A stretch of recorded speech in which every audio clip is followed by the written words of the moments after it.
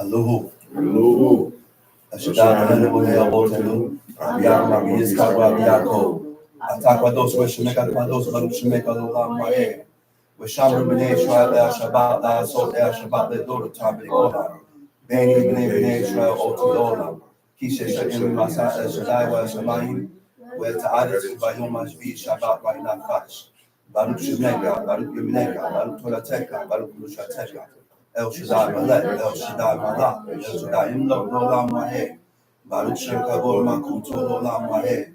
Baruch Kabol Lohim Min Kumon Legelyon. Haluhu Lolam Mahe. First of all, I'd like to give all honor and praise to the God of Abraham, the God of Isaac, the God of Jacob, the great mighty revered God, the Most High God, who bestows his loving kindness and possesses all things, who remembers the pious deeds of the patriarchs, the Most High, slow of anger, great in kindness, forgiving iniquity and transgressions, but who will by no means clear the guilty, visiting iniquities of fathers upon the children to the third and fourth generation. The Most High's work is perfect, for all his ways are justice, a God of faithfulness and without iniquity, just and right is he. You may be seated. Giving due respect and honor to a head in Israel, my father, Chief Eleazar, to the chief men, princes, brothers and sisters, I send to you the tongue of my forefathers. Shabbat Shalom. Shabbat Shalom Lekah.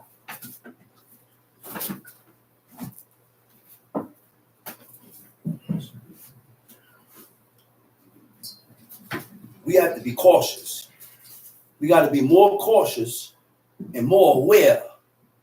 We have to be more cautious and more aware of who? Of ourselves. Not of nobody else. That's part of taking heed to oneself. And when you're being cautious with yourself, guess what? You don't take chances. Huh? You don't take chances. Because every chance that you take, you're gambling with your life.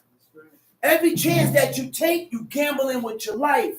You're gambling with yourself being able for God to either block you or clear the path. Make it clear. One of the two. Either God gonna block you, or he will clear the path so that you can find your way to God. So that you can get close to him.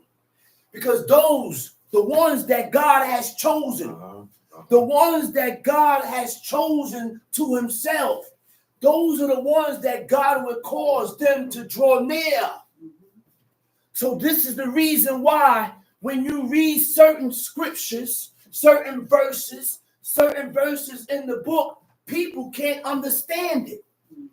And they can't pull it to their mind to understand what the verse means.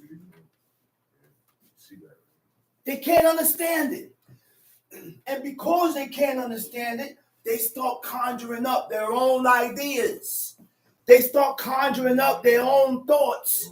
They start conjuring up their own beliefs. And they put what they feel, what they think to the verse. Right. That's what people do. I was talking to a woman that I'm courting. Right? I said, why is it a problem or an argument with these Israelites that about mentioning the name of God? When it's plain and simple in Amos chapter 6, it says, hold your tongue, for we should not make mention of the name of God. It's plain and simple.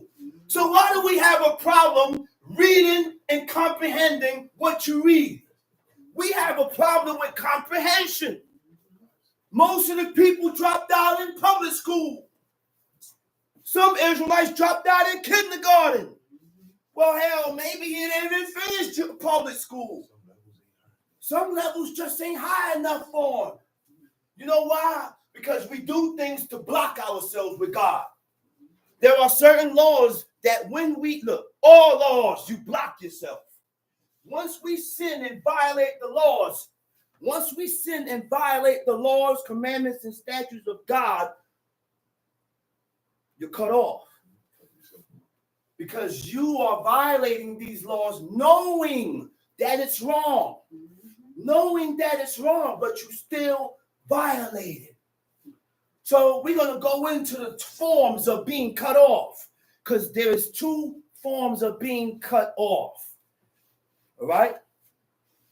Iniquity and hikaret. Those are two different forms of being cut off. One means to destroy or to exterminate. One means to alienate, to betray, to deny, to estrange. When we violate these laws, we go into the section of either one. Of either one.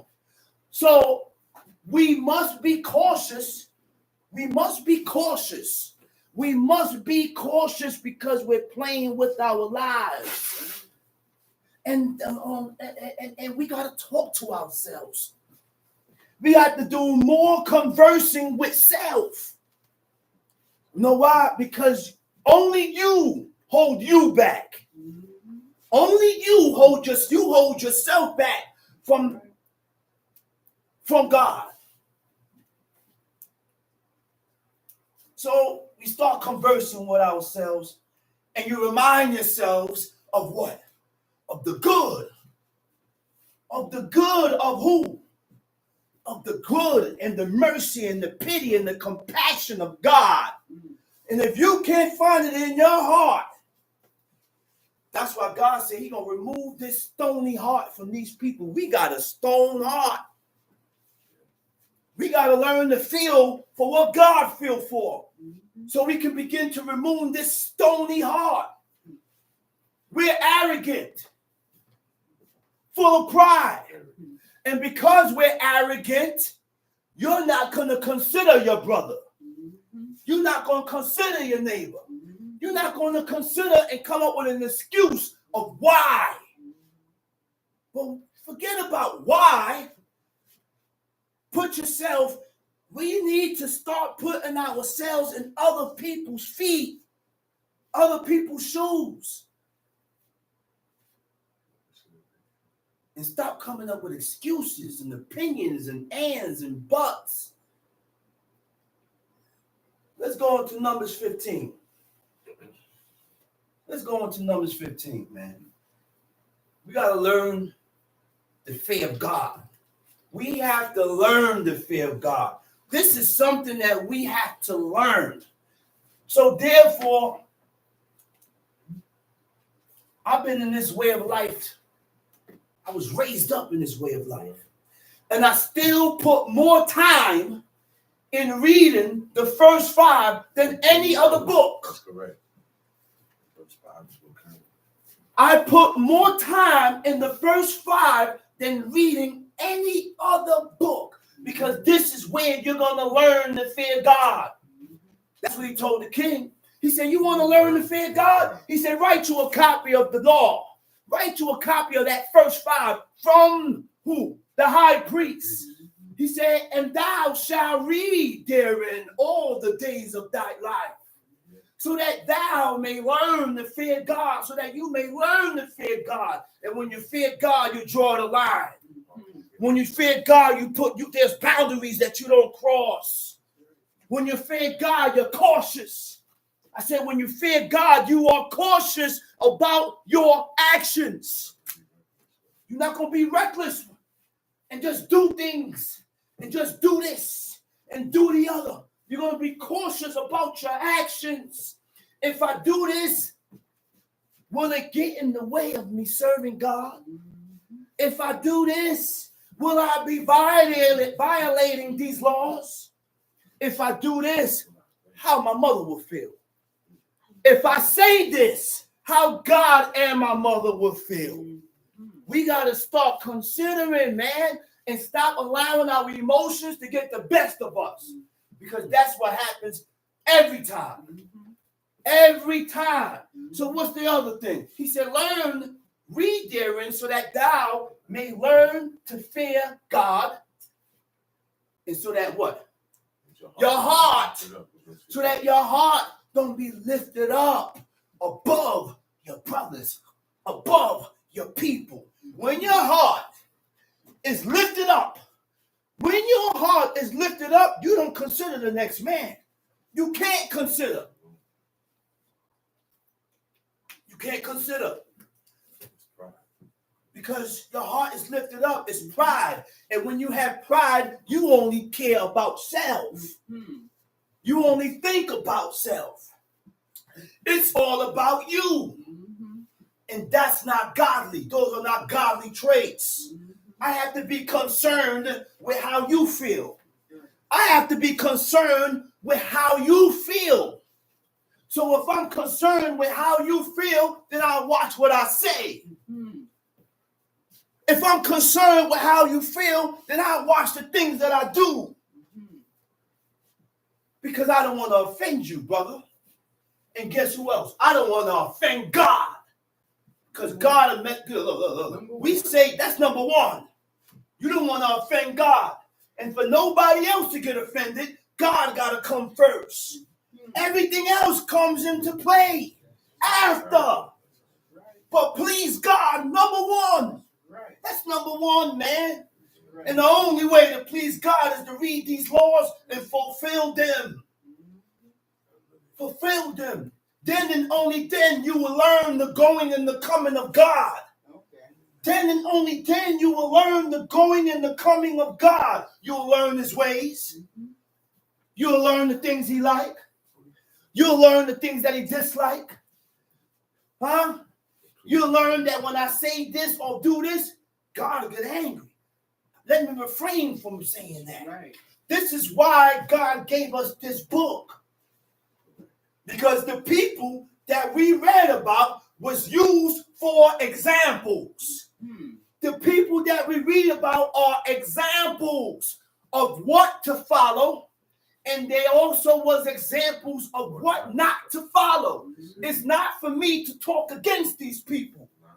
It's not for you to talk against these people. Because none of us could put our feet in these people's shoes. Right. Even in their wickedness, they was righteous. Right. Even in their wickedness, God still came to them and spoke to them. Right. Huh? We got to get better, man. I said we got to get better with God. We have to get better. We got to get better. We are pulling away slowly but surely. We're pulling further and further away from God. When in your back of your mind, you think you're getting close. You think you're getting close. Oh, I'm doing this, I'm doing that. You're pulling yourself away. Huh? You're pulling yourself away. Huh? Because the one thing that God told us to do was to change our ways. Correct our ways. He said, your ways stink before me, man. I don't like your ways. I don't like the way you are. I don't like how you get.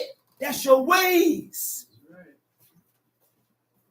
But we want to play games with the Creator, man. God is nothing to play with. He said he's one. And there's no second to compare to him, to consult with him. He's without beginning. He's without end. To him alone belongeth strength and dominion. That's God. That's my God. And he can't be your God if you're going against his laws.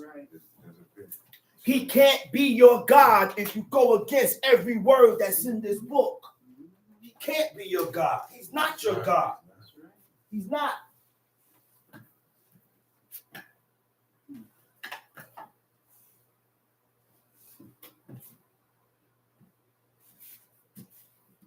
We got to consider our ways. We got to consider our ways. See, when we're seeking God, two things we got to watch out for.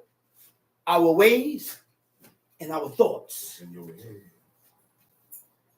Our ways and our thoughts. Huh? Let's go to Numbers 15. From the top. No. Numbers 15, verse 22. Numbers chapter 15, verse 22. And if ye have erred and not observed all these commandments which the Lord has spoken. And if ye have erred. Numbers 15, verse 22. What does means? The word for is tishku, come from the root word shaga. It means to sin through error, to sin through mistake. We don't sin through error. We sin presumptuously. And guess what? There's no offering that goes up for presumptuous iniquity. There's no offering that goes up for sinning presumptuously. Huh? There's no prayer to be accepted when you sin presumptuously. Huh? Now you go into a different category.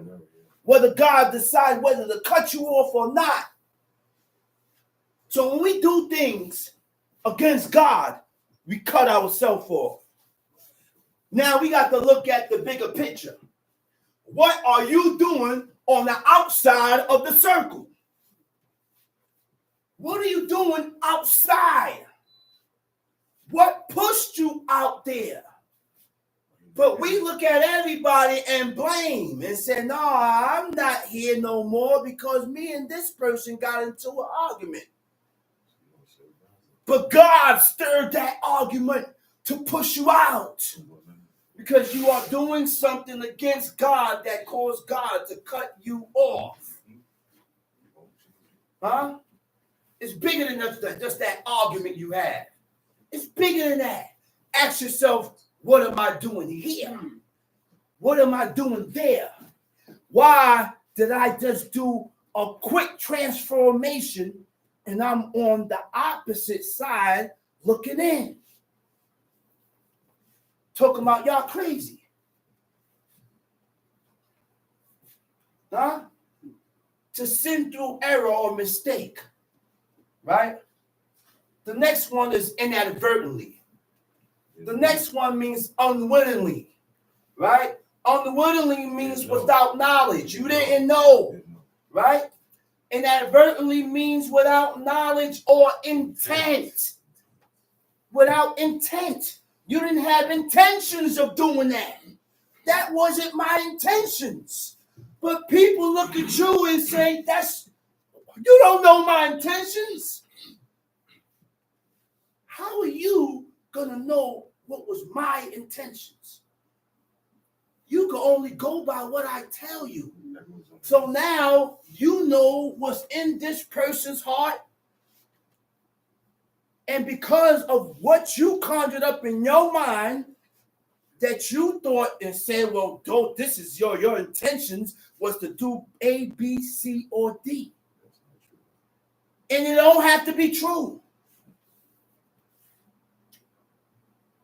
You gotta let that person speak his half. Look, people got a sick mind. People's minds are sick.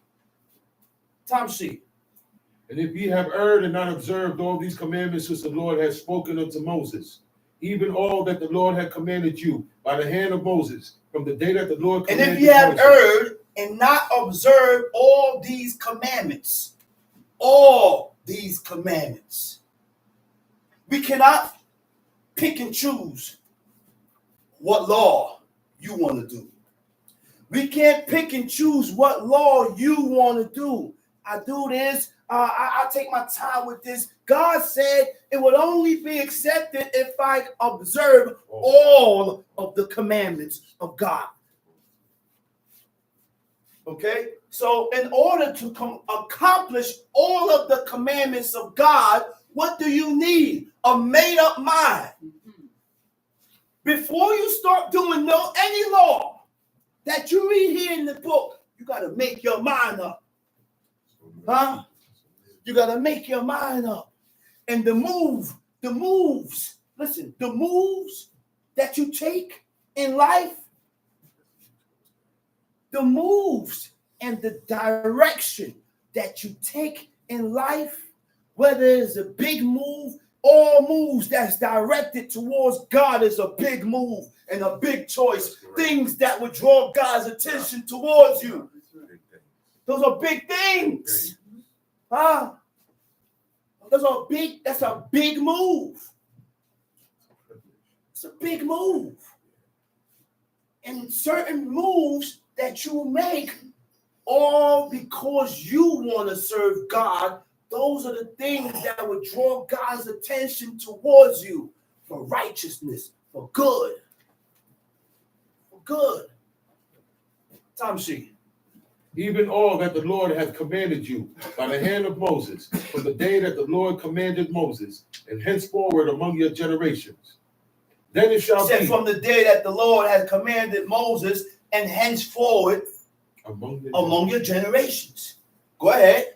Then it shall be, if aught be committed by ignorance without the knowledge of the congregation. Then it shall be, if aught was committed through ignorance without the knowledge of the congregation, which means the people did not know.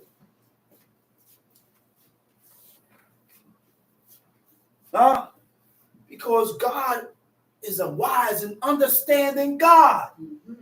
This God, our God realized that, listen, I can't charge them with all this. I can't charge them with this. I'm not going to charge them with that. I'm just getting them and redeeming them from out of Egypt. I'm just receiving these people from out of Egypt. So because I'm just receiving these people from out of Egypt, what's the thing that God had to be? Patient. He had to be patient and long-suffering, enduring. He had to endure with a lot of foolishness from the nation. So what now? Because the nation is just coming out of Egypt, who did he appoint to go over and run the people? A patient and merciful man like unto God, who was Moses. Because this is the process that's going to take for these people to learn and understand these laws, commandments, and statutes. So we got to learn to have patience with people that's just learning about God today. We don't have patience at all. The first thing a person said, you want to jump down his neck easy. Easy. That's why you can't be a leader. Right. That's why you can't be a head. That's why you could never run a congregation, because in running a congregation or being a running a nation or a people or being a head, you got to be patient with newcomers. You got to be patient with people that's just coming into knowledge of who God is. I don't care how many times you told them. Probably you didn't explain it to them clear enough. That's right. You know how many times you explain something to somebody and they don't understand how I'm explaining it. And I would call a brother, yo, explain this, blah, blah, blah, blah, blah. And when he explained it in simpler terms than I did, they get it. That's how it be. That's how it is. But we got to learn to be patient with each other, man. We don't have patience. We ain't compassionate. We don't have pity. We don't have none of the characteristics of God in us. You know what we got? The characteristics of the adversary. We got his characteristics real good. We're deceitful. We lie. Everything in the book. But we don't train ourselves to be like unto God, which is godly or godlike. Godlike traits. Those are the traits of the godly, being patient. Those are the traits of the godly, being merciful. Those are the traits of the godly, being compassionate. Where's those traits at? Let's read. Then it shall be, if aught be committed by ignorance without the knowledge of the congregation, that all the congregation shall offer one young bullock for a burnt offering, for a sweet savior. One young bullock for a burnt offering. That burnt offering burned all night. They burnt the whole animal. That burnt offering was burnt.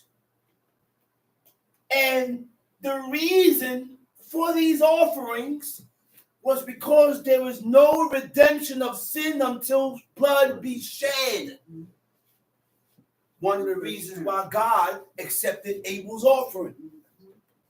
One of the reasons why God has accepted Abel's offering, was because Abel was in good standards with God. Abel drew the attention of God towards him. But Cain, he wasn't at peace with Cain. So therefore, listen, the order of the offering was not set until Leviticus. Years and years and years down the line. But because Abel was in good standards with God, he led him towards the correct way of doing an offering. And they also knew that it was iniquity in the earth already because of what Adam and Eve had told them. You think they didn't tell their sons what took place in the Garden of Eden, how God commanded them not to eat from the tree that's in the midst of the garden, and how Eve had beguiled and tricked by this serpent because his job was to destroy what God had set up. That's his job, to destroy what God has set up.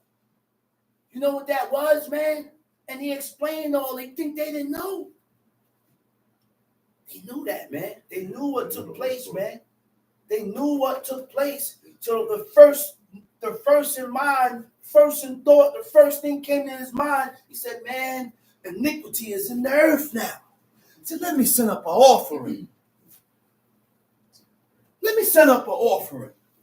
But God did not regard Cain, which means his attention wasn't towards him. Our job is to gain the attention of God. That's your job. In order for anything to be accepted from you, we have to gain his attention with good, by doing good, by doing the things that is lawful and right by God, by doing good deeds, not according to your mindset or what you think is good. Good is described according to what God said is good. Evil and wickedness is described according to what God said is evil and wickedness. So when people look at me and say, you evil, you wicked, you this, you the other, I said, well, show me in the book where I'm evil and where I violated a law where God said I'm evil. I don't care about being evil in your mind. I don't care what you think or what you want to say that this person is evil and wicked. You know why? Because you're more evil and wicked than me. Yeah. Yeah. Yeah. You know why? Because it's one way to serve God. Only one. It's only one way to serve God. And there's only one God. It's only one God. Right. When are we going to realize that it's only one God? And to serve this one God, to learn how to serve this God, we read it here in this book. We read it right here. You ain't going to find it in the Quran. You're not going to find God in the New Testament. Nope. You're not going to find God nowhere else but in the Old Testament. That's right. But people refrain and pull away from doing these laws, commandments, and statutes because there's so many restrictions. It's too much restrictions. It's too much restrictions. I can't celebrate. The only thing that I put my foot down in the house is God's law. That's right. Like Abraham. That's it. That's right. Like God said about Abraham. He said, I know Abraham gonna command his household after who? After him. After me. He said after him, he said after me. After who? Who's me? After God. Okay. After God. After God, man. No, I wasn't no tyrant. No, I wasn't no, you gotta go to the store. No store, stay in the room. Don't come out the room. No, I ain't fit. No. The only thing I put my foot down was the rules of God. The rules of keeping the Sabbath day holy. The rules of bringing blood and fat in here. The rules of bringing images that God despises and hates. The rules of people bringing crosses and emblems. But then people look at you and say, your rules. No, it ain't my rules. These are God's rules. These are the rules that I read here in the book. That's why it says yours. It's not my rules. These are God's rules. And if you don't want to follow God's rules, I can't put you before God. Man or woman. I cannot put you or how you feel before God and his laws. Can't do that. Because now God gonna look at me and say, I agree. I agree with you in your foolishness. Let's read. Offer one young bullock for a burnt offering, for a sweet Savior unto the Lord, with his meat offering and his drink offering according to the manner, and one kid of the goats for a sin offering. Verse 25. The priest shall make an atonement for all the congregation. And the priest shall make an atonement for who? For all the congregation. For all the congregation. Okay? What is an atonement? An atonement, the Hebrew word for atonement is kapar. Kapar means to expiate an offense or fault, to atone for, right? And when we make an atonement, when the high priest makes an atonement, he pacifies the anger of God by making the atonement, by sending up these offerings, by sending up these sacrifices. These things appeases the anger of God. These things appeases the anger of God. Right? It said to pacify God by acceding to his demands. Acceding. You know what acceding to his demand? Acceding to God's demand means to agree. To agree. So you can pacify the anger of God just by agreeing to what God demands of you. Okay? To pacify means to put an end to the anger. That's how you pacify God. God's angry because we're not pacifying him by doing what he demands of us. By doing what he says. Because we don't do what God demands of us, or we continuously anger him. We are stirring up the wrath of God. We're kindling the wrath of God because we go against everything that we read in the book. We go against everything here. Now people feel, because they're doing good, God must be on my side.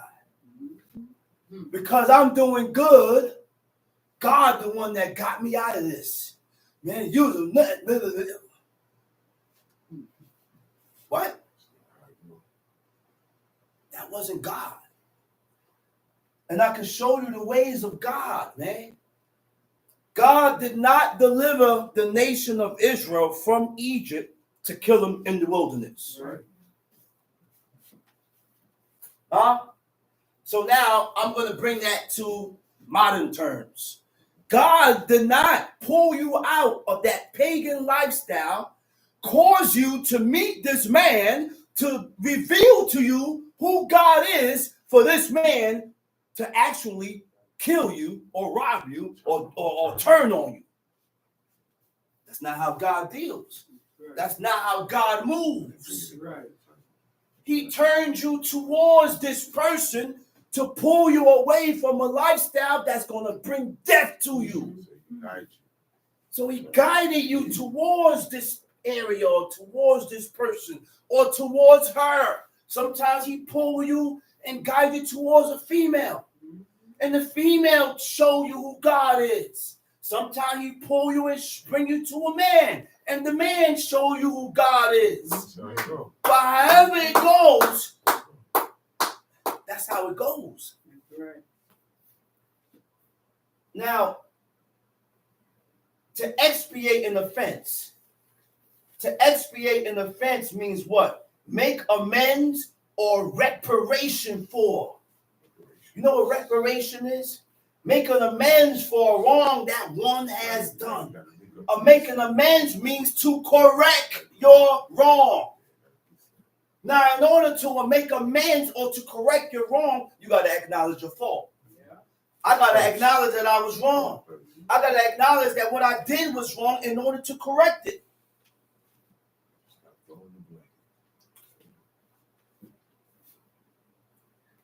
To make amends means to make better, means to improve.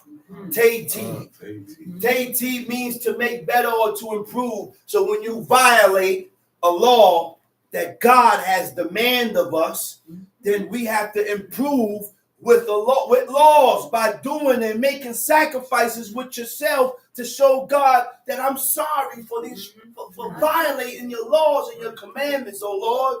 So from this day on, I'm going to do this, this, and this to the day of my death to show you that I'm sorry. We have to keep a guilty conscience. We are always guilty before God. That's right. Don't never get above your preachers like you Joshua, like you Jeremiah, like you Isaiah. Or maybe you probably think you Elijah or Elisha. You ain't scratched the surface of none of those men. None of those men. You ain't scratched the surface of none of them. The only one that I'm able to curse or bless is my children.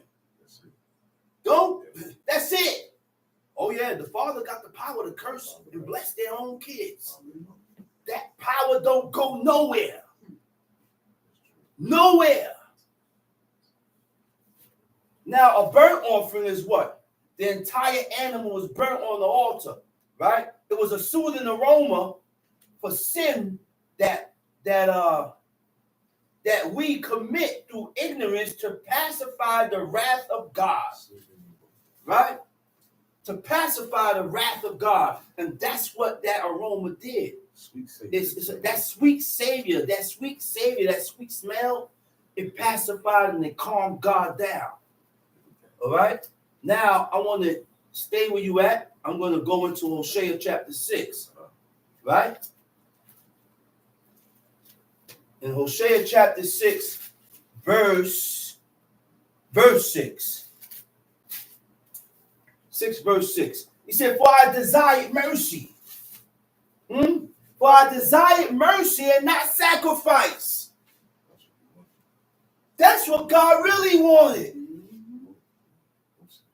He didn't want you doing those sacrifices and the offering. I didn't desire that. Because if you're merciful, then you ain't got to sacrifice and set up no offering. Okay? He said, and the knowledge of God more than burnt offerings. What it means. What does it mean to know God? Huh? I said, what does it mean to know God? Huh? How do you know God? What does it mean to know God? To seek him by separating yourself. When you begin to seek God, you know what comes after that? Separation. It's automatic. Automatic. When you're seeking God, you're going to automatically exclude yourself. You're going to automatically fall back. You're going to automatically separate. Whether it's flesh and blood, whether it's friends, whoever it is, you're going to separate yourself because we don't have like minds. We don't think the same. We ain't on the same path. We ain't moving the same. You moving different than how I'm moving. I don't accept how you moving. I don't agree with you moving or how you moving that way. So therefore, I got to separate because I don't want to get caught up in your mess with God, with your brush fire, right? He said, the knowledge of God more than burnt offerings. But they, like men, have transgressed the covenant. What was the covenant? The agreement. Has transgressed God, the covenant of God. There have they dealt treacherously against me. Gilead is a city of them that work iniquity, and is polluted with blood. And as troops of robbers wait for a man, so the company of priests murders in the way by consent, for they commit lewdness. The priests started agreeing with the people after. They started consenting and agreeing with the people. Those was the last ones to go down the drain, was the priests and the high priests, the Levites. Tom Street, go back to where we was at. Numbers chapter 15, verse 25. And the priest shall make an atonement for all the congregation of the children of Numbers Israel. chapter what? Verse 25. 15, and verse the priest shall what? 25. Go ahead. And the priest shall make an atonement for all the congregation of the children of Israel. Uh-huh. And it shall be forgiven them. And it shall be forgiven them. Right? The word forgiven. Salak. Salak means to pardon. Forgive us. Salak lanu. Right? To pardon or to forgive. Now, before I get into that, the Day of Atonement, which is Yom Kippur, the Day of Atonement. Right.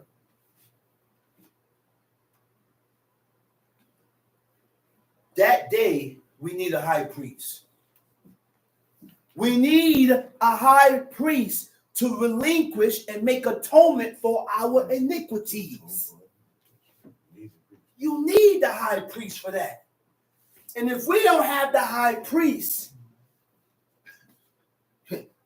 guess what? The same sins that you did last year, you still holding it. You still riding it. You're still bearing those same iniquities. Why? Because you haven't stopped. You're still doing it. You haven't stopped.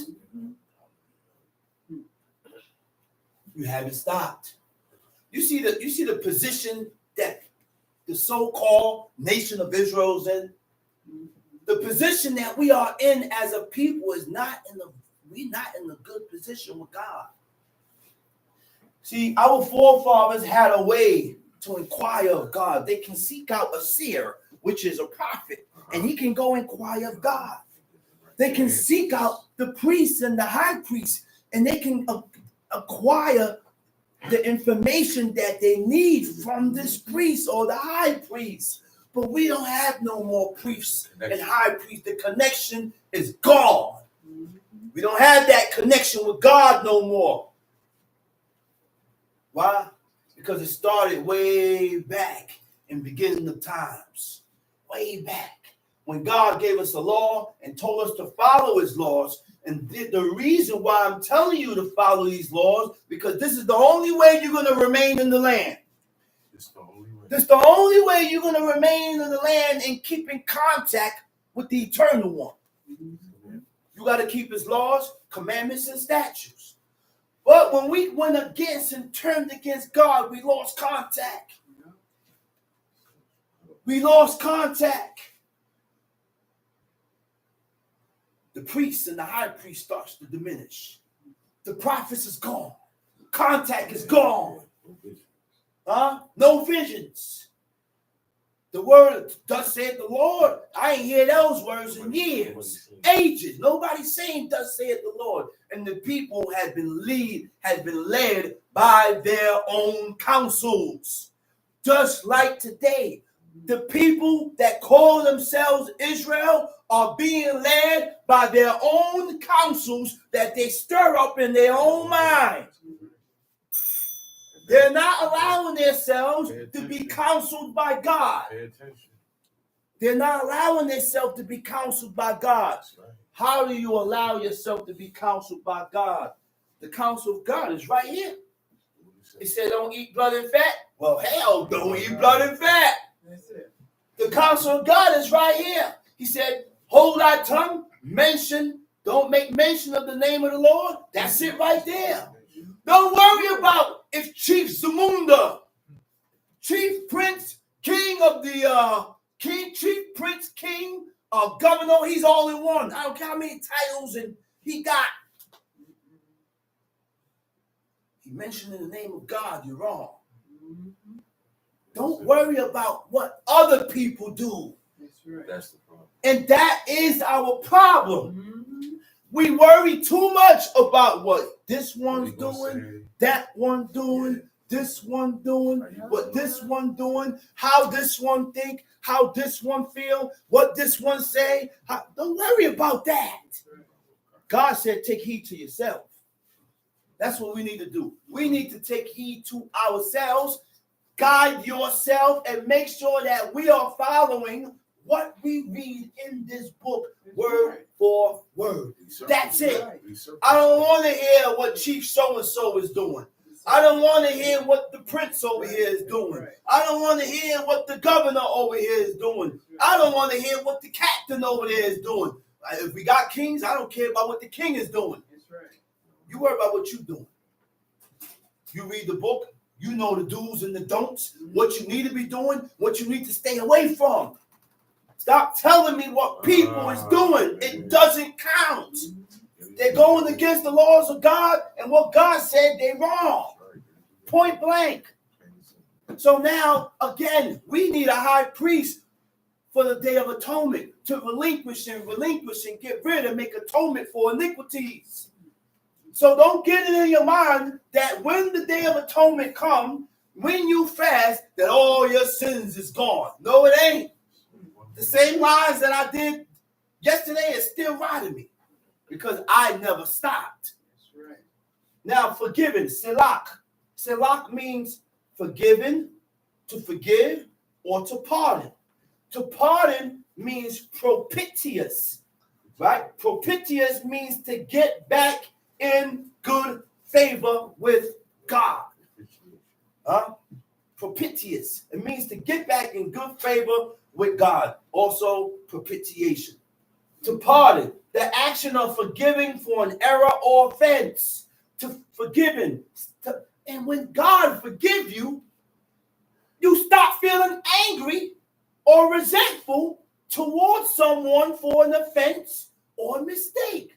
So when we forgive each other, you don't keep mentioning the thing that the person did, which means you ain't truly forgive. You ain't truly forgive me. I already came to you and humbled myself and said, I'm sorry. I apologize. That's my mistake. I should have never did it. I acknowledge my fault. I acknowledge my mistake. I shouldn't have did this. I shouldn't have did that. But why do you want me to acknowledge something that I didn't do? Right. I'm not going to do that. That's what people, that's the people today. The people today is something else. They want you to admit to things that you ain't never did. I ain't do it, man.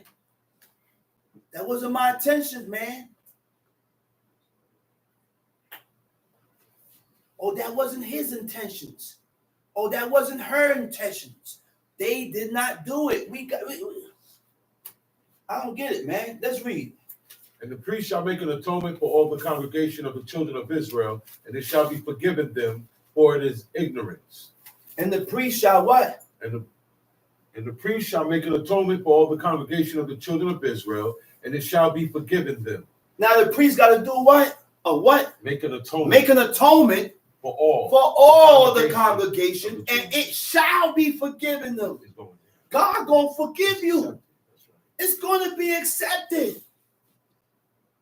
Huh? So that slang. Okay, now no one's perfect. We're flawed.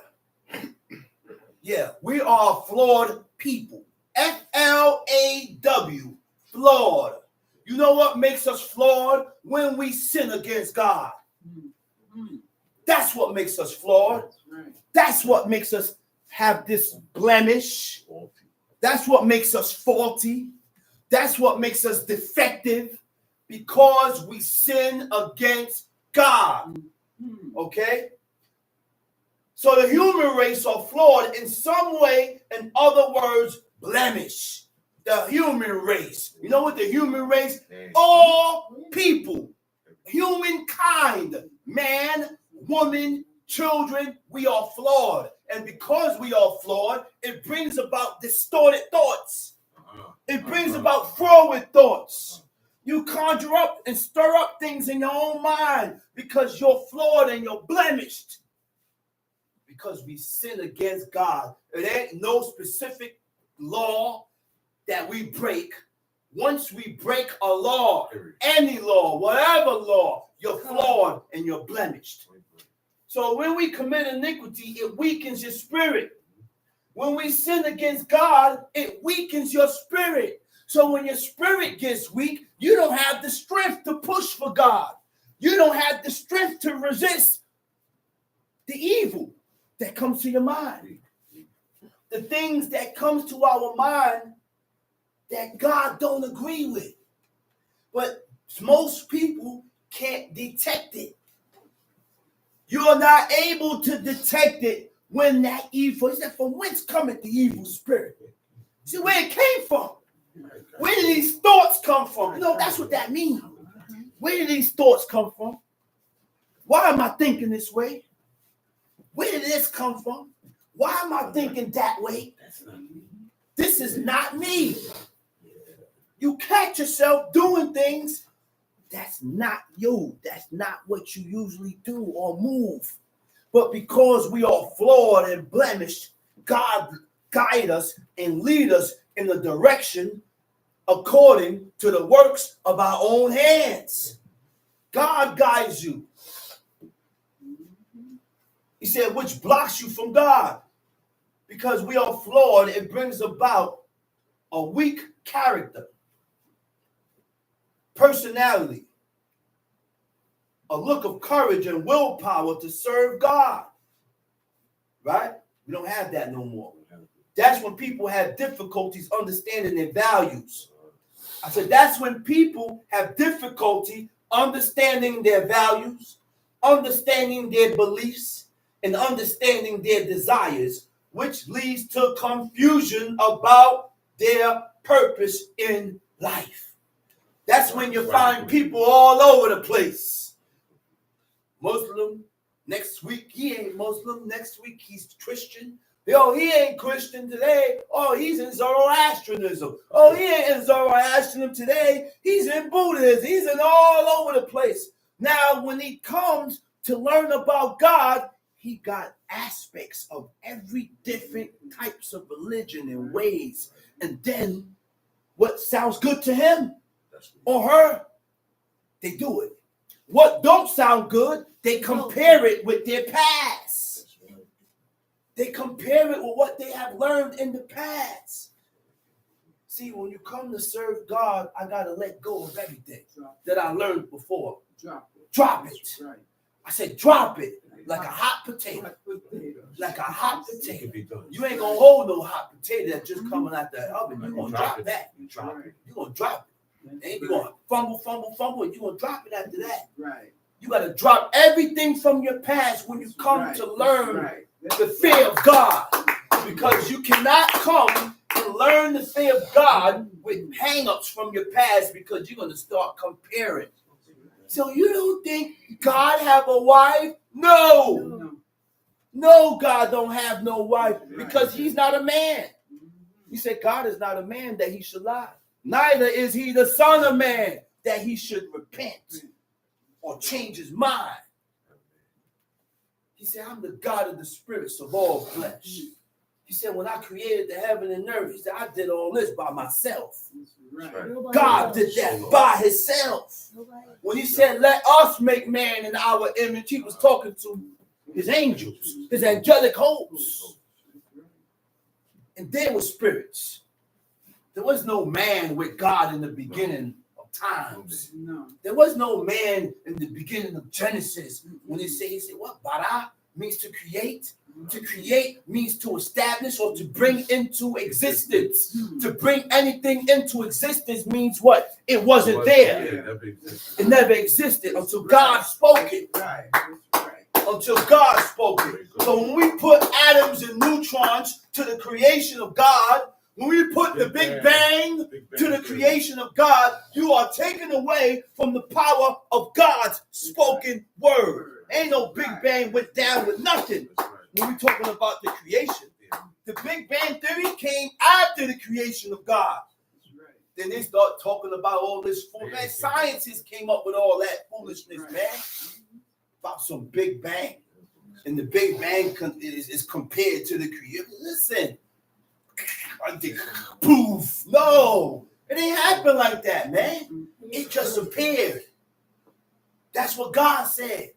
Show me where God said a Big Bang. Show me that. Where God said he needed neutrons and atoms. Nowhere. So I ain't read that nowhere in Genesis. So why do people keep adding things on to what the book said? I've been trained to read. I've been trained by my father to read and leave it as you read it. That's it. Don't add to it and don't take away. So I don't want to hear nothing about no Big Bang. I don't want to hear no pollinization. God said plant 2 seeds. If you plant 2 different seeds together, it's forfeited. It's profaned. It's not accepted. God ain't like nothing mingled. Tamshi, let's read it. And it shall be forgiven them, for it is ignorance. What verse you at? Middle of 25. Tamshi. And they shall bring their offering, a sacrifice made by fire unto the Lord, and their sin offering before the Lord for their ignorance. Mm-hmm. And it shall be forgiven all the congregation of the children of Israel, and the stranger that sojourned among them, seeing all the people were in ignorance. And if What verse you at? 27. Go ahead. And if any soul sin through ignorance, then he shall bring a she-goat of the first year for a sin offering. And if any soul sin through ignorance, then you got to bring a she-goat of the first year for a sin offering. Tamshi. And the priest shall make an atonement for the soul that sinned ignorantly. Uh-huh. When he sinned by ignorance before the Lord, to make an atonement for him, it shall be forgiven him. Uh-huh. He shall have one law for him that sinned through ignorance. You shall have one law for him that sinned through ignorance. Both for him that is born. Both for him that is born and among the the children of stranger Israel and the stranger that sojourned among you. But the soul that doeth aught presumptuously. But the soul that does aught presumptuously. What does presumptuous means? Beyad Rama. In Hebrew, it is Beyad Rama. It means a high hand. But the soul that does aught with a high hand. Huh? A high hand means what?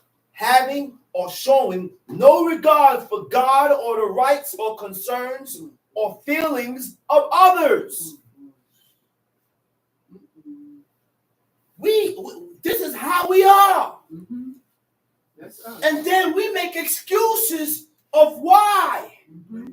Consider. Yeah. We don't consider each other. Don't. Well, you know what? Regardless of the situation, I'm not going to do it. If it offends you and you don't like it or you're trying to do this, you know what? For Pete's sake. That's a slang of what people say. But for God's sake, for the sake of God, Mm-hmm. you do not, you haven't even, you think you climbed the hurdle. You ain't climbed the hurdle yet. We jumping all over the place. I said, we all over the place. We done passed kindergarten and want to jump into 12th grade work. But you ain't master the beginning stages of learning how to fear God. Because if you have consideration and you have some type of regard of the rights and the concerns of others or feelings of others, then you won't do what you do. Mm-hmm. You'll consider them and say, well, you know what? Let me stop this. Let me stop this. Yeah. Let me hold back from this. Mm-hmm. That's what we're supposed to be doing. That's right. Peace. Mm-hmm. Peace. That's right. And it don't make me soft to seek peace. That's right. And it don't make me a chump to seek peace. Mm-hmm. You know how many things you have to look over in order to show regard for God and the rights and the concerns or feelings of others? You have to start looking over things. You got to let it pass. Yeah. I can't answer everything. Right. I can't jump on everything. Right. Why? Because you have concern and you have regard for God and the rights and the concerns and feelings of others. That's right. That's doing law. Mm-hmm. You think you're doing law? You still ain't past the hurdle yet. You still ain't past Leviticus 19. But you all the way in the prophecy talking about the ways of David. Go back into the law. That's what David followed. That's right. David followed the laws of God. Hey. And because he followed the laws of God, That's why he thought like that. that's why his thought and his thinking pattern was correct. And that's why he was ever able to elevate with God and do certain things with God and move certain way with God. Why? Because he didn't jump. He didn't jump the fence. He didn't jump the fence and skip grades. He didn't skip class. That's what we doing, man. Now, how do you show regard for God? Concern for God. How God feel. Concern for God and the right. How we do that? I'm concerned with how God gonna think about me if I violate this law. I'm concerned of how God gonna think about me if I eat this bloody burger. I'm concerned how God gonna think about me if I violate this law. Having regard, that is the way or the path of doing all of the laws and the commandments of God, That's right. which means pride got to go down. Mm-hmm. Because I don't regard you is because of my pride.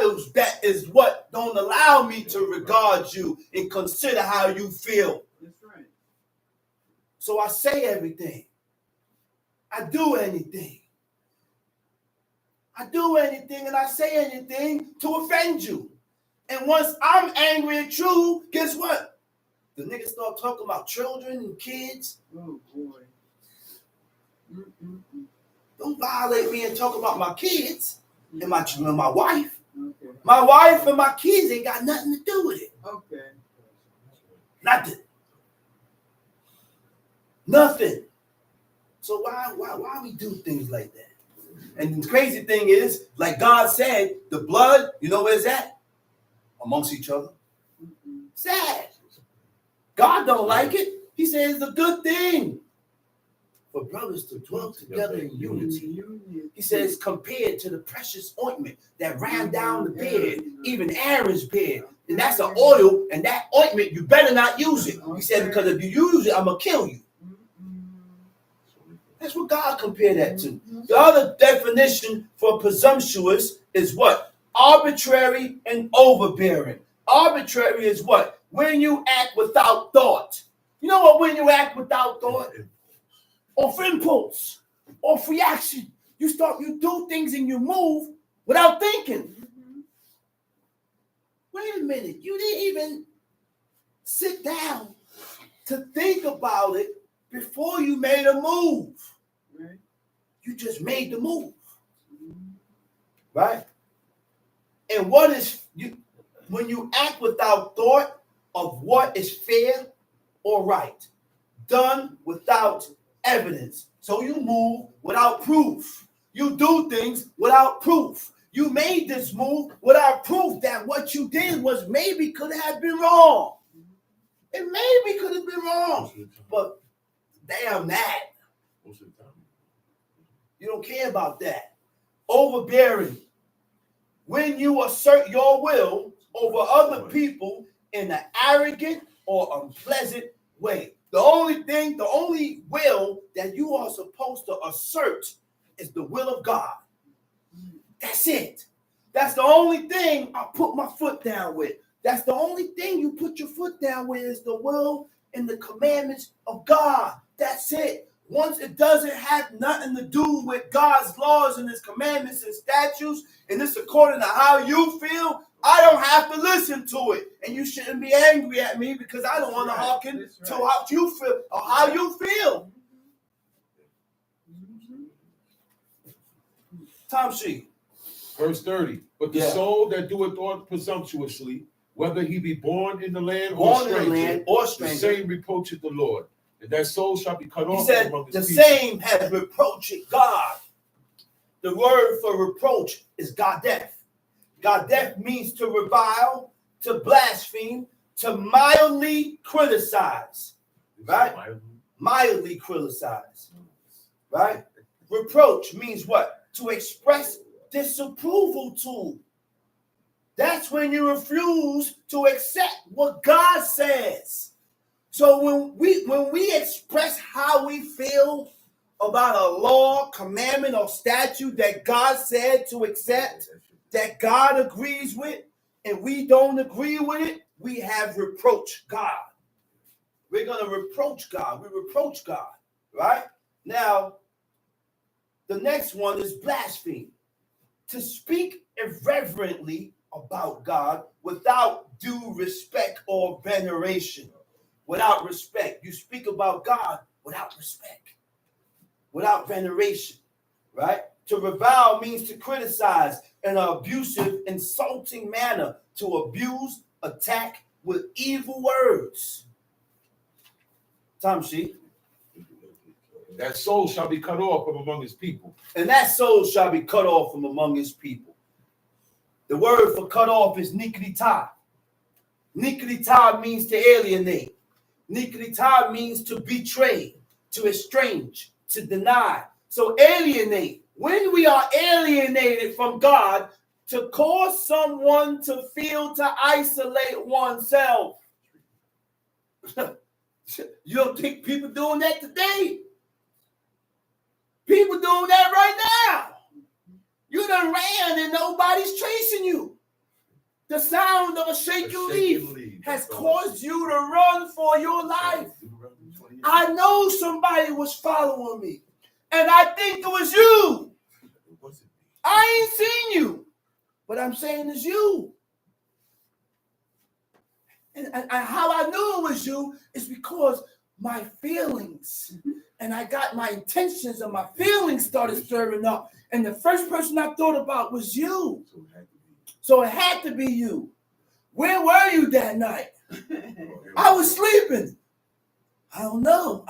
What? God has alienated you to your own thoughts. That's going to cause you to pull away from God, to be indifferent or hostile.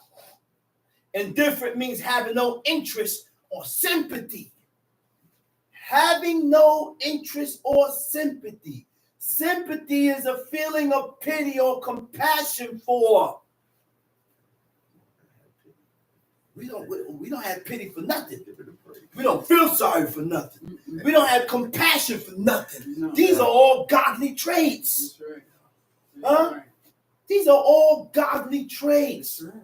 Now, indifferent meaning having no interest. No interest in what? You ain't going to have your interest in God is going to diminish.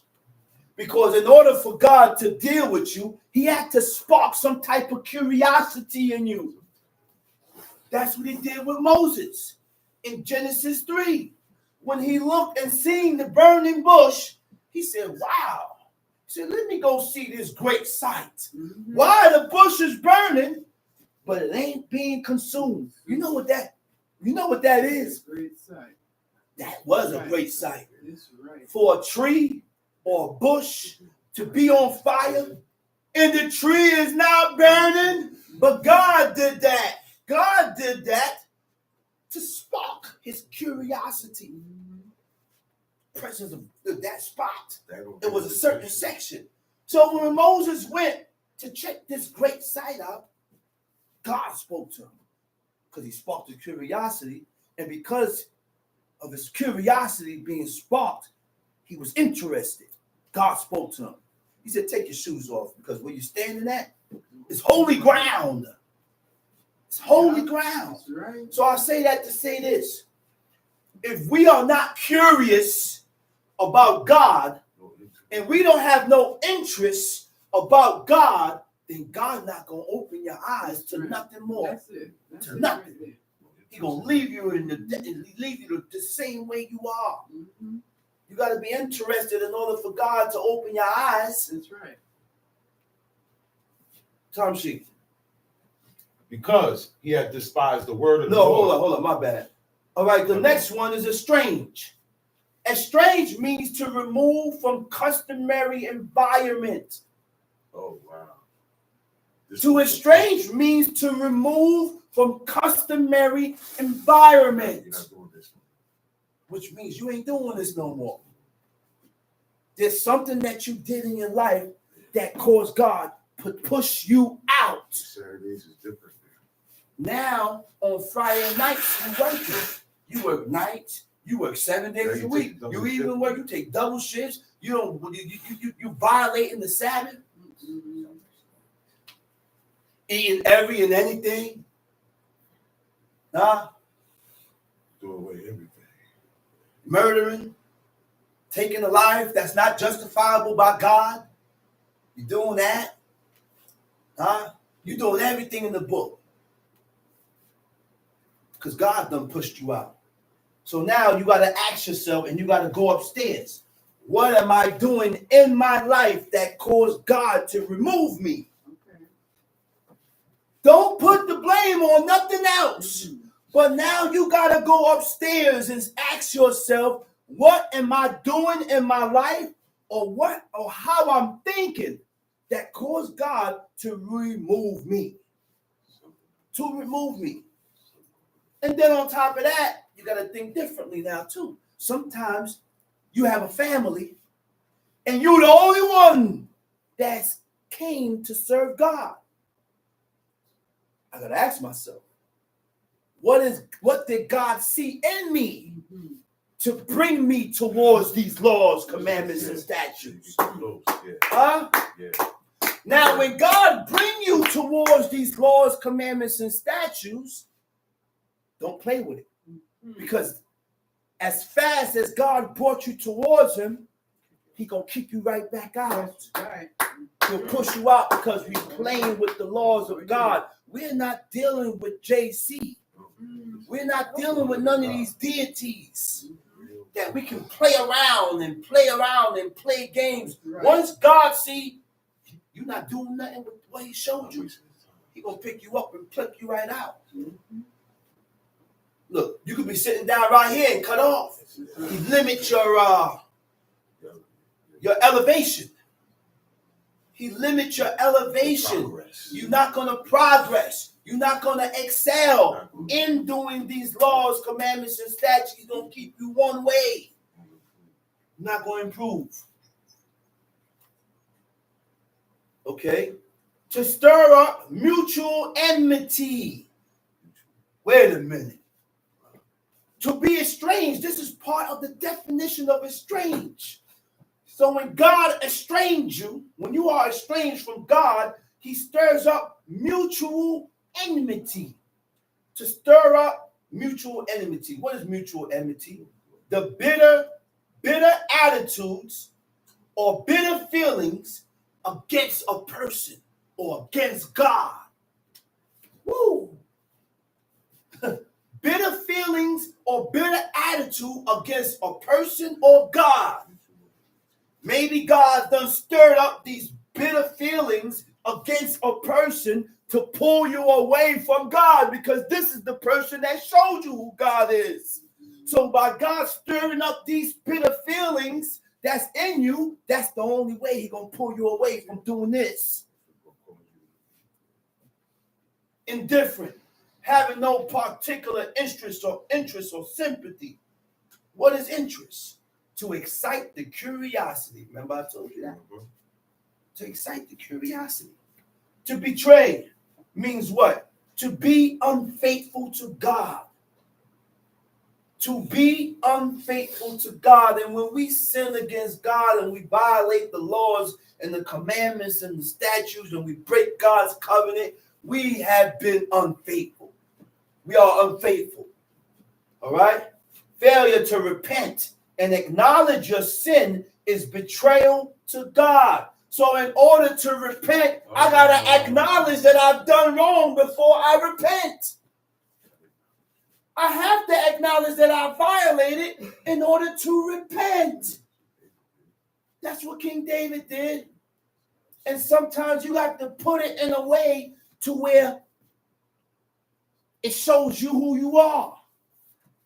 And you can acknowledge and see. Right. To betray. What else we have here? Estranged out. Okay, Tom sheet. Verse what? 31. 31. Tom sheet. Because he had despised the because word of the he Lord. had despised who? The word of the The Lord. word of God. To despise, the Hebrew word for despise is batzah. Batzah means despise, and it also means contempt. Contempt means willful disobedience to God. I did this on my own. I did this because I wanted to. I knew what I was doing. Right? That's willful disobedience to God. To despise means what? Deep repugnance. Deep repugnance means to contradict. Huh? To contradict, to show opposition, to contend against, to resist. To contradict means to go against. To contradict means to go against. To show opposition means to be opposite. To be different, to be opposite from God. To contend against and to resist. Tom sheet. Because he had despised the word of the Lord and had broken his commandment, that soul shall utterly be cut off. Because he had despised the word of God and has broken his commandment. He said the soul shall be utterly cut off. Broken. Hepad means to break. It means to violate. It means to void. It means to nullify. So when we break the laws and the commandments of God, it means what? To invalidate. Which means it ain't valid. Invalidate. To weaken or destroy the cogency. When we break the laws of God, we weaken and destroy the cogency. What is the cogency? The cogency is having the power to constrain oneself. Having the power, having the willpower to hold yourself back. So when we sin against God, I'm not going to be able to hold myself back from sin. I will give in to iniquity when it comes to your mind. When it comes here, because everything comes here. It starts here and it ends here. It all depends on how you deal with it. Okay? Tom sheet. Well, hold up. Violate. To violate means to break or fail to comply with the rules of God, to commit a sin. To void means to declare that the laws of God is not valid. When you start declaring your disagreements with God, you done voided his commandments. You done voided his commandments. Now, all these things that we do cause about because of us being cut off. When we are cut off, this is the behavior and the pattern that we take.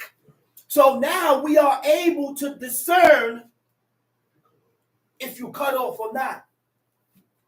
All right? Utterly cut off. Tikaret, hikaret means to exterminate, means to destroy. Tom sheet. Because he had despised the word of the Lord and had broken his commandment, that soul shall utterly be cut off. His iniquity shall be upon him. His iniquity shall be upon him. Beit Aleph, right? Beit Hey. It means end. When you look up the definition of end, it ain't just means to walk in or you're in something. When you look up the definition of end, it means to be a part of you.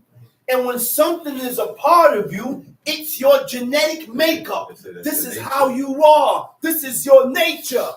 Now God has installed in you, now like a program.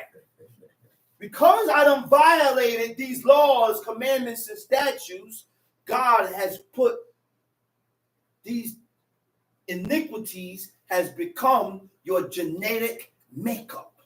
That's really you. That's your nature. That's why I said our nature today is sin, is iniquity. Our nature today is evil. It's wickedness. The people walk around here like they innocent. No, I'm okay. I'm not doing what you're doing. What do you mean you're not doing what I'm doing? I'm here observing the Sabbath day. You're supposed to be here observing the Sabbath day. That's not the only thing that God requires of us, is to observe the Sabbath day. There are 613 laws, commandments, and statutes that God requires from man. Okay? And we have to live by these laws, commandments, and statutes. Don't steal, don't rob, don't murder, don't commit adultery, stay away from fraud, stay away from deceitful. A whole bunch of things. Don't lie. A whole bunch of things. Don't wear this. Don't eat that. All that is sin when we violate it. Let's read it. Verse 32. And while the children of Israel were in the wilderness, they found a man that gathered sticks. They found a man that gathered sticks. Gathered. And guess what? Go ahead, read. And they that found him gathering sticks brought him unto Moses and Aaron and unto all the congregation. Okay, so why did they bring this man to Moses and to Aaron and to all the congregation? Because he was found gathering sticks. Now people say, oh, go ahead, read. We're going to get to it. And they put him in ward. They put him in prison. They put him in ward. Read. Because it was not declared what should be done to him. Uh-huh. And the Lord said unto Moses, the man shall be surely put to death. The man shall surely be put to death. Why? Why he shall be put to death? You know, you ask these people, why was he put to death? They said because his intentions was to burn wood, was to start a fire. He didn't start the fire. And God ain't going to kill you for no intentions to start no fire. He didn't do it. Don't listen. He didn't do it. So why do we condemn people off of what you think are intentions? You don't know my intentions until it happened. I can't say that that man's intentions was to burn the wood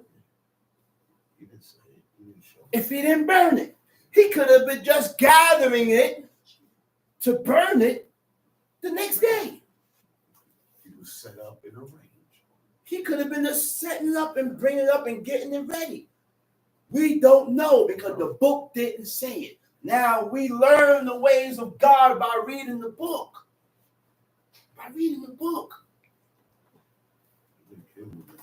He gathered sticks. That's an action of work.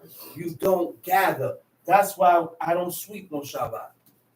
I don't get the broom and sweep talking about this is the camp and we got to keep the camp clean. Well, that's a fickle-minded mind person that conjured up in your own mind.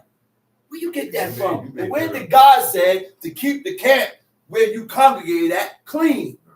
Where? They didn't even sweep in the temple. Nope. So you better not sweep that dust off that altar, around that altar. See, all that dust is supposed to stay there. That's holy dust. Anything that was around that altar was holy. Holy water, the holy dust was used to make that bitter water. Tamshi. The Lord said unto Moses, the man shall be surely put to death. All the congregation shall stone him with stones without the camp. Without the camp. And all the congregation brought him without the camp and stoned him with stones. Now, guess what? When they stoned him with stones, guess what? If you can't gather, what makes you think they gathered stones during the Sabbath? They put him in ward, which means they put him in there and waited until after the Sabbath. Until after the Sabbath, which means certain things ought not to be handled today. Certain things ought to be left alone because for the sake of the Sabbath. Certain things ought to be left alone for the sake of the day because God said the day is holy. God said to separate this day. God said this day is set apart. So in order to set the day apart, you don't handle things on this day. It also brings about a certain action or the way you got your behavior. That's right. I don't act this way. That's right. I said, man, why you acting like that, man? It's the That's Sabbath. right. Chill out. That's He right. said, hey, man, That's it's right. Christmas. Why you so sad and down? Mhm. One of the boys said, man, I got the jolly spirit. Mhm. I never knew there was a thing called the jolly spirit. Okay. I never heard that before. Mhm. But there is a thing called the jolly spirit. Mhm. When the season comes around, it's a spirit that comes upon them. Mhm. That's right. So when the Sabbath comes around, You're supposed why to- isn't it a particular spirit that That's comes right. upon you That's that right. refrains you from moving and acting on the way that you act and move? Why? Because deep down inside, your spirit still haven't took to this. You think your spirit took That's right. towards it, That's but it right. ain't take. No. It ain't taken to it. No. No. Tom sheet. Verse 37. And the Lord 37. spake unto Moses, saying, Speak unto the children of Israel, Uh-huh. and bid them that they make them fringes in the Bid borders them of, that they make them fringes on the what? in the borders of On their the garments. borders of their garment. I behoove everyone that wants to learn the ways of God, that wants to learn the laws and the commandments of God, learn the Hebrew. And I'm not concerned, and my father was not concerned with having a conversation in Hebrew. Mhm. He wanted to learn the Hebrew so that he can read the law in the Hebrew Understand. to do the law correctly. That's right. And that's what he taught me. He said, you know what? You may not be able to conversate, but you're able to transfer from the English to the Hebrew, look up the word in the Hebrew, find out what it means in the Hebrew, because it takes you deeper. It takes you deeper than the English. It covers more. So we're going to read that verse over, right? It says, Speak unto the children of Israel and bid them that they make them fringes in the borders of their garments, Mhm. okay, Mhm. throughout their generation, and that they put upon the fringe of the borders a ribbon of blue. All right? Daber el bnei Yisrael, ve'amarta alehem, ve'asuf lahem zikzit, which is fringes, al kanfei. Mhm. Al means upon. Mhm. Kanfei is the corner. That's right. Upon the corners, big dayim of Right. their garments. So now, for the woman, if you have on a dress that comes from the waist down, you cannot pin fringes on your dress because that's not a cover. It's not a covering for your vestment for your top. The only way the fringes go on your dress if it's a robe, it has to be all-in-one like this. Mhm. So if you have a robe that's all-in-one, then the fringes go on the corners. You don't pin the fringes on your waist No. because there's no corners there, and you're doing your own thing. And when we do our own thing, we're following our own ways, and it's not accepted by God. That's right. So therefore, when you have on fringes, you split the sides. You're not supposed You to. split the sides, and your fringes is on the corners. You got to make corners. That's right. You can't split it and then sew it back because the corner is not there. Mhm. Okay, now, I don't have on a robe, but I have on jeans and a t-shirt. I got to split my t-shirt and put fringes on there, That's right. on my tops. That's right. Okay? That's it. People that put fringes.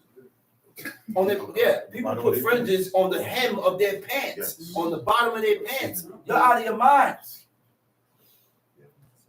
That's you're out of your mind. That's right. So, and we can't wear blue fringes. You know how many Israelites put on blue fringes? Turquoise blue, and then put a navy blue on the coat. No. God said a thread of blue. And why I said put it on corners, you see, the word confe means corners and it means borders. But there was a book called Bar Kokhba. And in this book, it shows you how our forefathers wore their fringes. The same way, the same exact way that we make it is the same exact way that was in that book. And they had corners. They did not wear the fringes on the borders. They had it on four corners. The significance of the four corners is the same significance of the four rows. We don't know the significance, and we don't know why God says instead of four, put it on four. It's a meaning, and it means something. It's a meaning. God didn't explain why, and He don't gotta explain why. It's just for us to do it or die. Do it or die. Stop looking for an explanation and a reason why I gotta do it. If the book didn't explain why, leave it alone. Do what the book says. Tom sheet. And that they put upon the fringe of the borders a ribbon of blue. A ribbon of blue. It shall be unto you for a fringe, that you may look upon it and remember all the commandments of the Lord and do them. That's the purpose of wearing the fringes. So that we can remember all the laws of God. That's right. That's the purpose of putting on fringes. Mm-hmm. So before I violate the law, I see your fringes. It reminds me of the commandments of God. That's right.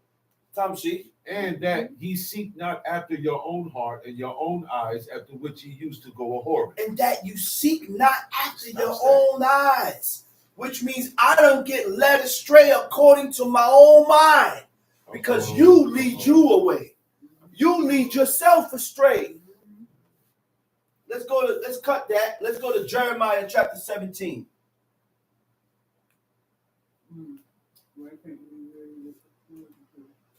Let's go to Jeremiah chapter 17 from the top. Got it? Got it. Tom sheet. Jeremiah chapter 17. The sin of Judah is written with a pen of iron. The sin of Judah is hard. Huh? I said the sin of Judah is hard. Go ahead. And with the point of a diamond. With the point of a diamond. Tom sheet. It is graven upon the table of It their is heart. graven upon the tables of his heart. When it speaks about the heart, it's speaking about the mind. Okay? Now, graven, karash, means to engrave. Anything that's engraved is carved into. It's carved into. This is the way you think. This is the way you move. There's no removing it. You can't stop that person from thinking and moving that way because it's engraved in them. Go ahead, read. It is graven upon the table of their heart and upon the horns of your altars. While as their children remember their altars and their groves by the green trees. He said their children remember their what? Their altars. Their altars. And their groves. And their groves. By the to remember is zekor. Zekor means to call to mind. Now their groves, he said they remembered their altars and their groves. This is why I say when you come to serve God, you have to put away and do away with your past. Do away with your past. Because most of us come to serve God, but we come to serve God with hang-ups. We haven't let go. So now, what are groves? Your groves is an Asherah. In the Hebrew, it says Asherah. Asherah is a Babylonian Canaanite goddess of fortune and happiness, supposed to be the consort of Baal. Asherah, they said, was the wife of Baal. Okay? Now, Asherah, Astarte, was also known as Ashtoreth, was also known as Semiramis. Ishtar is Easter, which is supposed to be Easter Sunday coming this Sunday, because they said JC rose what? He's supposed to be rising. He rose from the dead. When it was Sunday or Monday? The day after? I don't know, it's supposed to be 3 days later. 3 days later, he's supposed to rise. We've been waiting for this man to rise for how long? He ain't coming, and he ain't coming nowhere. He hasn't risen and been nowhere. Nowhere. So this thing called Easter, right? It derives from a woman named Semiramis, also known as Ashtoreth. Semiramis was also known as Asherah. Semiramis was also known as Ishtar. Semiramis was also known as Easter. So when you celebrate Easter, you're commemorating Semiramis. Semiramis was married to her own son named Nimrod. Nimrod. Okay? The beginning of all religions stems from him. That's correct. Right? Nimrod became a god-man to the people, and Semiramis' wife / mother became the queen in ancient Babylon. Nimrod was killed, and his body was cut into pieces and sent to different parts of his kingdom. Semiramis found all his body parts except for one body part, which was his genital. So she made a phallus in honor of this guy here, Nimrod. So because she couldn't find all his body parts, he was resurrected to the sun. Semiramis got immaculately conceived through the sun rays. Didn't they? Does the sound link? It's a link to this. It sounds familiar. Just like what's her name? Mary got immaculately conceived by a ghost, and she had Jake. Supposed to have JC. It's foolishness. Foolishness. So now they called him Baal, a sun god. Semiramis created a religion called who? Called Christianity. Called Christianity. Right? Right. She set herself up as a goddess. As a goddess, she also claimed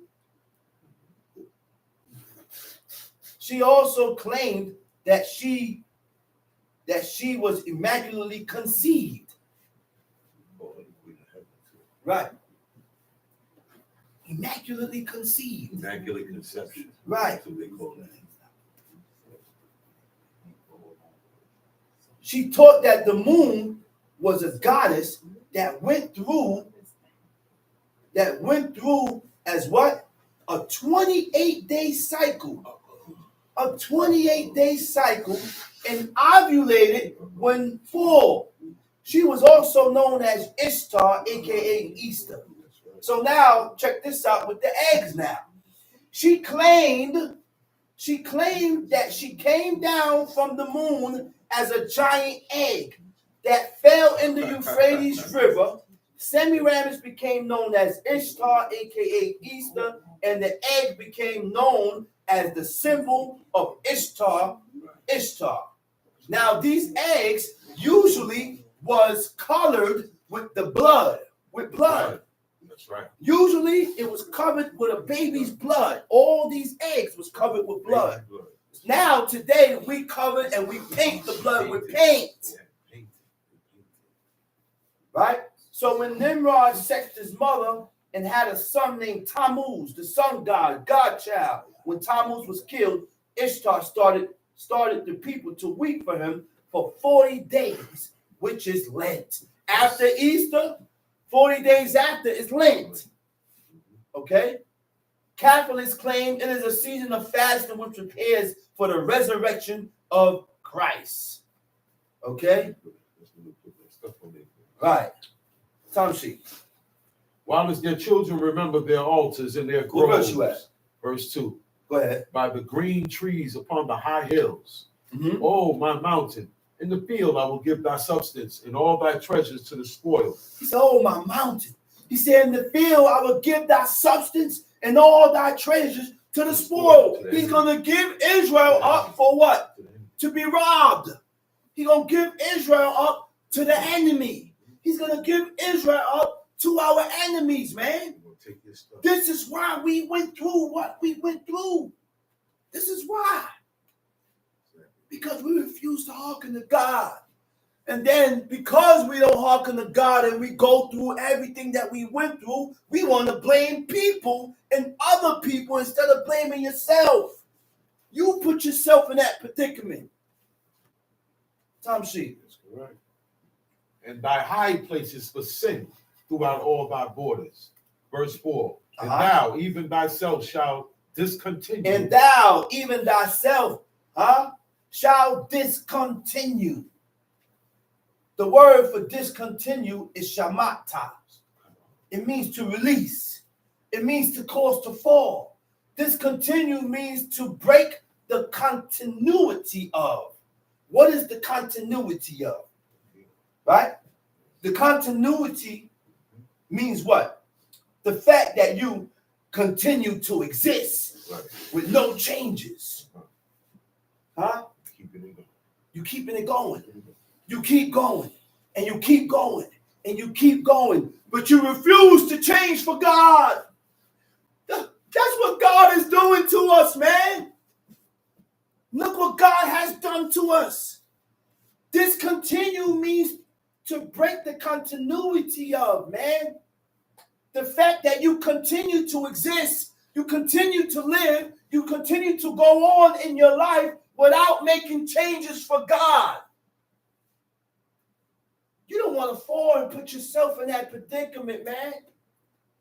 This is what we doing to ourselves. Tom Sheep.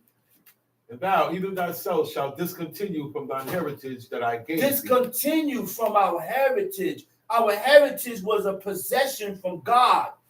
What was Jerusalem? Given to Israel. God done got rid of us and pushed us out. Pushed us out. Kicked us out the land. Go ahead, read. And I will cause thee to serve thine enemies in the land which thou knowest not. I will cause thee to serve thine enemies in a land that what? Which thou knowest not. That we don't know about. Far, far away. That's why when we migrated and went into Africa, what took place?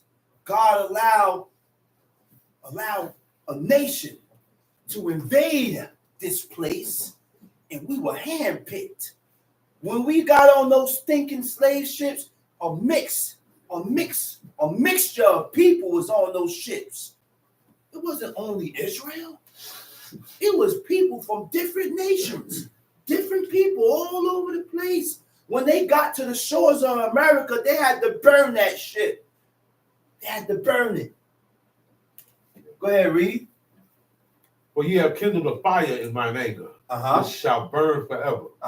Thus saith the Lord, cursed be the man that trusted in man. Thus saith the Lord, cursed be the man that trusted in man. The man who trusts in man is the person who rejects God. That's right. That's why you put your trust in man. That's right. That's why you put your trust in lawyers, because you rejected God. So you put your trust in man, right? And rely on his own strength, or who looks to other people. Trust, firm belief in the reliability, truth, or the ability of strength of the strength of God. That's trust. Tom Sheep. And maketh flesh his arm, and whose heart departed from the Lord. But he shall be like the heat in the desert, and shall not see when good cometh. You say he shall be like a heath in the desert, and you ain't gonna see when good come. You're gonna reject it because you can't perceive and observe when this went down. That was the good that God was showing to you.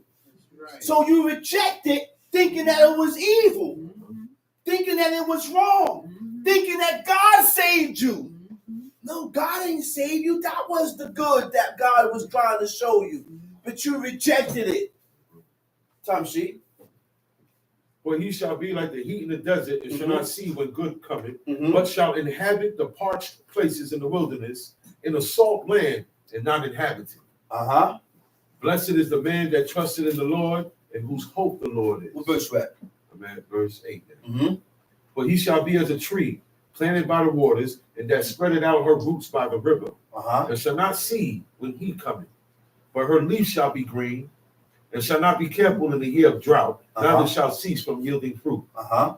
The heart is deceitful above all things. The heart is deceitful above what? All things. Above all things. When you look it up in the Hebrew, it says the heart is deceitful. Right? The heart is deceitful and what is it? Okay, there it is. The heart is deceitful above all, incurable and incurable. Who can know it? Right? Now, the word for deceit, he said the heart is deceitful above all. I call it means deceitful, and it also means fraudulent. A deceitful heart, a deceitful mind gives a false impression. Right. One way not to give a false impression is not to assume. Can't guess. You can't assume. You can't guess. Because when you assume and you guess, you are giving a false impression of the person. It's two ways to give a false impression. The person himself can give a false impression of himself by fronting like he's one way, but he's not that way. And you can give a false impression by reading a person and thinking that you know a person when that person ain't really that way. You think he's that way, but he's not that way. Tom Sheep. Oh, no, hold on. Now, Anush, right? It said the heart is deceitful and incurable, right? Desperately wicked. Who can know it, right? The word for desperately wicked is incurable. In Hebrew, it says Anush. Anush means incurable, weak, or frail. Anush means incurable. Incurable means cannot be healed. A weak mind is hesitant. When you have a weak mind, you shift back and forth. When you have a weak mind, you're hesitant and you're not sure. So you shift back and forth. You're back and forth. You're back and forth. You're back and forth. Because your mind is weak. Tom Sheep. I, the Lord, search the heart. I try the reins, even to give every man according to his ways and according to the fruit of his doings. As the partridge sit on eggs and hatchet them not, so he getteth riches and not by right. Okay, I see a question about asking about a red heifer for a sacrifice. We gotta leave off from red heifers and sacrifices. Leave off from that because we cannot do sacrifices today. In order to do a sacrifice, you need a high priest. And in order to have a high priest or a priest, you need to have a temple. And in order to have a high priest, he has to be consecrated with the holy anointing oil. So we don't have none of that because we fell from the grace of God. So forget about the offerings, forget about the sacrifice, and there's something better that we can do better than sacrifices and offerings. All we got to do is obey. God said he'd rather you obey and hearken than to give sacrifices. So how do you obey the word of God? Read the law. Thou shalt, you do it. Thou shalt not, don't do it. Don't add on and don't take away. So we got to leave off from the sacrifices. We get into things that we can't even do today. Worry about honoring your father and your mother. Worry about not stealing. Worry about not lying. Worry about not robbing. Worry about not balding your head. Worry about not shaving your face. Worry about not coveting and desiring things that don't belong to you. Those are things that we can do today. You can do that right We now. cannot do sacrifices and we cannot do offerings. Make it clear. This is what it's for. This is what the Sabbath is for. If you don't understand, you ask a question and it will be answered. I'm not coming down on you, whoever the person is. I'm not coming down on you or downtrodden Making it you. clear. Just making it clear. That's And I right. just get excited when I'm explaining the That's laws right. of God. That's So right. I don't want you to feel no way of that I'm coming down on you or no type of way. My job is to explain the laws of God clearly so that you can understand. That's right. So when you don't understand and you don't understand the word of God, you need to ask a question so I can explain it. You can ask a question without going against. Right. Don't go against the speaker, because I have done my studies and I study these laws and I study what I'm doing and I know what I'm saying. And everything that I say, I can prove to you with the book when I repeat what I say and when I say certain things. Because I don't come up here and filibuster. That's right. I don't come up here and filibuster and say things that on the side of my head. No, we don't care. You're not going to come here and see me bringing up my 11-year-old son to expound on the laws of God. This is not a place to play games. It's not a talent show. This is not a talent show to bring just any and anybody up here to expound on the laws and the commandments of God. So now we're going to go back to our verse. We are on verse 10. Verse 10. Jeremiah chapter 17, verse 10. Jeremiah chapter 17, verse 10. I, the Lord, search the heart. He said, I, the Lord, search the heart. I try the way. He said, I, the Lord, search the heart. God knows your heart. You don't know my heart. You don't know how I feel. You don't know my intentions. You don't know my thoughts and how I think. You don't know that. So don't tell me how I think and my intentions, because you don't know my intentions. God knows my intentions. No one else. You can't read. He said, I, the Lord, search the heart. I try the reins. To search. So when God searched the heart, what happens? What happens? To observe by close examination. Okay? He said, I, the Lord, search the heart. And what? I try the reins. I try the reins. Even to give every man according to his ways. According to his ways. And according to the fruit of his doing. And according to the fruit of his doing. Stop right there. What are the reins? What are the reins? Huh? Kilayot. Kilayot means the reins, right? Reins means what? To control or direct with a restraining influence. So the reins are something that controls you and guides you to where God wants you to walk, right? So what are the restraining influence? What does restraining influence means? Restraining influence means to control the actions or behavior of someone by force, especially in order to stop them from doing something or to limit the growth of. So it's two sides. It's two sides. God controls you according to your actions, right? So now there's a restraining influence that God puts upon you to do what? To stop you from doing or violating a law that's going to get you in deep trouble, right?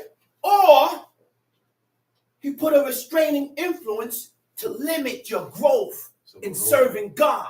So it's a positive and a negative effect. It could be done, it could go either way. It could be a positive effect to where God guides you towards his law to exalt you. Or it could be a negative effect where God limits your growth. He put a stumbling block in your way to limit your growth in doing these laws, commandments, and statutes.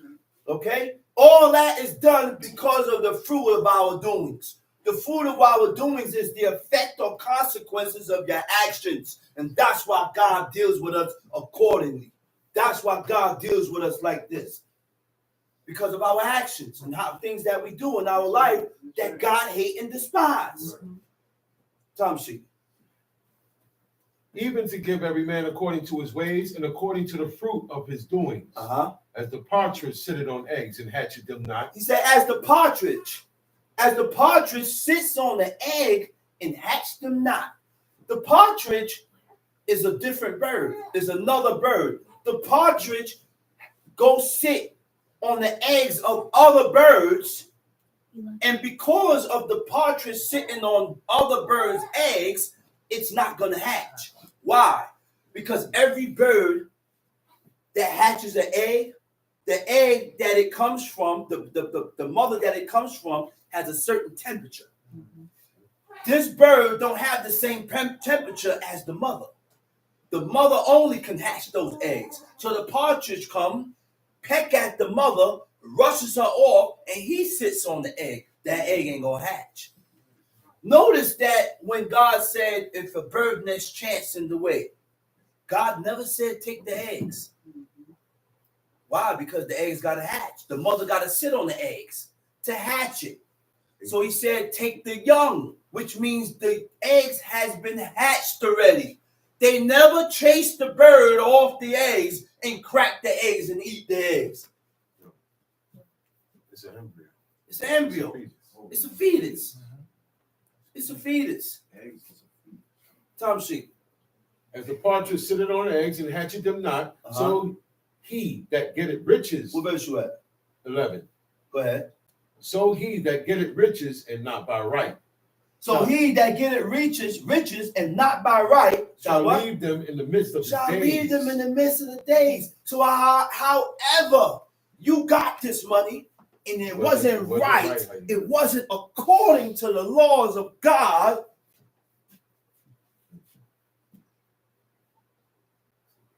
come on, man. Certain things you shouldn't. Look, man. There's a certain mentality that comes with serving God, man. There's a certain mentality that comes with serving God. And certain thoughts should not be coming to your head. Okay. Certain thoughts should not come to our heads. Because I know certain thoughts don't come to my head. It don't come to my head to stick you up and rob you. That's never come to my head to stick nobody up. So when certain things come, look, you take a certain mentality. I ain't gonna, yeah, we sinned. We're sinful. Okay. But certain thoughts don't come to my head. I know I'm a sinful person. I'm sinful. Yes, I am. But guess what? We got to use the book to correct ourselves and correct our sinful ways. I'm working on myself. Because in order to work on yourself, you need God. In order to work on yourself, you need to read this book. That's right. You can't do it on your own, man. God never commanded to do nothing else. But he definitely commanded you to read. Because by reading, then and only then, you will learn to fear God. Then and only then, your heart may not be lifted above your brethren, above your brother, or above people. Certain thoughts shouldn't come to our heads, man. Certain thoughts shouldn't come to mind. You done created a movie script. A movie script. A whole movie script. The things that you done stirred up in your mind, you can make a movie out of it. Ain't that something?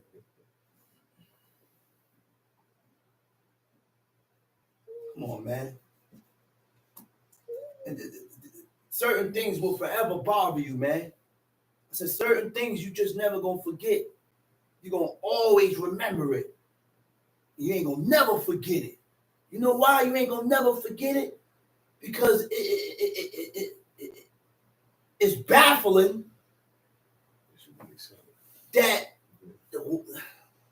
Let's read, man. Let's read. Shall leave them in the midst of his days, and at his end shall be a fool. Verse 12. A glorious high throne from the beginning is the place of our sanctuary. O Lord, the hope of all Israel. All that forsake thee shall be ashamed. The Lord, the hope of all Israel, all they that forsake thee, Shall be all ashamed. those that abandon thee shall be ashamed. What does ashamed mean? What do God means when he said you're going to be ashamed? When you are ashamed, you are reluctant to do something through fear of embarrassment or humiliation. You are reluctant to do something through fear of embarrassment or humiliation. And that's what gets in the way of you serving God. Because you are embarrassed and you're afraid of being humiliated, you don't put on your garment. Because you are embarrassed and humiliated, you won't put on your frontlet. Because you are in fear, you have fear of to be embarrassed or humiliated, I won't tell my parents that I live one way. I won't sit my mother and my father down and say, listen, Ma, I don't celebrate Easter. I don't celebrate Christmas. I don't celebrate Thanksgiving. I don't do none of that. I live according to the laws and the commandments and the statutes of God. And my God shows me and tells me that those ways, those heathenistic ways and customs ought not to be followed. And guess what? A person that has the determination to serve God, guess what? They don't care about how their parents feel. Because I done rejected the way and the custom that you want me to follow. That's not God's ways and God's custom. Huh? That's what draws God's attention towards you. When you are able to pull away from the ways and the customs that your father and mother showed you to serve the true and living God, man, you different. Yeah, man and woman, God different. You got to be different. And then when you do things like that, you draw the attention of God towards you for good, for righteousness. Because you done denounce the ways of your mother and your father to serve God, to serve the Creator. Good and bad, right? It's good and bad with being ashamed. There's good and bad with being ashamed. Determines what you're being ashamed about. All right? Right? One is being ashamed of your actions against God and man. Be ashamed of that. That's right. Be ashamed of your actions against God and man. That's right. Be ashamed when you violate the laws and the commandments, and when you violate these laws. Be ashamed of that. That's right. When you violate your brother and your sister, be ashamed of that. Like the Sabbath day. That's right. That's right. We got to be ashamed of those things. That's right. Because it triggers changes. That's right. That's the only time we're going to change. That's the only time changes will begin. We got to have that guilt. We got to be ashamed of what we did. We got to be ashamed of what we did. And when we're ashamed of that, of what we did, we're going to start making changes. A little tweak here, a little tweak over there, a little tweak over there, so that I don't fall into that predicament again. Okay. I'm never going to fall in that trap again. I'm never going to fall in that trap again, because this is what's going to take place now. I'm going to do this, this, and this, and this. By me doing this, and this is what's going to stop me from falling in the trap with you. Because this particular dude want to bring me down with him. Yeah. Right. Yeah, you want to bring me down. You can't let that And you happen. got to perceive that when someone is trying to bring you down with Right. them, they don't want to go down by themselves. That's right. You can't let them. Let's read it. And they that depart from me shall be written in the earth. Uh-oh. And they that depart from me shall be written in the earth. Wait a minute. Wait a minute. What does depart means? Depart means to turn away from God. How do you turn away from God when you reject his laws? So all those that have rejected the laws of God, your name is written in the earth. Okay. So it's two things. You don't want your name to be written in the earth. Okay. And God also have a book of remembrance Okay. for all those that thought upon his name. He said, God have a book of remembrance for all those that thought upon his name. That's right. Give me the name right there. Give me the name on the doorpost. He said, all those that thought upon the name of God. You see this? That's the name of God written in ancient Hebrew. There came a time, I'm going to get you there. There came a point in time, generations and generations before, where Israelites thought that we can sacrifice. And they made an altar to sacrifice. And they had the name of God on the altar.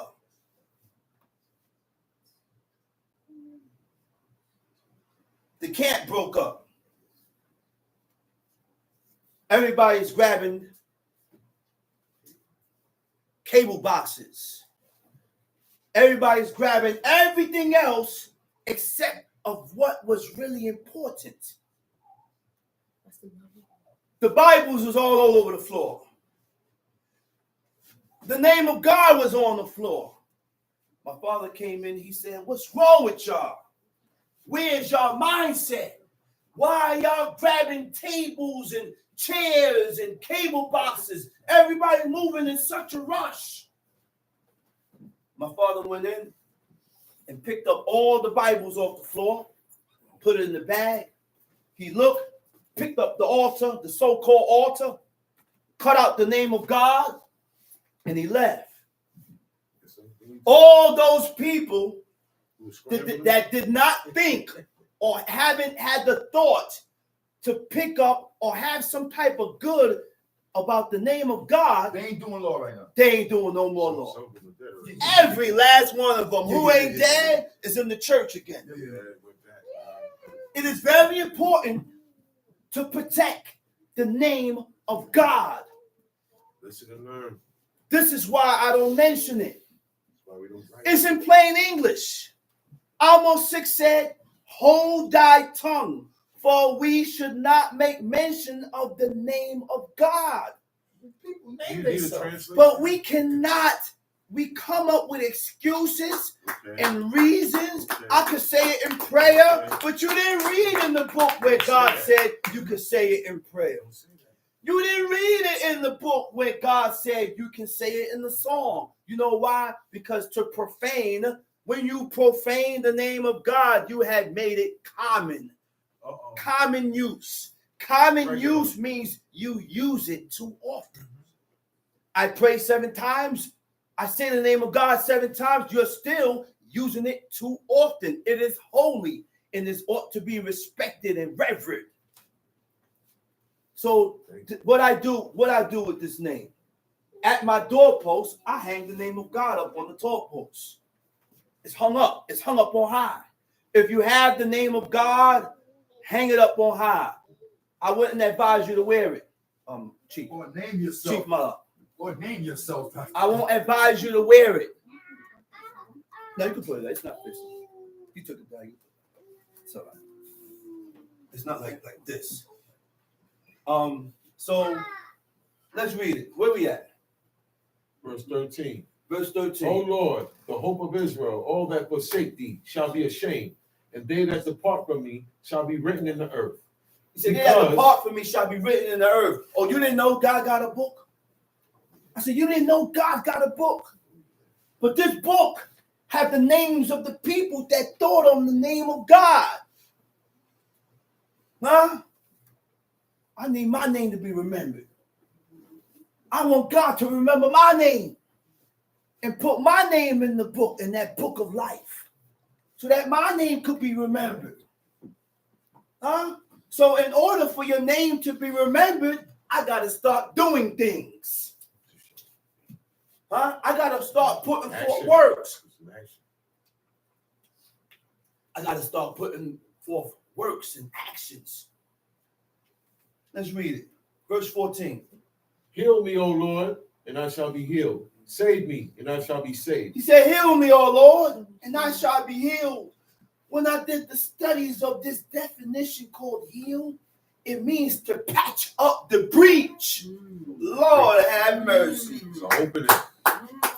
He said, heal me, O Lord, and I shall be healed. I looked it up in the Hebrew. It means to patch up the breach. You know what a breach is? The breach is the opening in your spirit. The opening in our spirit that allows sin and iniquity to come to our mind. So when God heals you, he closed that breach. He closed the opening so the thought of sin don't come no more. Tom Sheep. Behold, they say unto me, where is the word of the Lord? Let it come now. He said, where is the word of the Lord?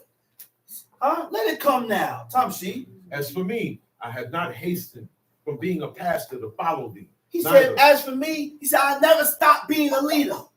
I never stopped being a head. I never stopped being a pastor to what? To follow thee. To follow you. Which means what? I still continue with the leadership qualities and I didn't follow you. Read. Neither have I desired the woeful day thou knowest. That which came out of my lips was right. He said, I didn't desire the woeful day. People desire things to happen, but when you desire things to happen to other people, guess what? God have a certain way of taking that and turning it around. And whatever you desire to happen to this person, God flip it and you go through it. Yeah, he turned the tables. He turned the tables around. So I'll make your wife a widow. All we got to do is live according, make sure that we are living according to what God said and doing the things that God said is right. You hear me, man? That's all we got to do, man. Even though if people don't agree with it. Don't worry about it. Don't worry about it. Even though people may conjure up in their own mind and think that whatever they think, don't worry about it. Just please God. And in pleasing God, I'll please you. And if I don't please you, I guess God will just thrusting you and pushing you out. Tom Sheep. That which came out of my lips was right before thee. Be not a terror unto me. What verse you at? 17. Be not a terror unto me. Thou art my hope in the day of evil. Let them be confounded that persecute me, but let not me be confounded. He said, let them be confounded. Wait, hold up. Let me go back to 16. That which came out of my lips was right before thee. This is Jeremiah. The word for right is hayah. He said, that which came out of my lips has came to pass. It happened. Go ahead, verse 17. Be not a terror unto me. Thou art my hope in the day of evil. Let them be confounded that persecute me. But let not. He said, let them be confounded that persecute me. Confounded meaning yeboshu. It means confounded, and it means to disappoint. He said, let them be disappointed. Disappointed means to fail to meet the expectation or the hopes of, right? It also means to frustrate. It means to induce feelings of discouragement in. So God will discourage you. When God discourages you from doing these laws, he's pushing you out. To induce means to succeed in persuading or influencing someone to do something. Tom Sheep. Let them be confounded that persecute me, but let not me be confounded. Let them be dismayed, but let not me be dismayed. Bring upon them the day of evil, and destroy them with double destruction. Thus saith the Lord unto me, go and stand in the gate of the children of the people. Go and stand in the gate of who? Of the people. Of the people. whereby the kings of Judah come in, whereby the kings of Judah is coming in, and by the which they go out, and by which they go out. Tamshi. and in all the gates of Jerusalem. Uh-huh. And say unto them, Hear ye the word of the Lord, Hear ye the word of the Lord, ye kings of Judah, ye kings of and Judah. all Judah, Uh-huh. and all the inhabitants of Jerusalem Uh-huh. that enter in by these gates. Uh-huh. Thus saith the Lord, Thus saith the Lord. take heed to yourselves. Take heed to yourself. Observe Watch yourself. yourself. Be on guard with yourself. Watch yourself. Watch yourself. Be on point with yourself. Be aware of yourself. I can't be aware of you.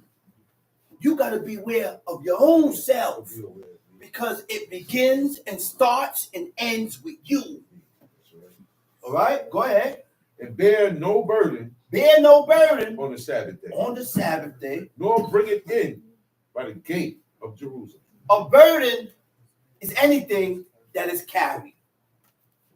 That is the definition of Merriam-Webster. Anything that is Israelites said they're smarter than Merriam-Webster. I said, so why don't you write a dictionary then, brother? You need to write a dictionary. See, a burden doesn't depict how heavy or how light or how heavy it is. A burden is anything carried. Okay? So it says, ye shall not bear a burden. You shall bear no burden on the Sabbath day. Tamshi. Neither do ye any work, Nor bring it into the gates of Jerusalem, neither carry forth a burden out of your houses. Now the word for carry is tokzi'u. Tokzi'u means to exit. Neither shall you exit your house with a burden, which means I can't leave that. I'm not leaving my house with nothing in my hand. If we're going to teachings, Sabbath teachings, and I need to leave the house, then whatever I need essential for myself, I'm going to take it and put it in the camp where I'm going, so that I don't have to carry it in my hands. Okay? So now, when you go to these camps, they take chairs out the camps. They set up chairs outside. They put out and bring out drums. They beating drums. One brother come out with a broom and start sweeping the sidewalk. What are you doing? What are you doing, man? The day is supposed to be hallowed and separated. Hallowed and separated from the rest of the 6 days, which means whatever I do on those 6 days, I can't do today. Plain and simple. It's different from the other days. Tamshi. neither carry forth a burden out of your houses on the Sabbath day, Uh-huh. neither do ye any work. But hallow ye the Sabbath day, as Hallow I ye the commanded Sabbath your day. fathers. Uh-huh. But they obeyed not, neither inclined their ear. Okay, but cut that. Let's go to 1 Kings chapter 2.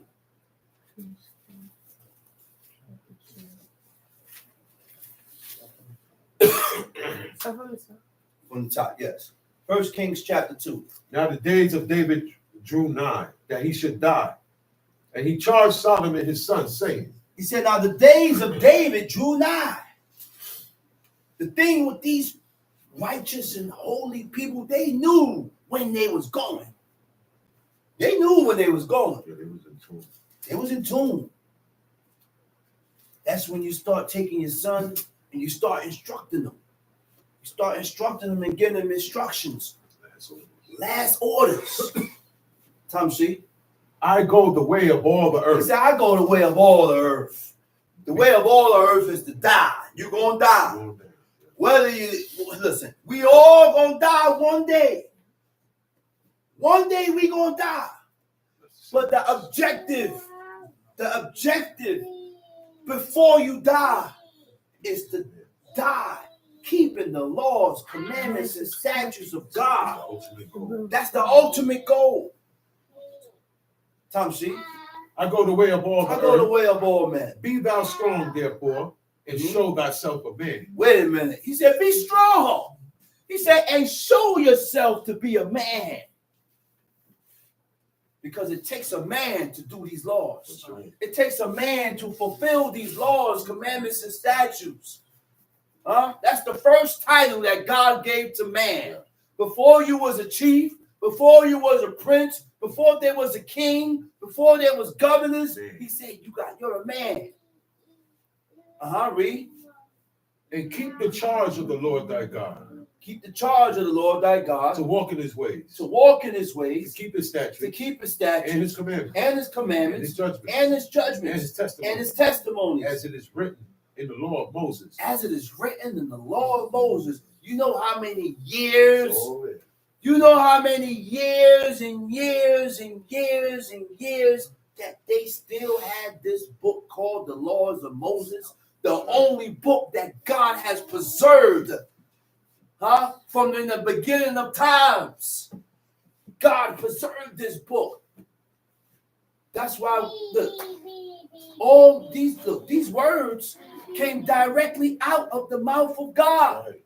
That's right. And that's why when you read it, it has an effect on your spirit. Tom, see? Yes.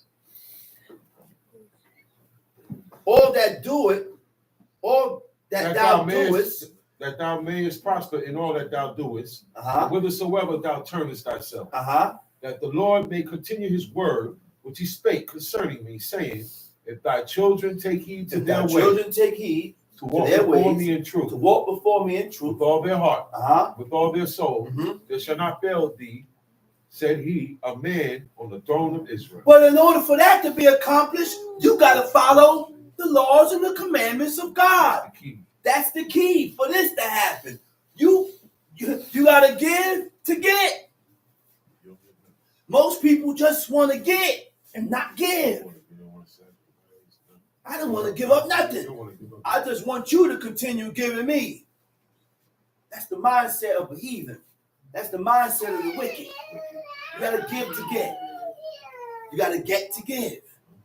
Tom, see? Moreover, thou knowest also what Joab, the son of Zeruiah, He said, moreover, he said, you know what Joab, the son of Zeruiah, did to me? and what he did to the two captains And what he did to the two captains. of the host of Israel. He didn't even speak about Absalom. He didn't say nothing about Absalom. No. That's not why he told and sunk and sick King Solomon on him. But go ahead. He said two captains. Two captains of the host of Israel. Now we're gonna learn the ways of God now. Go ahead. Unto Abner, the son of Ner, and unto Amasa, the son of Jether, whom he slew, and shed the blood of war and peace. Time out. Oh, it's peace time. You mean to tell me that angered God? That angered God? He said he slew the blood of war in the time of peace. That's a big thing. When you go and start trouble where it was peace. It was no problem. I ain't had no problem with you. I don't know where you get this from or why you're acting. What's up with you, man? So when you shed the blood of war in a time of peace, then guess what? What happens? God get angry at you. You anger God. Tom Sheep, blood of war in a time of peace, and put the blood of war upon his girdle that was about his loins, and in his shoes that were on his feet. Do therefore according to thy wisdom, and let not his hoar hair go down to the grave, but show kindness of the sons of Barzillai, the Gileadite, and let them be of those that eat at thy table. Barzillai straight. Barzillai good. No matter what Barzillai do, according to what King David told his son, you good. You good.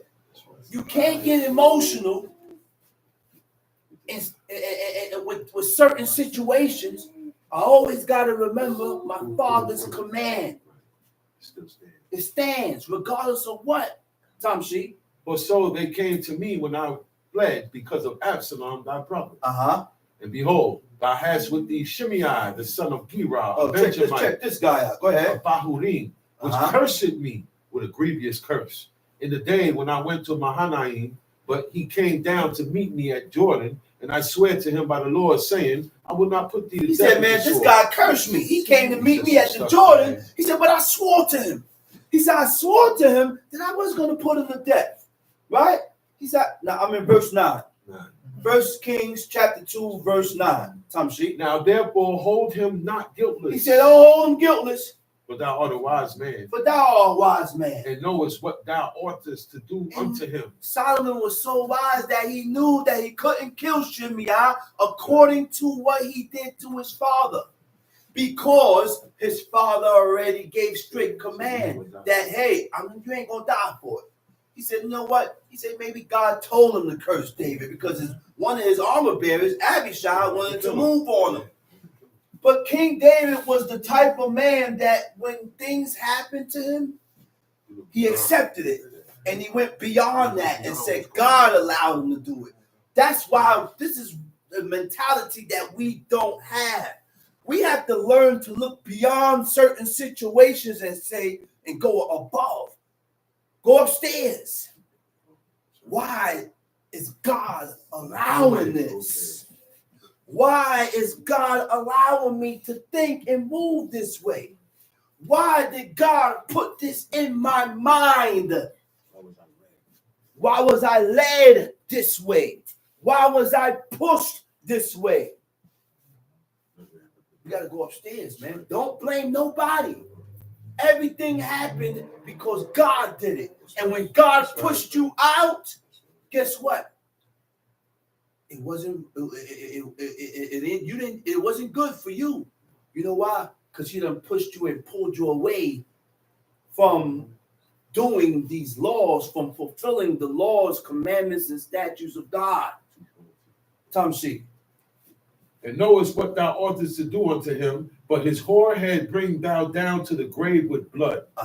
So David slept with his fathers. David slept with his fathers. Was buried in the city of David. And was buried in the city of David. In the days that David reigned over Israel were 40 years. 40 years. 7 years reigned he in Hebron. 33 years reigned he in Jerusalem. Then sat Solomon upon the throne of David his father, and his kingdom was established greatly. And Adonijah, the son of Haggith, came to Bathsheba, the mother of Solomon, and she said, comest thou peaceably? And he said, peaceably. He said, moreover, Adonijah is the brother of Solomon. They had different mothers. So Adonijah and Solomon are brothers. They had the same father with different mothers. Tamshi. So Adonijah is presenting himself to Solomon's mother. He got some tricks. He got something up his sleeve. He think he's slick. But Solomon, being all wise, he peeped it and understood it. His mother couldn't understand, and she couldn't peep. He said, "Oh, you want her for wife?" He said, I don't think he's gonna say nothing. But it was bigger than what. It was more than that. This man wanted the kingdom. Tamshi. He said, moreover, I have somewhat to say unto thee. And she said, say on. And he said, thou knowest that the kingdom was mine. He started off wrong. He said, you know the kingdom's supposed to belong to me. I'm the next in line. Absalom's not here. Amnon's not here. I'm the next in line.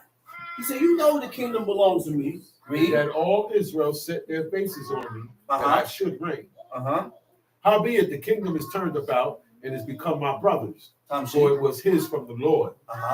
And now I ask one petition of thee, deny me not. Deny me not. And she said unto him, say on. Say on. And he said, speak, I pray thee, unto Solomon, the king, for he will not say thee name, that he give me Abishag, the Shunammite. You see what he said?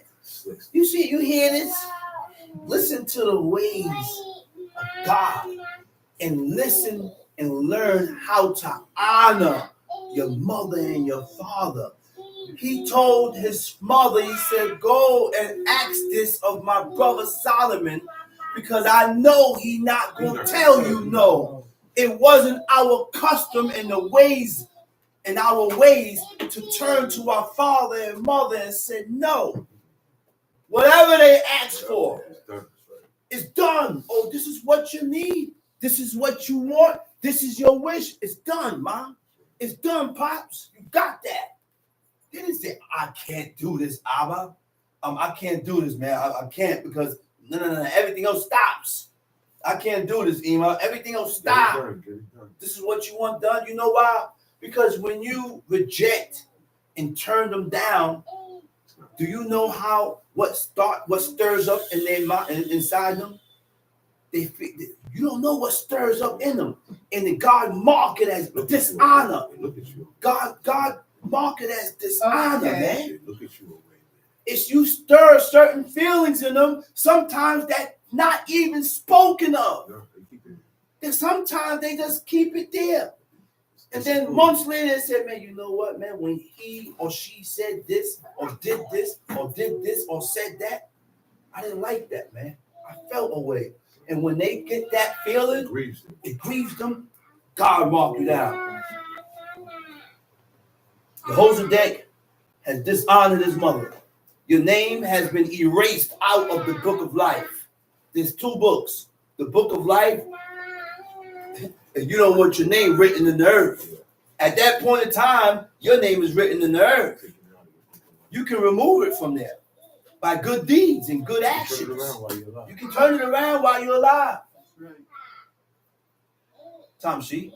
And that's why they never told their parents no. Because I don't know the feelings that stirs up within my parents. Because I don't deny them. Tom sheet. And Bathsheba said, Where verse you at? Verse 18. Go ahead. And Bathsheba said, well, I will speak for thee unto the king. He said, okay, I'm going to speak to you to the king. Bathsheba therefore went unto King Solomon to speak unto him for Adonijah. And the king rose up to meet her. Uh-oh. That's why I rise up for my mother. I rise up for my mother. Everybody don't have to rise. It's not your mother. You don't have to rise. That's why when Paulie was sitting here, he said, oh, you sit down. That's not your mother. Oh, you sit down. That's not your mother. We're not going to add on and take away from the word of God. The only ones that rise was the children. The grandchildren is the children. Everybody don't have to rise.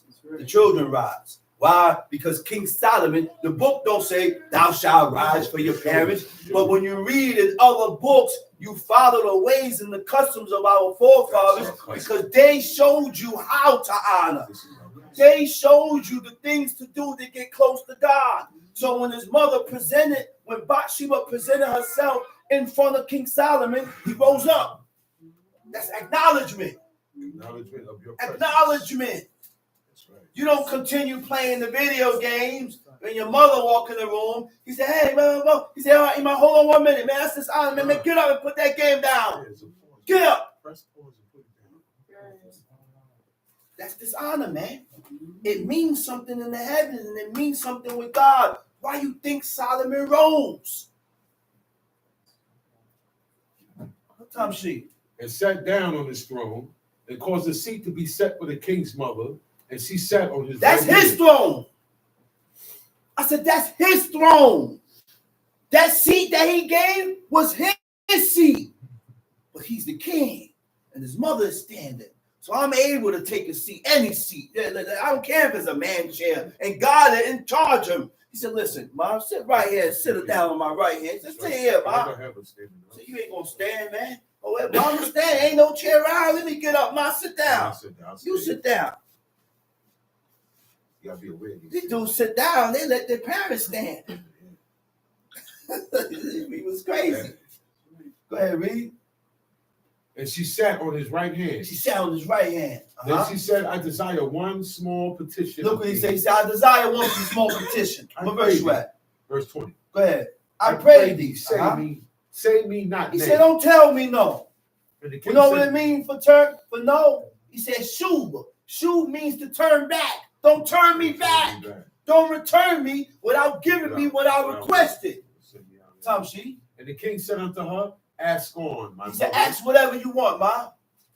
For I will not say. He said, I ain't going to tell you no. They ain't tell their parents. They didn't reject their parents. They didn't reject their parents. Well, Ma, I can't do it. You better find a way to accomplish the wish or the command or whatever your mother or your father want. Because we don't know what type of effect or ripple it has in the heavens with God. The books show you how to honor, man. Go ahead, read. And she said, let Abishag the Shunammite be given to Adonijah thy brother to wife. And King Solomon answered and said unto his mother, and why doest thou ask Abishag the See, Shunammite? he's all wise. He said, why are you asking for Abishag? No point. Abishag was the woman that was brought in the tent of King David. But King David didn't touch her. Royal property. Royal property. That's why. Because King David didn't touch her, the next king in line, Abishag, belonged to the next king in line, That's which correct. was King Solomon. That's So now, Yeah.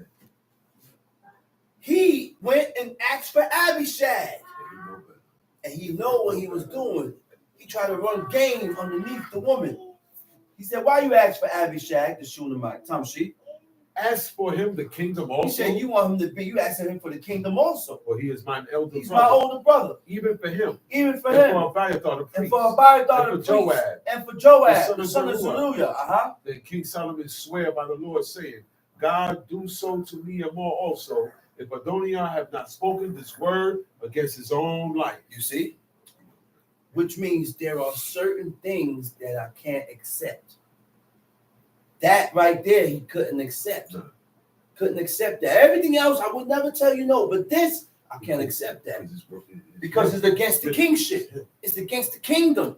Tamshi. Now therefore, as the Lord liveth, which hath established me and set me on the throne of David my father, and who hath made me a house as he promised, Adonijah shall be put to death this day. King Solomon sent by the hand of Benaiah, the son of Jehoiada, and he fell upon him that he died. And unto Abiathar the priest said the king, get thee to Anatole. Look why he didn't kill Abiathar. And Abiathar, what Abiathar did was worthy of death. Look what Abiathar did. Tom, look what he did to Abiathar. Get thee to Anatole. Go down to Anatole. Unto thine own field. Go to your own field. Thou art worthy of death. You are worthy to die. You ought to die, man. I should kill you, man. Tamshi. But I will not at this time put thee to death. But I ain't gonna kill you. Because thou bearest the ark of the Lord Because God you bearest the ark of God before David, my father. Because And thou because hast been afflicted that has been afflicted. in all wherein, My father was afflicted. Wait a minute. It came upon the time when you rolled with my pops. It came upon the time when y'all was knit close. It came upon the time when you was the only one around. Yeah, Blanco. Huh? Yeah, Blanco. That's my friend. Mine too. That's my friend. He's forever my Mine friend. too. Whoever come against him, you come against me. That's a fact. Why? Because he rode with my father. That's right. And certain things you can't forget. That's right. Certain things you can't forget. I ain't gonna never forget that.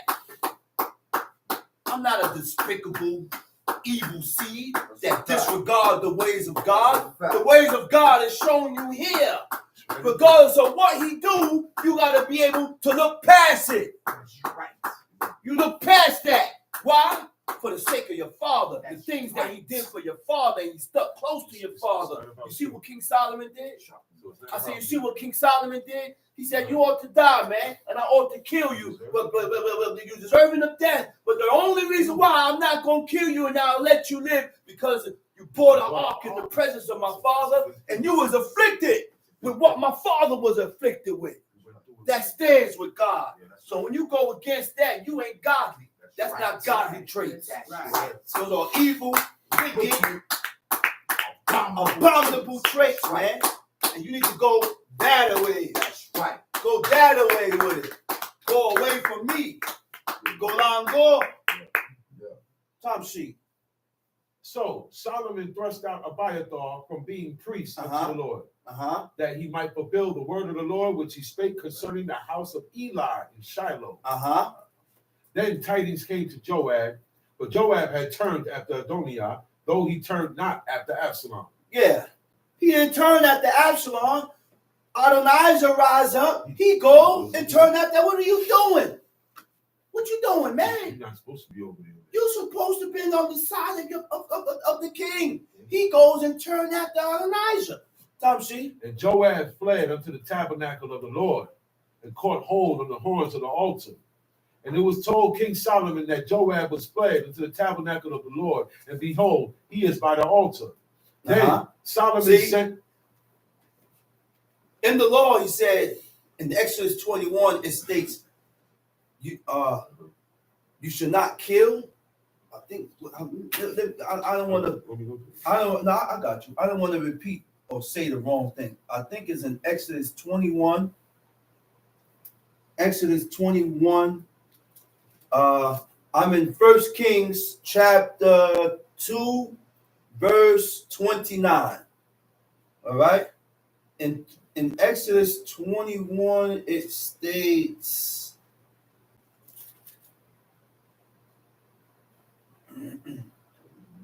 you shall pull them from your altar. Something like that. I gotta find it. And this was spoken and written years and years and years before it happened. Right? Yeah. You know where it's at? You found it, Mick? You found it? You told me not to. Yeah, find it. I'm trying to find it.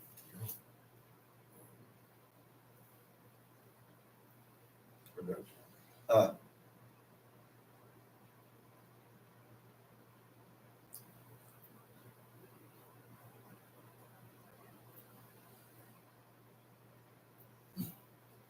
Exodus 21, verse 14. Exodus 20, right, okay, there it is. All right. So it said, but if a man come presumptuously upon his neighbor to slay him with guile, thou shalt take him from mine altar that he may die. Why I said to take him from my altar? You can't kill nobody on that altar. That altar is holy. The whole area, everything. But Benaiah was able to kill him because it was the king's command. The king is in the stead of God. And God going to accept whatever the king did. It's valid. That's why Benaiah had to return back to King Saul and ask him. He said, listen, man. He said, I was going to slay him and put him to death, but he holding on to the horns of the altar. I didn't want to kill him right there. Which means what? He know the law. And he didn't allow his emotions to get the best of him. You always got to remember the laws of God and not allow your emotions to get the best of you. Because when you allow your emotions to get the best of you, that is now you're taking a chance. You're going to sin. You're going to sin. You're going to violate the laws of God. You're going to transgress. But go ahead, read. Tom sheet. Back to 1 Kings, right? 1 Kings, yes. 1 Kings chapter 2. 29. 1 Kings chapter 2, 29. verse 29. And it was told King Solomon that Joab was fled unto the tabernacle of the Lord, and behold, he is by the altar. Then Solomon sent Benaiah the son of Jehoiada, saying, go, fall upon him. And Benaiah came to the tabernacle of the Lord, and said unto him, thus said the king, come forth. And he said, nay, but I will die here. And Benaiah brought the king word again, saying, thus said Joab, and thus he answered me. And the king said unto him, do as he has said, and fall upon him, and bury him, that thou mayest take away the innocent blood which Joab shed from me and from the house of my father. And the Lord shall return his blood upon his own head.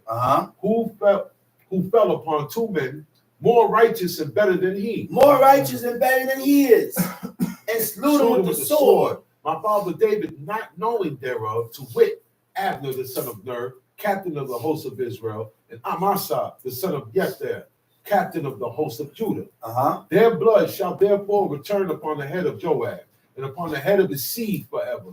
But upon David and upon his seed and upon his house and upon his throne, there shall be peace forever from the Lord. You got to make a separation. You got to show God that you wasn't down with this unjust act. Sometimes you got to remove yourself. Immediately. Sometimes you got to voice it and say certain things. Because if you don't remove or voice it, then God look at you and say, you agree with it. That's right. That's why King David had to give this man strict instructions to show God that I wasn't down with that. Right. I don't approve of that. I don't approve of this over here. Right. Go ahead, read. So Benaiah, the son of Jehoiada, went up and fell upon him and slew him. Uh-huh. And he was buried in his own house in the wilderness. Buried in his own house in the wilderness. Top sheet. And the king put Benaiah, the son of Jehoiada, in his room over the host. And Zadok the priest did the king put in the room of Abiathar. And the king sent and called for Shimei and said unto Now him, he running down the line. You ready to start from top to bottom. The last one is Shimei now. He's called and sent for Shimei. He said, you build thee a house in Jerusalem. He said, go build a house in Jerusalem. And Why did he tell him to build a house in Jerusalem? Because you ain't got no reason to go nowhere. Stay right here. You can stay right here. And it ain't going to conflict and get in the way of serving God, because the 3 appointed times we got to go into Jerusalem, right? So you're here already. You're already. See, this is what we need to realize. The actions and the moves that we make does it get in the way of you serving God? So before I make a move, I got to think before I make a move and ask myself, by me making this move, will I be in violation of the laws of God? Sometimes you got to make a drastic move to serve God. So you know what I'm going to do without. Sometimes you got to make a drastic move That's right. to serve God, because this drastic move that I done made consists of a drastic change. You get that move. Huh? My brother was in California and he uprooted himself from California where he lived to seek God. And he now, in the beginning, it wasn't that way, but he didn't know his purpose. He came here for nothing. He didn't come here. He didn't know his purpose, Ran into it. but he ran into it. God linked him into a certain group of guys. Next thing, the group of guys brought him to the camp. And when he came to the camp, that was the beginning of him linking towards God. He didn't even know why he linked with these dudes. But God saw the heart. God tries the heart of people, and he knows the heart of people. And he knows that if I reveal myself to this person or that person, they will serve me. So you know what? The beginning of him serving me, I'm going to link him up with a brother named Daz. That's how it happened. And the brother named Daz linked him in with other brothers. The next thing, the other brothers start bringing them to the camp. And he was the only one, my Abba said, that sat in the front at the tip of the chair. Interested. So he said, he looked. He said, hey, Chief Amos, man. He said, who's this white boy, man, sitting at the edge of the bed, like, edge of the chair like that? He said, who's this guy sitting at the edge of the chair like that? He said, man, I don't know. He said, he looked mighty interested. Yeah. Next thing, my Abba took him in. Everybody locked up. He's stuck by my father. I ain't gonna never forget that, man. And no matter what we go through, there's never gonna be beef or problems between me and you. You be a vagabond if you forget that, man. Yeah, never, man. Come on, man. Not a good one. Where we at? We are at verse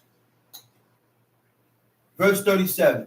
1 Kings chapter 2, verse 37. For it shall be that on the day that God, now King Solomon's telling him to stay and build a house in Jerusalem. Right? So he said, for it shall be that on the day that thou goest out and pass it over the brook, Kidron, thou shalt know for certain that thou shalt surely die. Thy blood shall be upon thine own head. He said, if you leave Jerusalem, he said, I'm going to kill you. He said, your blood going to be upon your own head. And look what he said. Shimei said unto the king, the saying is good. He agreed. Right? As my lord the king has said, so will thy servant do. And Shimei dwelt in Jerusalem many days. And it came to pass at the end of 3 years that 2 of his servants of Shimei ran away unto Achish, son of Maacah, king of Gath. And they told Shimei, saying, behold, thy servant be in Gath. And Shimei arose and saddled his ass and went to Gath. He must have forgot what he told the king. He said, okay, I'm going to stay here. He goes and leaves Jerusalem to go get his 2 servants. It said now the word got back to Solomon, and it was told Solomon that Shimei had gone from Jerusalem to Gath. Verse 42. Now look what Solomon says. And the king sent and called for Shimei and said unto him, did I not make thee to swear by the Lord? How do you swear? He didn't say, I swear to God. That's true. He didn't say, I swear to the Most High. No, All he did was agree. that's right. King Solomon set the grounds, set the standards, and Shimei agreed. This is why we got to watch what we agree to. If we agree to it, we have to follow through with it. If we don't follow through with it, we swore and we broke our oath. It said, and protested unto thee, saying, know of a certain on the day that thou goest out and walkest abroad any whither, that thou shalt surely die. And thou sayest unto me, the word that I have heard is good. Why then hast thou not kept the oath of the Lord and the commandments that I have charged thee with? Right? The king said moreover to Shimei, thou knowest all the wickedness which thine heart is privy to. Now he's going to remind him of his evil deeds and the things that he has done, that thou didst to David my father. Therefore the Lord shall return thy wickedness upon thine head, and King Solomon shall be blessed, and the throne of David shall be established before the Lord forever. So the king commanded Benaiah the son of Jehoiada, which went out and fell upon him, that he died. And the kingdom was established in the hand of Solomon. Let's go to Psalms chapter 94.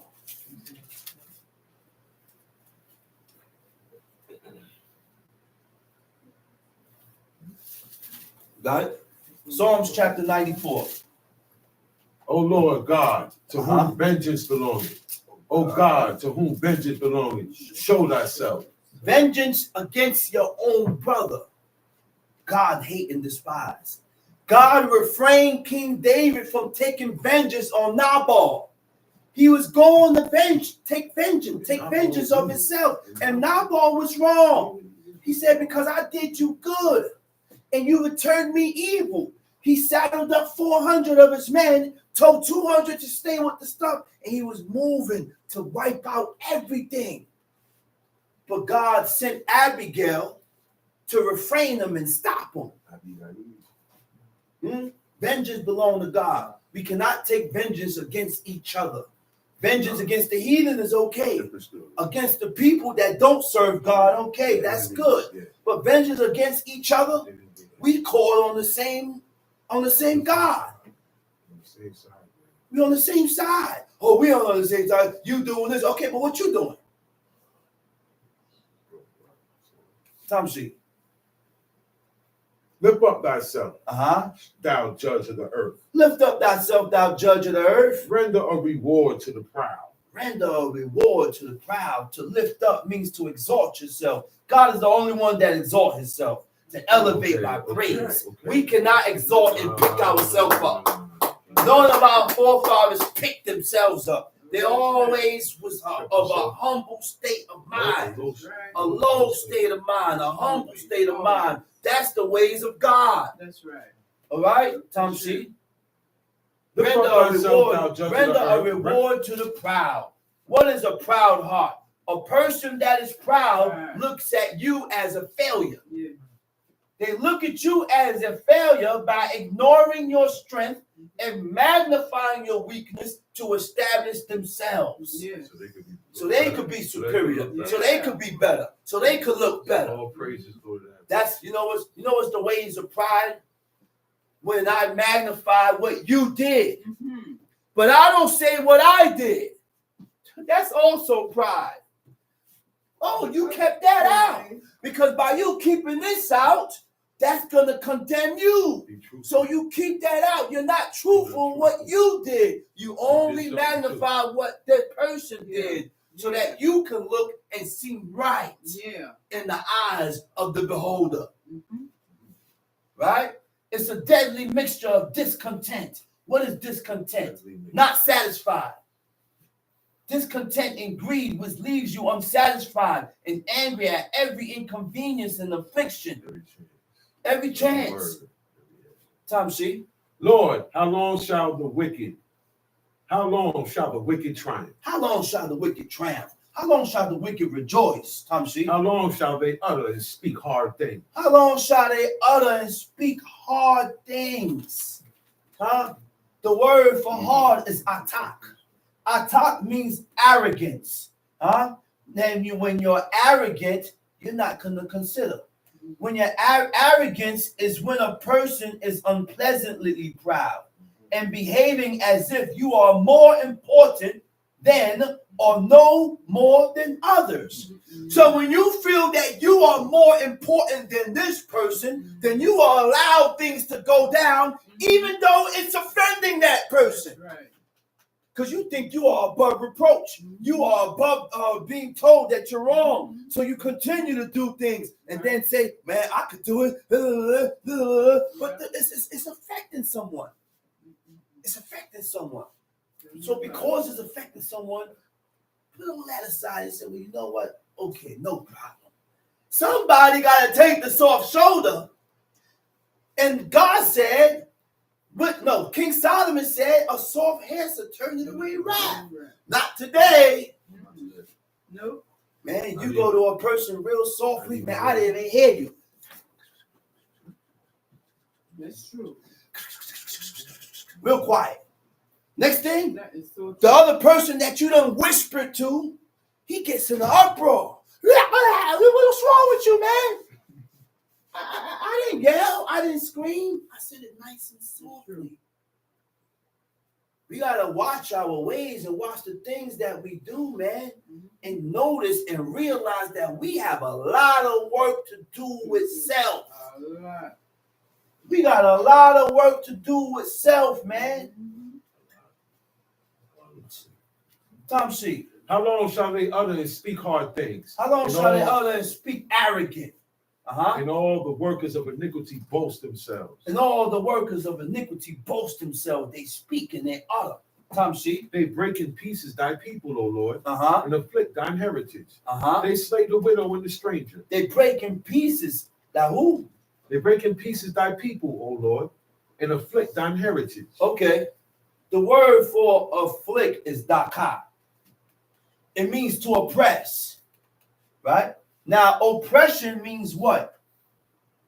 To keep someone in subservience by unjust exercise of authority. A person that's in subservience, he's willing to obey. He's willing to obey, and you take advantage of that because this guy will listen. Tamshi. They say the widow and the stranger. They slay the widow and the stranger and murder the fatherless. Yet they say, the Lord shall not see, neither shall the God of Jacob regard it. He said, yet they say. He said, God ain't going to see it. He said, neither shall the God of Jacob regard it. Neither shall the God of Jacob take heed to it. Neither shall he pay attention or take notice of it. Tamshi. Understand, ye brutish among the people, and ye fools. What does brutish means? Oh, boy. What does brutish means? Now, brutish, the Hebrew word for brutish is ba'ad, right? Ba'ad means ignorant, and it means boor, B-O-O-R, right? What is boor? Boor means a rude or insensitive person, right? What does insensitive means? Insensitive means is a person that shows no concern for others, for how others feel, right? Which means it's not all about you. Okay. It's not all about you. Stop making it all about you. Okay. All right? Now, what is a rude person? Rude means a person is offensive, impolite, or ill-mannered.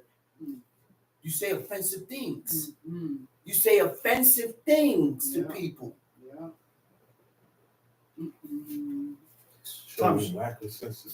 Yeah, Tamshi. Understand, ye brutish among the people, and ye fools.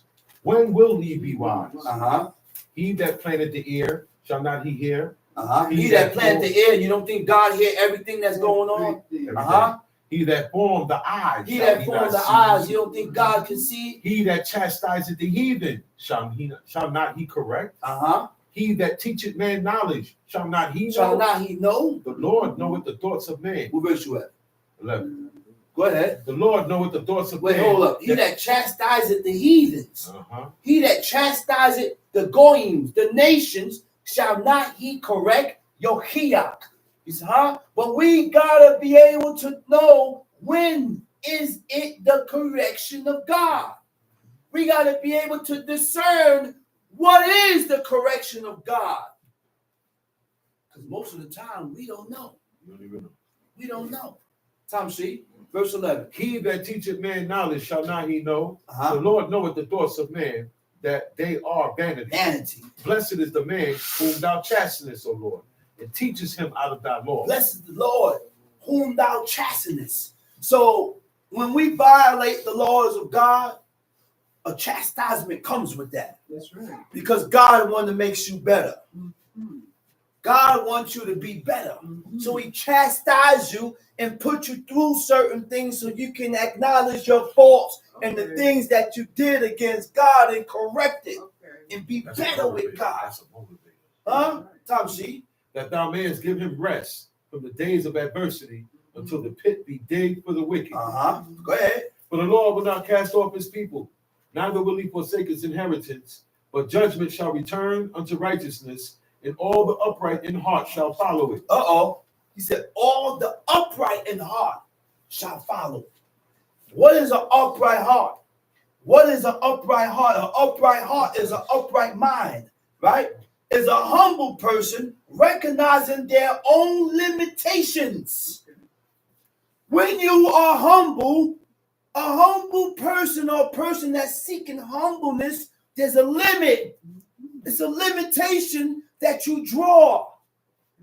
You don't go past that limit when we're dealing with each other. There's a limitation that comes. What am I doing putting a 12-inch sword on my brother? It's a limit that comes with that. That's right. I can't do that. We don't have limits. We don't draw limits with each other. No. Once we get angry and emotional, the limit, Sure, boundaries, sure with niggas. it's all out. It's out the window.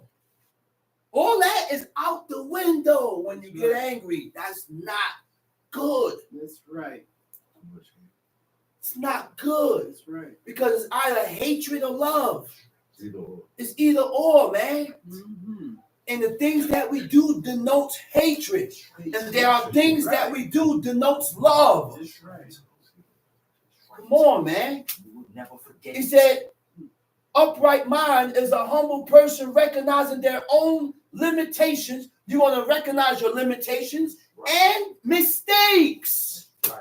I see where I messed up. I see where I messed up at. And when you recognize your mistake, I'm going to come to you and say, yo, man, I'm sorry. I shouldn't have did this.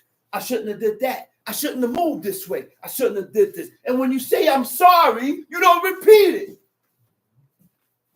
Why we apologize and say I'm sorry, I shouldn't do my bad. That's it, my bad. And the same thing you say my bad about, you repeat it. You repeat the same thing that you done. Huh? He said a humble person recognizes their own limitation and mistakes while still being confident in your ability. Huh? Not because I sin means I'm going to get downtrodden. Yeah. Means that's going to pull me back like I'm not a servant of God. Right.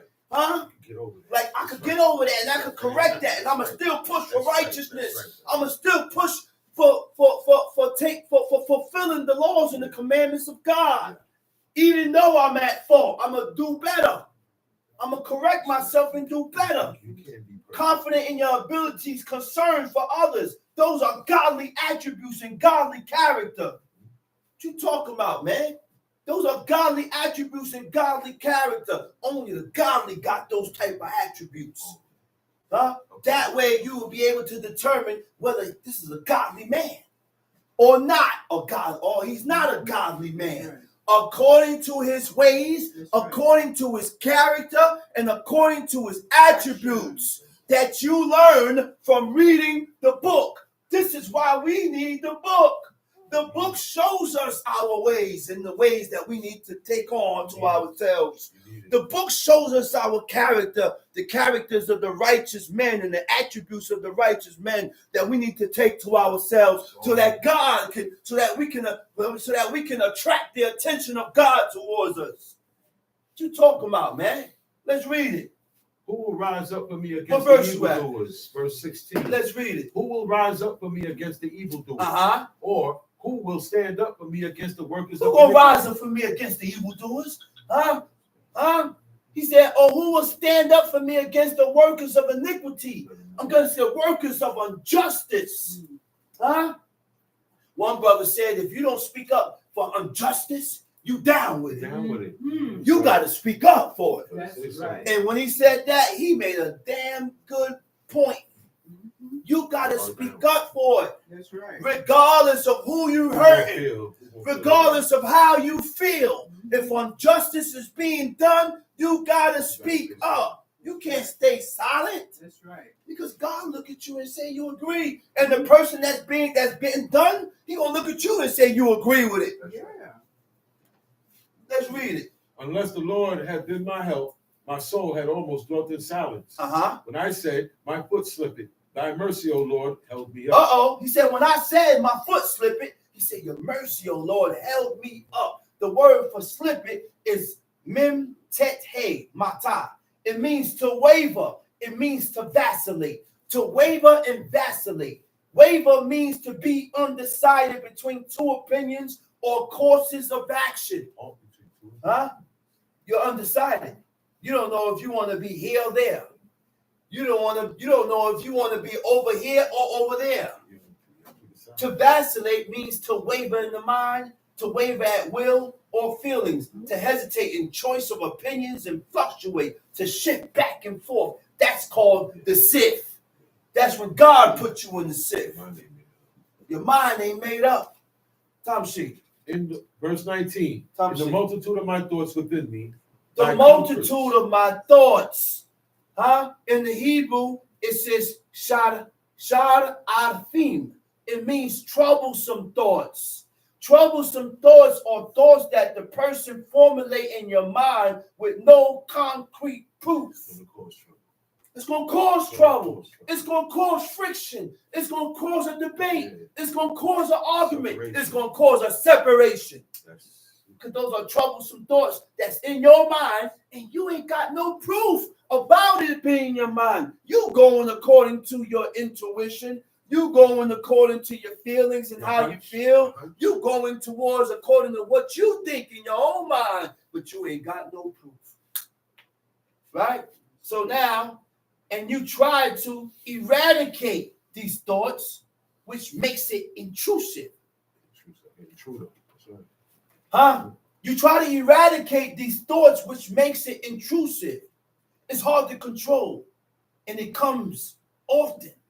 The more you think about it, the more anxious and worse it gets, the more stronger it gets. You start adding things to it, which is all false. You add more to support. You start adding more things to it. Man, this one got something that this one, and you add it and you add it and you add it. Another reason why. Like I said, with these troublesome thoughts that stirs up in your mind, you can make a movie. You can make a whole movie about it. Yeah. The things that you done is a very movie script. Very good movie script. Let's read. In the multitude of my thoughts within me, thy comforts delight my soul. That comforts delight my soul. Sha'ah means to give pleasure. Tom Sheik. Shall the throne of iniquity have fellowship with thee? Shall the throne of iniquity have fellowship with thee? No. So I got to watch who I walk with. I don't care if it's family. I have to watch who I walk with, because we not walking on the same road. Family is a count. I said, we not walking on the same road. God told Abraham to separate yourself amongst his family. So when you really, really made that choice, when you really chose to serve God, you're going to separate yourself, even from family. Why? Because your family is not walking that same road you walked.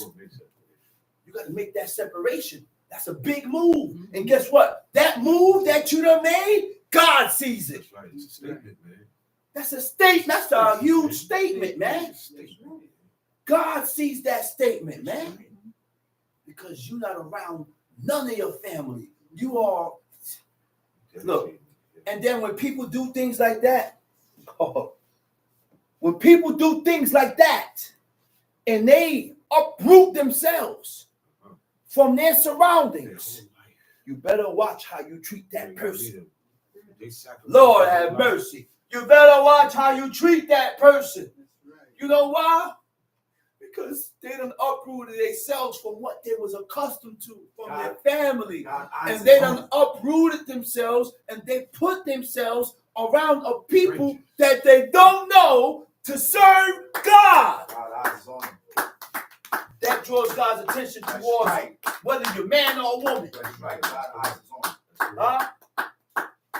You mess around and marry a woman that did something like that, I got to treat that woman different. I can't treat her just anyhow, man. I can't do her just anyhow. I said, nah, you know what? I ain't going to yell. I'm going to calm down. I can't yell. I can't act this way. I can't do this because I don't want her to feel a way to say, well, damn, I wish. Oh, don't say that against me.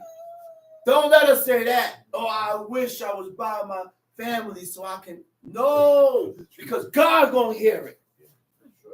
God gonna hear that. It's a treatment that comes when people doing things like that, man. You oppressing, you vexing them, you wronging them. We gotta learn the ways of God so we know what to do and what not to do. You think you know, but we don't know. Let's read it. Shall the throne of iniquity have fellowship with thee, which frameth mischief by a law? Oh my goodness. Fellowship. The root word for fellowship is kabad. It means to join. Shall the throne of iniquity join with you? Are you going to join the sides of evil? You're going to join the wickedness, which frame it, which form, and which create mischief by law? They gather themselves together against the souls of the righteous and condemn the innocent blood. But the Lord is my refuge and my defense, and my God is the rock of my refuge. And he shall bring upon them their own iniquity and shall cut them off in their own wickedness. Yeah, the Lord our God shall cut them off. And with that, I already got what was bought. And I'm going to say Shabbat Shalom. Shabbat Shalom. I'm going to call the next speaker, teacher indeed, Chief Mika Ben Level.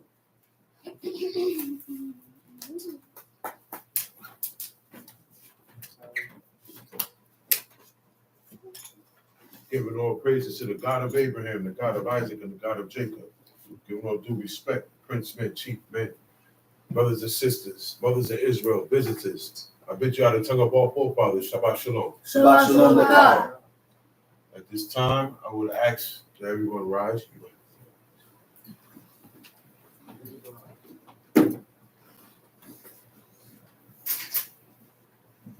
And repeat after me and recite the commandments, the 10 commandments.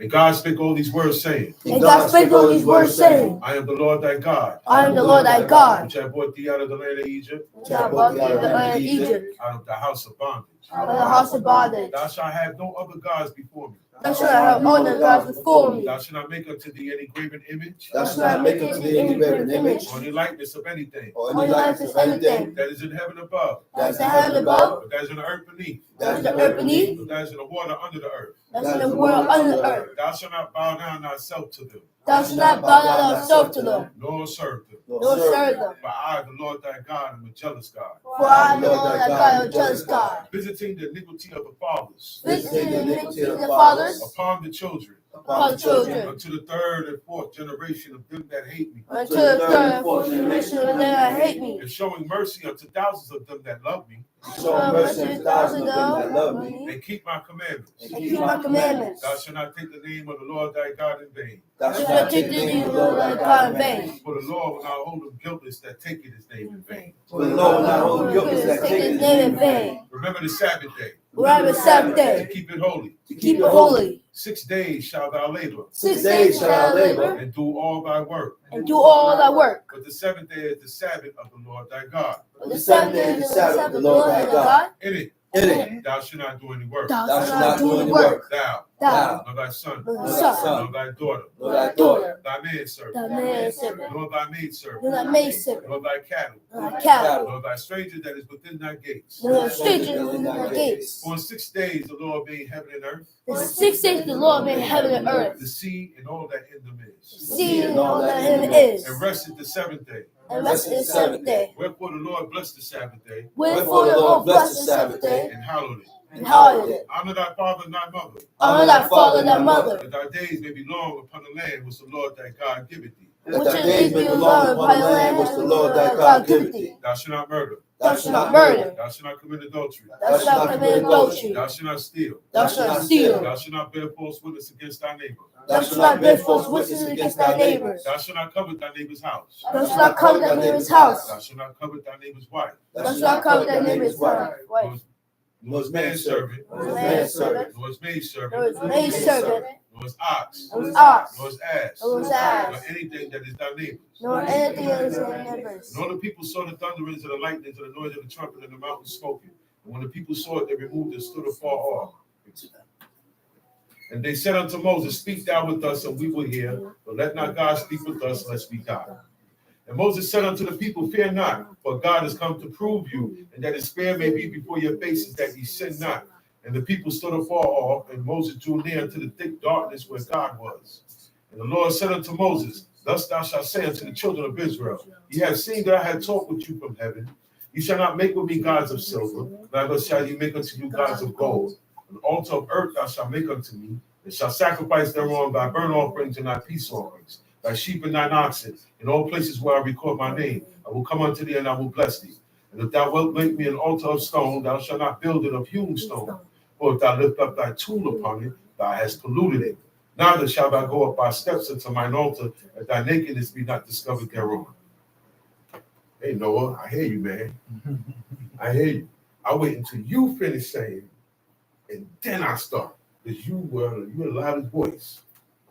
And that's how we praise God. With joyfulness, with happiness. Mm-hmm. Not with a bored voice. Yeah. Or, oh, okay, yeah, I'm just reciting, I'm just doing it. Because this is something that's supposed to make you happy. Excited, the young man said. Some type of excitement, some type of happiness, because you have been privileged and honored to know who the true and living God is, and to know what it is to serve this God. Because everybody know what it is to serve all those idols and deities out there. And everybody ain't got a problem following those rules out there. But when it comes to this, everybody got a problem following these rules. You know why? Because within each and every one of us, when you start to apply these commandments, okay, and these ways and these ordinances of God, it's righteousness. And you're gonna get some static in you because you have evil in you. Plain and simple. Knowledge of good and evil. That's right. We have the ability to think up, to accept, and to know righteousness and wickedness. Mm-hmm. There's nobody walking around here all righteous. Abraham had to know what it is to become righteous. He said, Be thou perfect. So we can be perfect. We can be perfect with the Most High God. See, the world tell you nobody's perfect. A lot of these sayings come up. So to deter a person, to give you an excuse to be wicked. Now we're going to go to Exodus chapter 12. Exodus chapter 12. It said, the Lord spake unto Moses and Aaron in the land of Egypt, saying, this month shall be unto you the beginning of months. What does that say? What? All right, listen. We put the brakes on everything for a minute. Why do I need to know what that means? It said, this month shall be unto you the beginning of months. That means you start counting your months in Abib, in this month. That's it. Did God say, it shall be the first month of the year to you? It didn't say that. Did he say that? No. Did he say that? No, I see. What did it say? This month shall be unto you the beginning of months. Okay, then. That's all he said. You see what I just said? But That's what everybody else says. They see something different. Okay? That's what everybody else sees when they they read that. Yes, they see something different. And then now, you have books. Crazy. You have books that have been modernized and updated to today. Those books are no good. Those Bibles are no good. The Old Testament in there, the words are so changed around so much. Okay? It will have you in Christianity. They word these things to lead you away. That's The right. best Bible to get is the 1611 King James James Version. I don't want to hear nothing about, oh, King James was wicked. Look, listen. All the information you get is from wicked people. I'm wicked, and I'm correcting myself, but I'm going to give you the correct information that God gave me. So I don't want to hear nothing about, oh, they changed the words around. This, that. Thou shalt not steal means what? Don't steal. Did that get changed around? No. A liar shall not tarry in my sight. Exodus 12. Did that get changed around? No. We like to read and Change- automatically change things around. it's not to your specifications. Yep. So you put words in there to make it to your specifications. Yep. Because I've dealt with, I've done, had people call me and say, yo, man, but don't it say that? I said, no, it don't say that. They say, yes, it do. I said, go get the book, show me. Read And it. then they read it. And they read it. And I'm like, where's the part that you told me it's in there? It's not in there. Not there. Let me tell you why this happens. Because when you first heard about this, you did not believe God. mm-hmm. You did not believe the words that you heard. You're busy too much looking at the people. Okay? Like the man said, it's beyond and above us. Always think God first, and you will be able to see the whole situation in front of you. I will be able to see the conclusion of this matter because I put God first. I will be able to see how this is going to lead out. But we don't do that. We read this, and it says the first month of the year.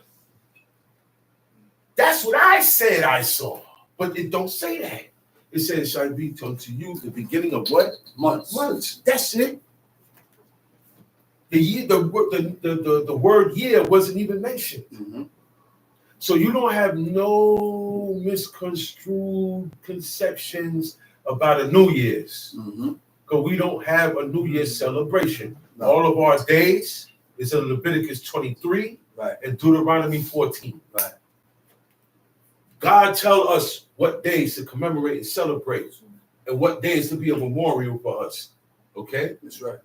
Time sheet. Speak ye unto all the congregation of Israel, saying, in the 10th day of this month, they shall take to them every man a lamb, according to the house of their fathers, a lamb for a Now, house. this was something that they did when they was in Egypt. Right. It was in Egypt, slaves in Egypt. We don't have to have no lamb.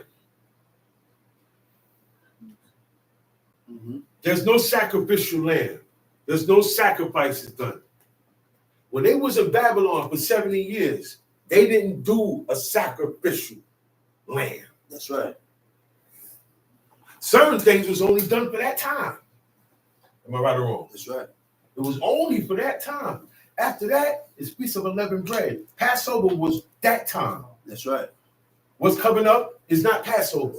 People call it Passover, but they don't understand. There's nothing passing over here. There's nothing passing over here, and there's no death angel killing up your enemies and getting you out of here. You're not even crying out to God the way they did. That's right. You're not even being afflicted because you like it here.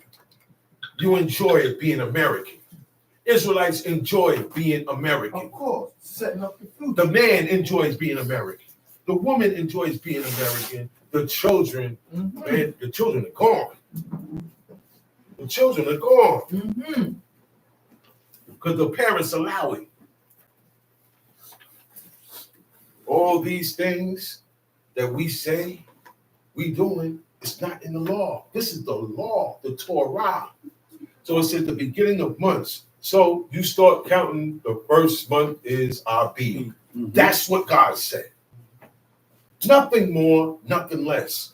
One of the commandments is, you shall not add thereto unto my word, neither shall you diminish aught from it. What is it? His word.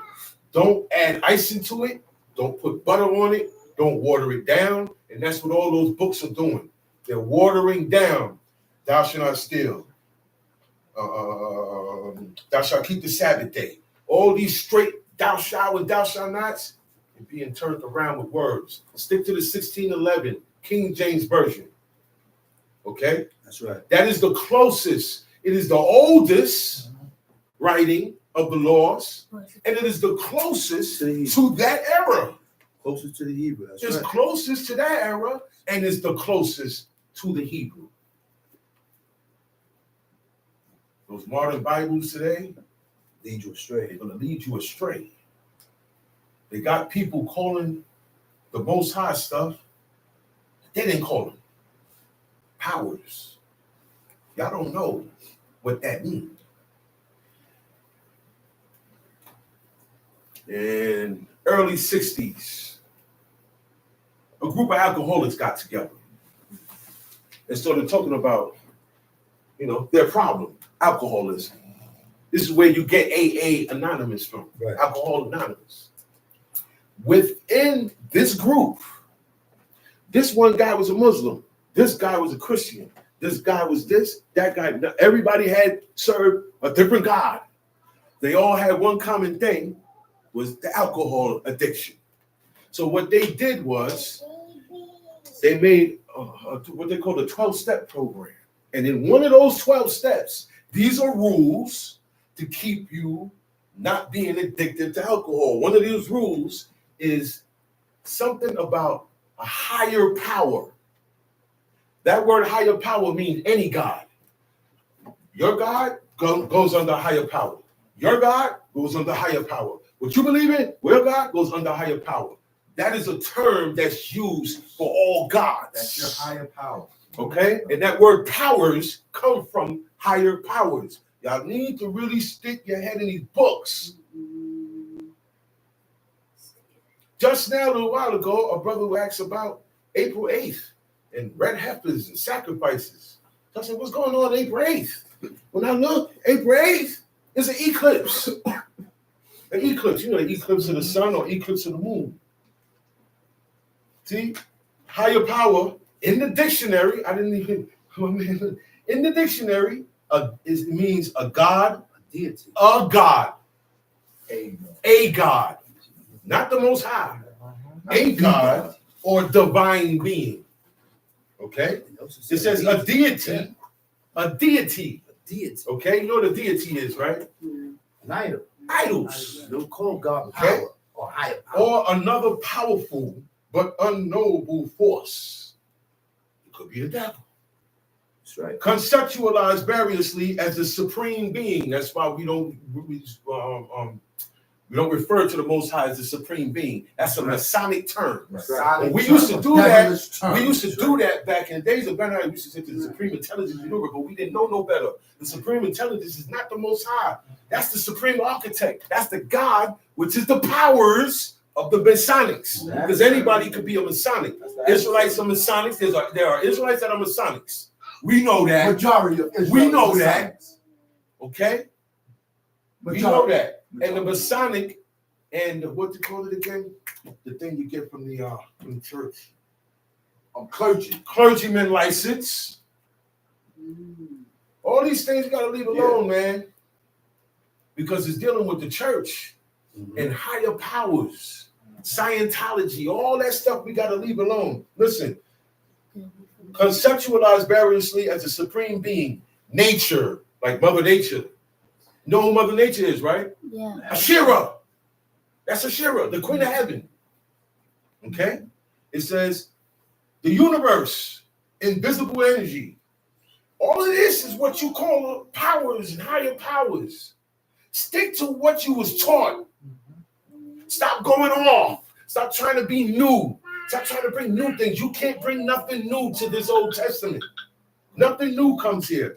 It says invisible energy, etc., to which appeals or prayers may be directed, or in the context of explanations of life and circumstances may be imagined. Does this sound like the Most High got anything to do with this? No. We have to stop following people and their sayings, what they say when they see each other. We can't take everything we hear. Oh, wow, I like how that sounds. Now you start using it. You're a follower. A monkey. Out of all the apes in the ape family, the monkey is the dumbest one. The monkey is the most unintelligent one. Because all he know how to do is do what you do. Monkey see, monkey do. Monkey see, monkey do. Copy it. And then he throw feces on you and laugh at you. Orangutans are more intelligent. The chimps is more intelligent. But that's why our leader, Prince Yaakov Nasi, right? He used to call the men monkeys. When he got mad at them and he seen them doing stuff, he said, man, y'all doing the same thing the heathens doing. Y'all are monkeys. He used to call them monkeys. Because he didn't like to use the word N-I-G-G-A. He said it was a derogatory word. He didn't like using that word, so he called them monkeys.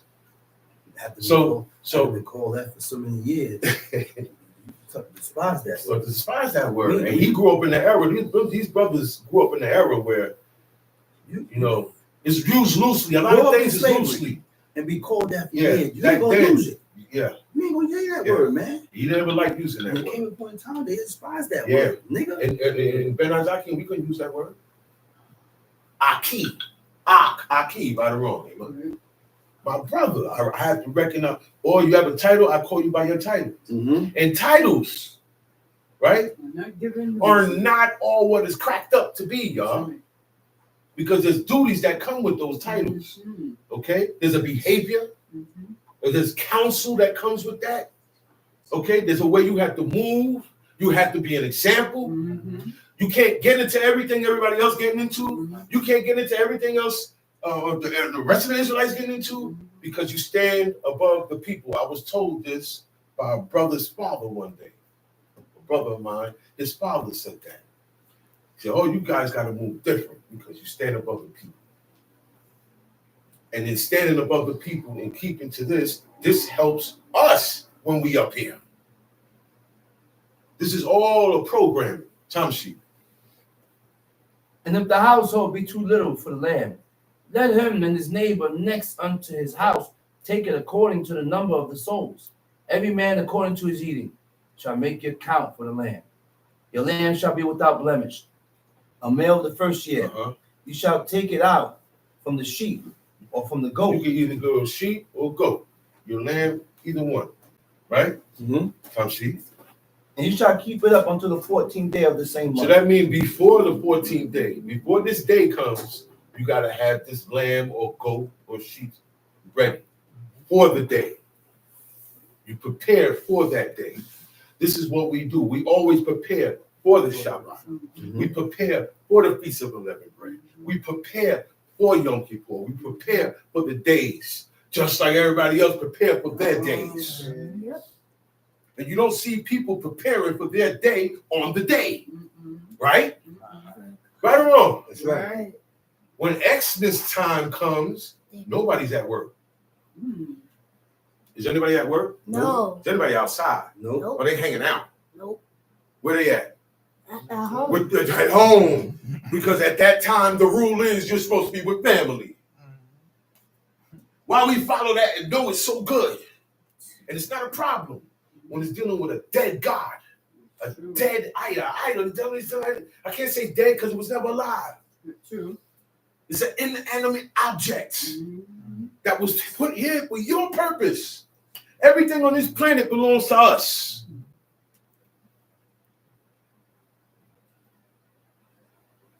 God made the planet, made everything, the oxygen, the atmosphere, the sunlight, Okay, now it's fit for man. That ain't made man. Boom. Now, when God created man, the earth was here. Everything was here, made up in him, for him.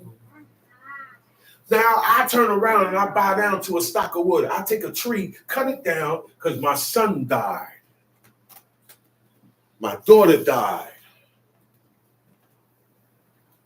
And we have a bad problem of holding on to people who left here. We don't know how to let that go and just miss them.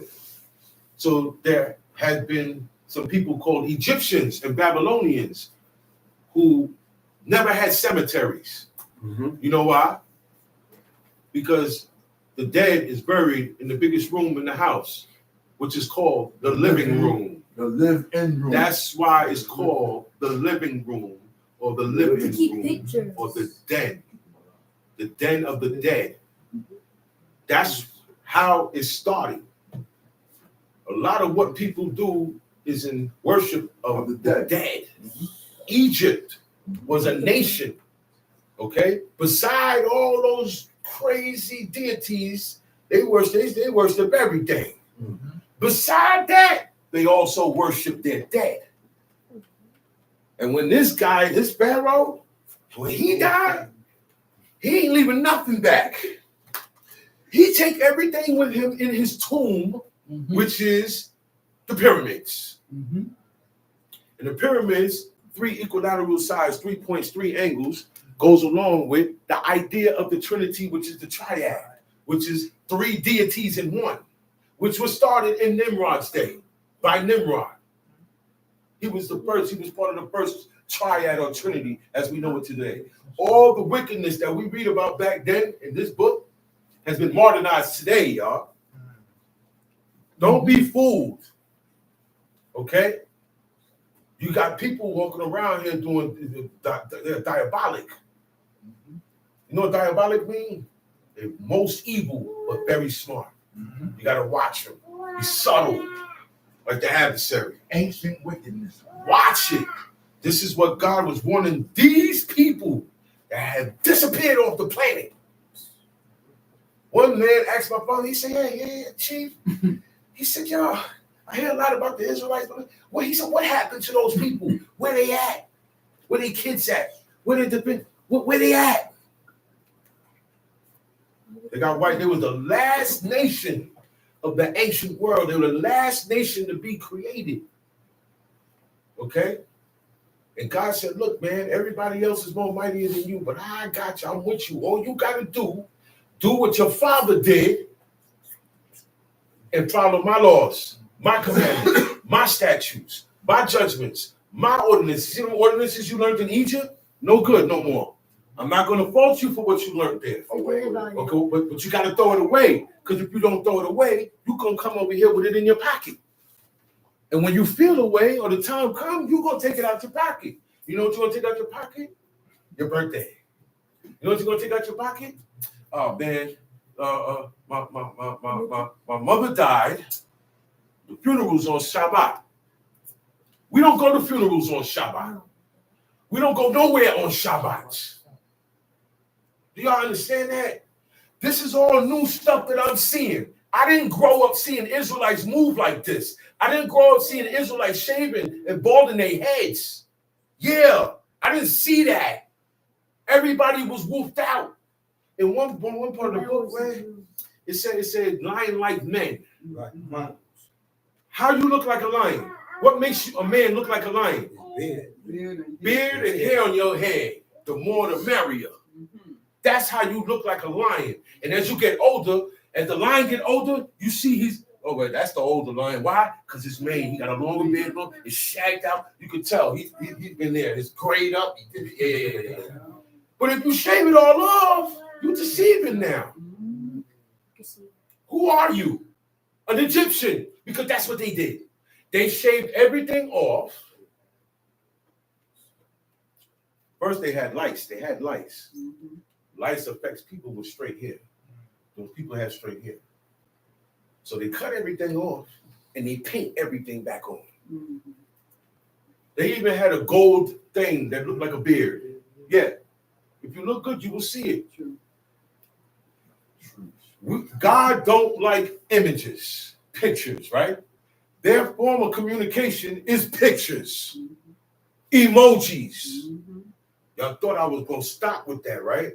Every week I'm going to show y'all what it is, man. Certain emojis don't use. It's hieroglyphs. A lot of them emojis are deities.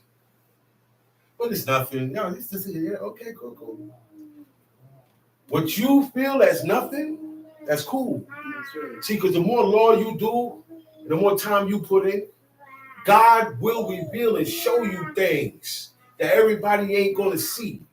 God will reveal and show you things all Israel is not going to see. And when you say it and you speak on it, everybody going to either be quiet and not say nothing, or they're going to debate and question. But that's what they said. They said the people consent with the priests. It said the people contended with the priests. That was the word, contended. Contended means they debated with them. They argued with them. They argue with their teachers. We love to argue with our teachers. We love to argue and debate with anybody who has authority over us. That's the problem. That's the problem right there. You know why? Because you've been a slave all over the world. Before you were born, your parents was booted all over the place until you was born where you was born at. And then you was born where you was born at. Most people not born where their parents was born at. Right or wrong? And their parents wasn't born with their parents. So that means there was a lot of moving around.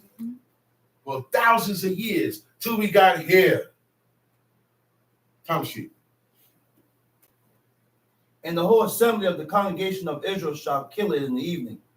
And they shall take of the blood and strike it on the two side posts and on the upper doorposts of the houses, wherein they shall eat it. And they shall eat the flesh in that night, roast with fire and unleavened bread, and with bitter herbs they shall eat it. Eat not of it raw, nor sodden at all with water, but roast with fire. Roast with his fire. head with You his can't legs put and the barbecue purpose sauce thereof. on it. You can't put barbecue sauce on it. You can't have it marinating the night before. This is the offering, a holy offering of God. All of God's holy offerings are supposed to be done exactly how you say it. Look. All these guys running around with offerings, they're not even doing it right. Because if they would only think the first thing that you have to have is God. Because Most High God is going to say, okay, this is the spot. He said, well, I choose to place my name. Only there you bring your sacrifices to the door of that tent. Where is that place? Where is that place, y'all? Where is the place that God chose to place his name so that people can come and sacrifice and bring their oblations and their tithes and make peace with God? So there's a man in there, a high priest, that he don't leave. Tell me somebody who don't leave where they at right now. Show me a priest. Show me a priest. The priest walked barefooted in the temple. That's right. Because it's holy in there. He good. He's not outside. He don't go outside. He doesn't have to go work. He doesn't have to do nothing. It said the Lord's portion is his. See, he don't get He stated, God said, I'm gonna keep him amongst me. Okay? So where is this action going on at? Because look, we need a high priest. We need a place where God chose a place. We need that. We don't have that no more. Y'all understand how good they had it? We don't have those easy way outs no more. Now you gotta be hard on yourself and make yourself do this or die in your unfaithfulness. So all of this here, we don't have to do none of this. What we reading. They did that. That was the only time this was done. Was when they was in Egypt. When they got out, they didn't have to do this part. Okay? Because there's nothing passing over. When they got in Israel, when they got home in Israel, they didn't have to take the blood and put it on. They didn't have to do that. Time sheet. And ye shall let nothing of it remain until the morning. And that which remaineth of it until the morning, ye shall burn with fire. A lot of the Most High's offerings, he don't like certain peace offering. He don't like it to last until the third day. He said, stay over to the third day, burn it with fire. That's right. You better not eat it. He said, nah, man, I'm gonna make a sandwich out of this.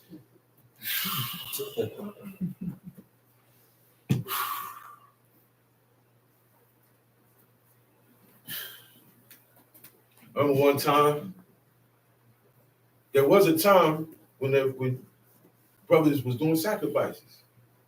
They didn't know no better. One time, brought a lamb in there, not knowing there was a female lamb that was pregnant. And when they hit the lamb up, a little baby fell out.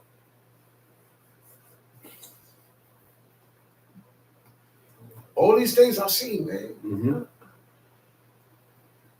And that happened because of not being learned and taught, not knowing the ways, and not sticking to what it says here.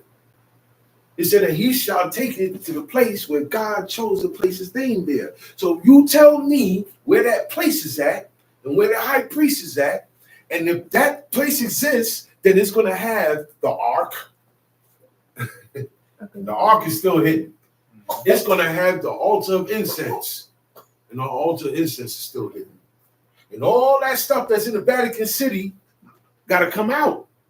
The rest of God's utensils is locked away deep in the chasm room in the Vatican City. Untouched. They're not going to do what that king did and start drinking out of them goblets. They know what happened already. Time sheet.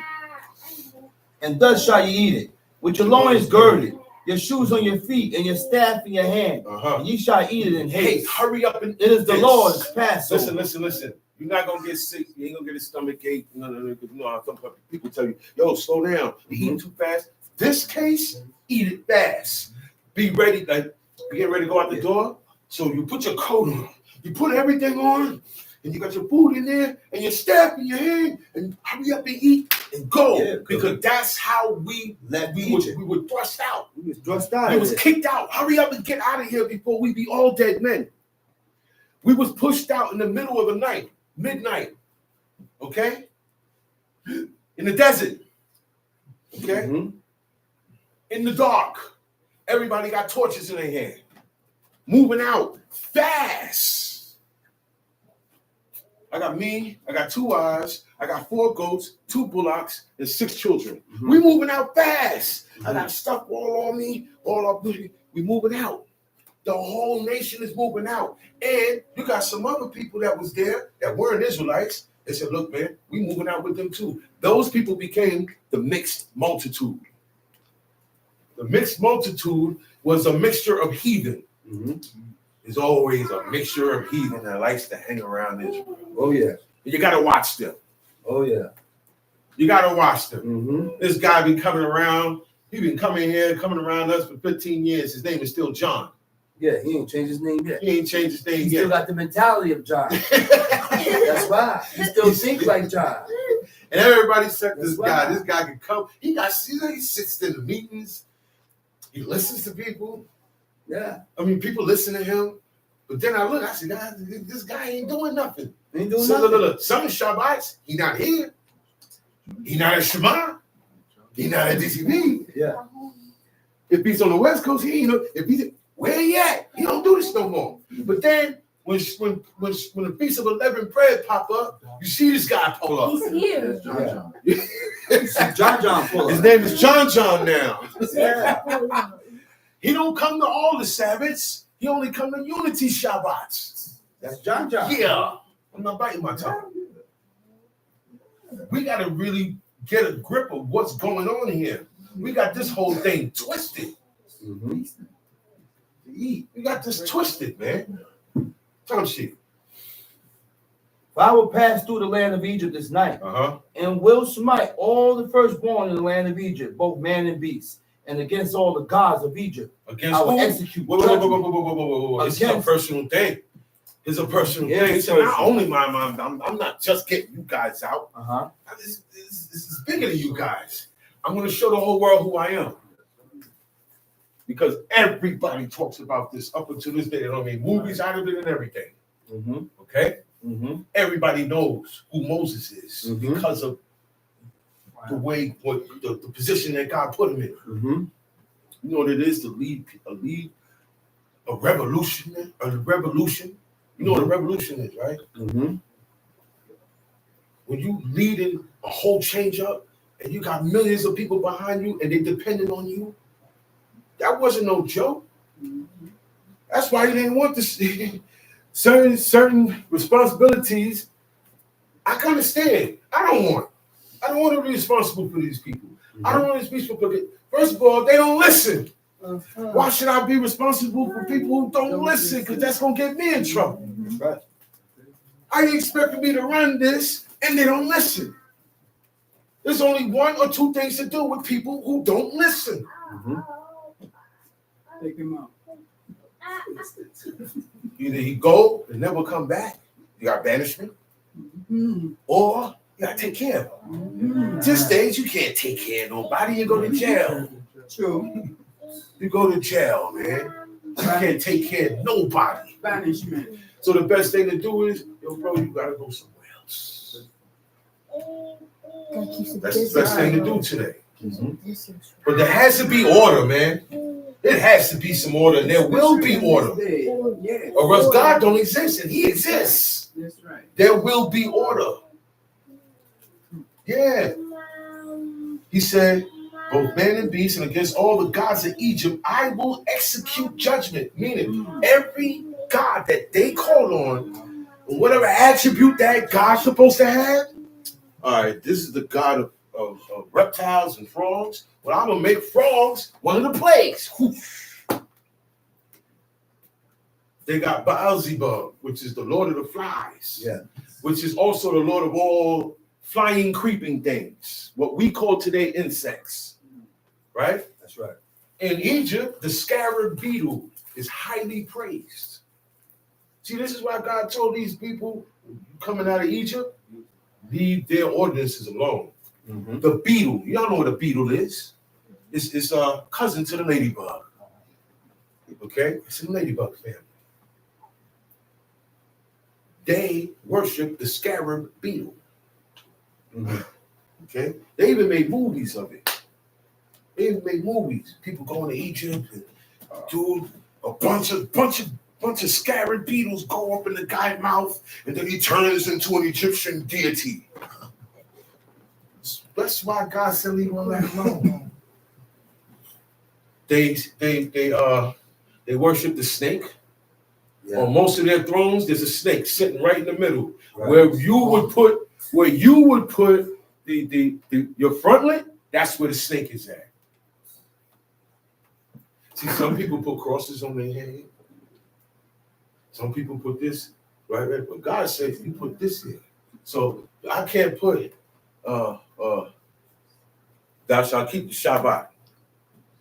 That's my problem. Because it's in here, it tells you what to put. See, my thing is God's name. my thing is, man, you have to do exactly what it says. Right. It will not be accepted. Do you think the high priest could do his own type of, what happened to the last guys that did their own thing in the tabernacle? They got killed. They got killed.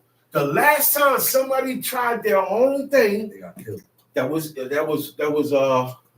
That was Hophni and Phinehas. Then after that, Eli's sons. you had Eli's sons. No, those are Eli's sons. No, I'm talking about not Hophni and Phinehas. Leviticus 10. Nadab and Abihu. First, you had Nadab and Abihu. Right. They wanted to make their own smoke, their own incense. They wasn't supposed to do it, and they wasn't supposed to go up in there. They wasn't supposed to do that at all, right? And see what happened to them? They got killed immediately. Then now, fast forward all the way down to Eli's sons, Hophni and Phinehas, what they was doing. When the woman is on her period, on a menstruation cycle, on her period, right? When it's over, the woman back then will bring up a pigeon or a turtle dove, okay, to the priest. When they come and they bring their offerings up, Hophni and Phinehas grabbed them, and they got a room on the side that they take them, and they say they deflower the young virgins. You know what that means? To deflower a virgin means you took her virginity. You took her flowers. Okay? And that was most wicked what they was doing. They were priests' sons. They wasn't supposed to be doing that. And they're taking them and churning them out, in and out. Ain't no telling how long this was going on. This was going on for a while because the whole city was talking about it. Mm-hmm. And he didn't put a stop to it. There are times, me as a parent, me as a father, I have to put a stop to this. Because you're out of line, son. You're out of line, daughter. I got to put a stop to it. And if you don't like it, you're going to have to go somewhere else where you rule and you run it. Far away from me. That's how it goes. If you don't like it, you know what to do. The world is full of people who know what to do. They go off on their own, and their lives get destroyed out there. And most of the time, it's too late. They want to come back, but what's holding them back? I've seen a lot of brothers. I'm going to come back to Shabbat. I'm going to do this. I'm going to do that. Nothing's stopping you. See, one guy, he was on his deathbed, so it was already. But I know other dudes that say they coming and they don't come. They can't. Something's happening.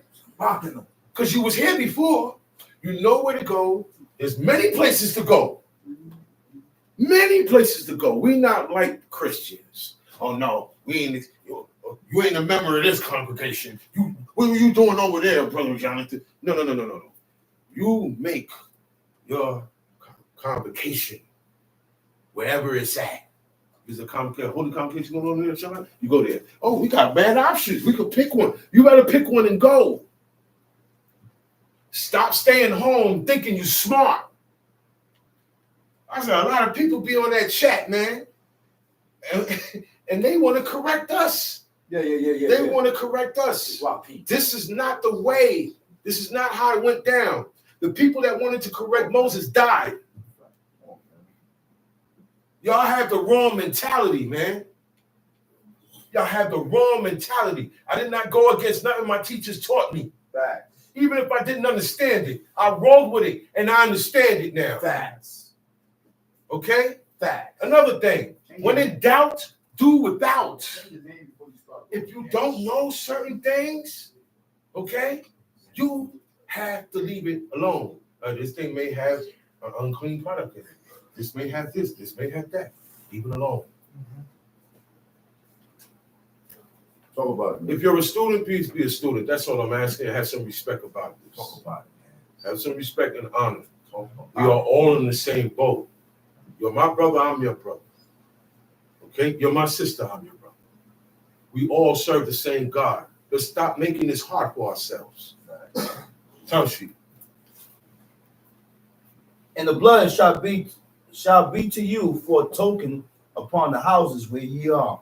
And when I see the blood, I will pass over you, and the plague shall not be upon you to destroy you, when I smite the land of Egypt. And this day shall be unto you a memorial. A memorial, a remembrance, commemoration of the day that this went down. Okay? Right. And you shall keep keep it a feast to the Lord throughout your generation. You We- shall keep it a feast by God, the ordinance look, forever. God tells you what memorials to keep. Okay?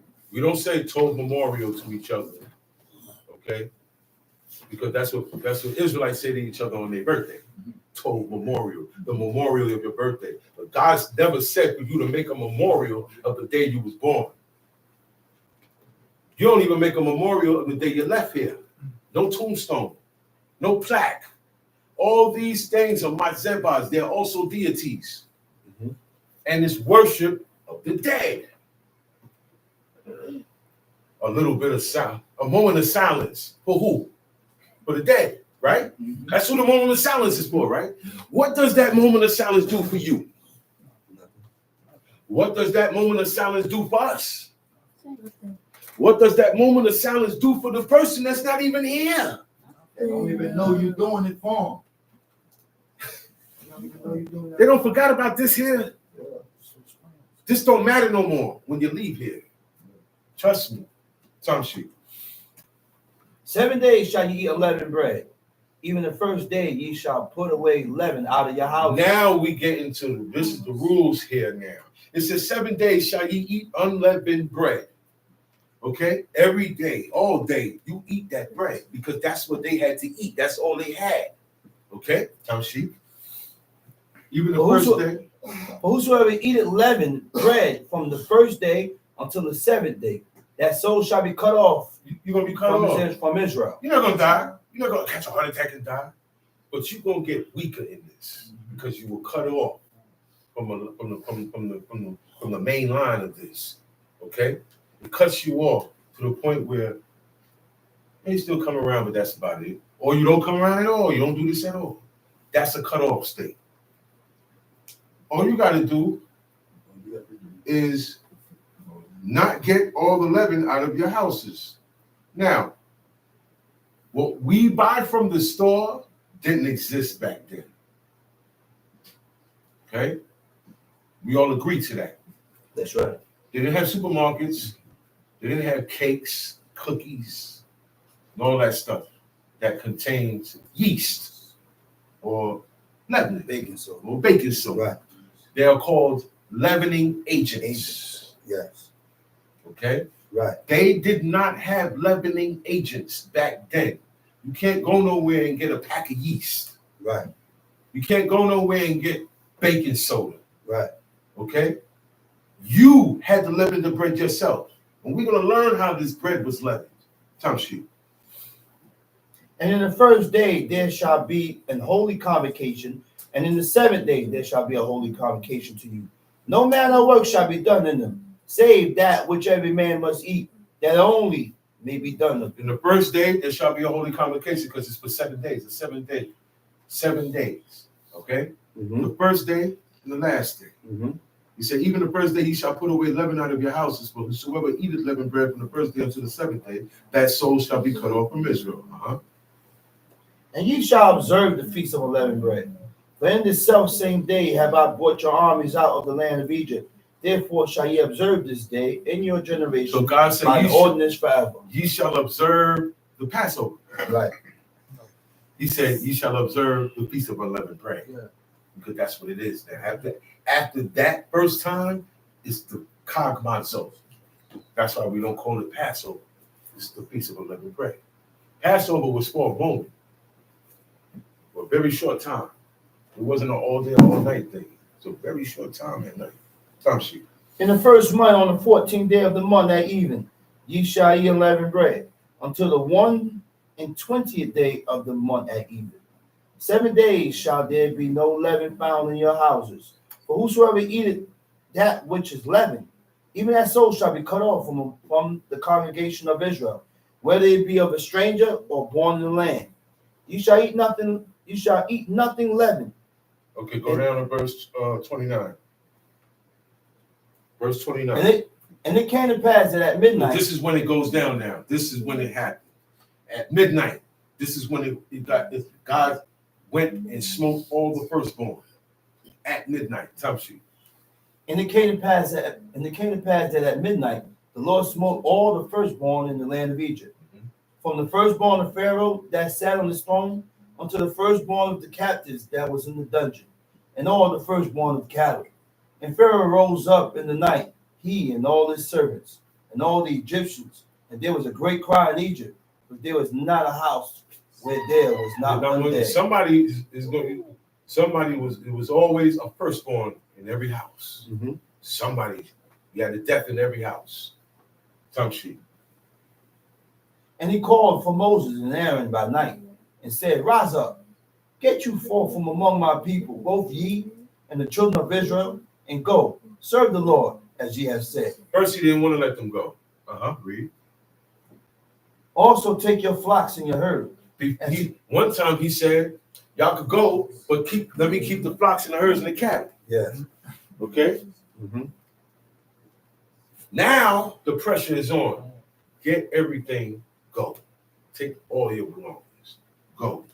Because as long as you here, I'm going to get it. Tongue sheep. Also take your flocks and your herds, as ye have said, and be gone, and bless me also. And the Egyptians were urging upon the people that they might send them out of the land in haste. For they said, we be all dead men. That's why they was sent out in haste. Because look, man, my firstborn just died. And it's because of these people here. Get these people out of here, man. Yo, Pharaoh, let them go, man. The people want them out of here. Look, whatever you want. You want this gold stuff here, take it. They ain't had to fight. That was one time a people spoiled another people, and there was no fighting. No fighting, no war, nothing. God did the killing. Yeah. Some shit. And the people took their dough before it was leavened. Now listen, they took their dough before it was leavened. Does it say how long that dough was sitting? No. It doesn't matter. No. You see what I'm saying? Which means it could have been sour. It could have God been ain't sour. talking about sour. That doesn't matter. That doesn't, Because it's not leavened. that's right. Read now, they were sent out. That means people don't make dough, and they're going to make some bread later, but now it's time to go. Right.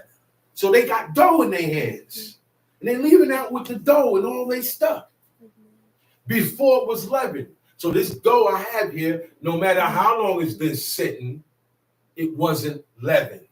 Y'all understand that? Sourdough is not leavened. I'm going to show you what leavens the bread. Tom she said the people took their dough Before it was leavened. Their kneading troughs, being bound up in their clothes upon their shoulders. Okay, stop right there. Kneading troughs. A kneading trough is as big and as long as an iron board. And this is what you use to knead the dough. The reason why that is mentioned, you said they're kneading troughs being bound up in their clothes. Like, man, my stuff is in my luggage. I can't even get to it right now. And look. And we don't have time to do what? Knead. So that means that's what leavened the bread. Right. I mean, if you read and take what you're reading, you don't even have to go into the Hebrew. That's right. Seriously. The Egyptians were urging upon the people that they might send around the and the people took their dough before it was leavened. So you can have the dough sitting and it's not going to get leavened. Sour does not mean leavened. Okay? Mm-hmm. They have the words mixed up. Comments only means leavening. We're not going into seahoard and all that. Okay? Right. It doesn't mean that. It means leaven. That's the only way back then they leavened their bread. They got to knead it. So if I'm not able to knead it, because we're moving out of haste, we don't have time to knead it. I got to eat this dough as is. So they just took the dough and threw it in there. And that's how you got unleavened bread. Do it in there. Put it together. You put the dough together. Once the dough is together, right? Then you throw it in there. That's it. It's a simple process. We made it hard and got side blocked by matzahs for years, for decades, generations. People sell matzahs in boxes, which are crackers, sheets of small, thin crackers. Okay? And it's leavened because it was put. I've seen how they make it. I was there. I was in the kitchen. Okay? And it's in a big giant vat. and they got a thing in the middle that keeps it turning For hours. okay. That's And neat. he said, okay, so we're gonna leave this alone. We'll come back in like 6-7 hours. Yeah. He cut the light off, Yeah. and we left. Yeah. And it needs that. And that whole time, that stuff is there overnight. Needed.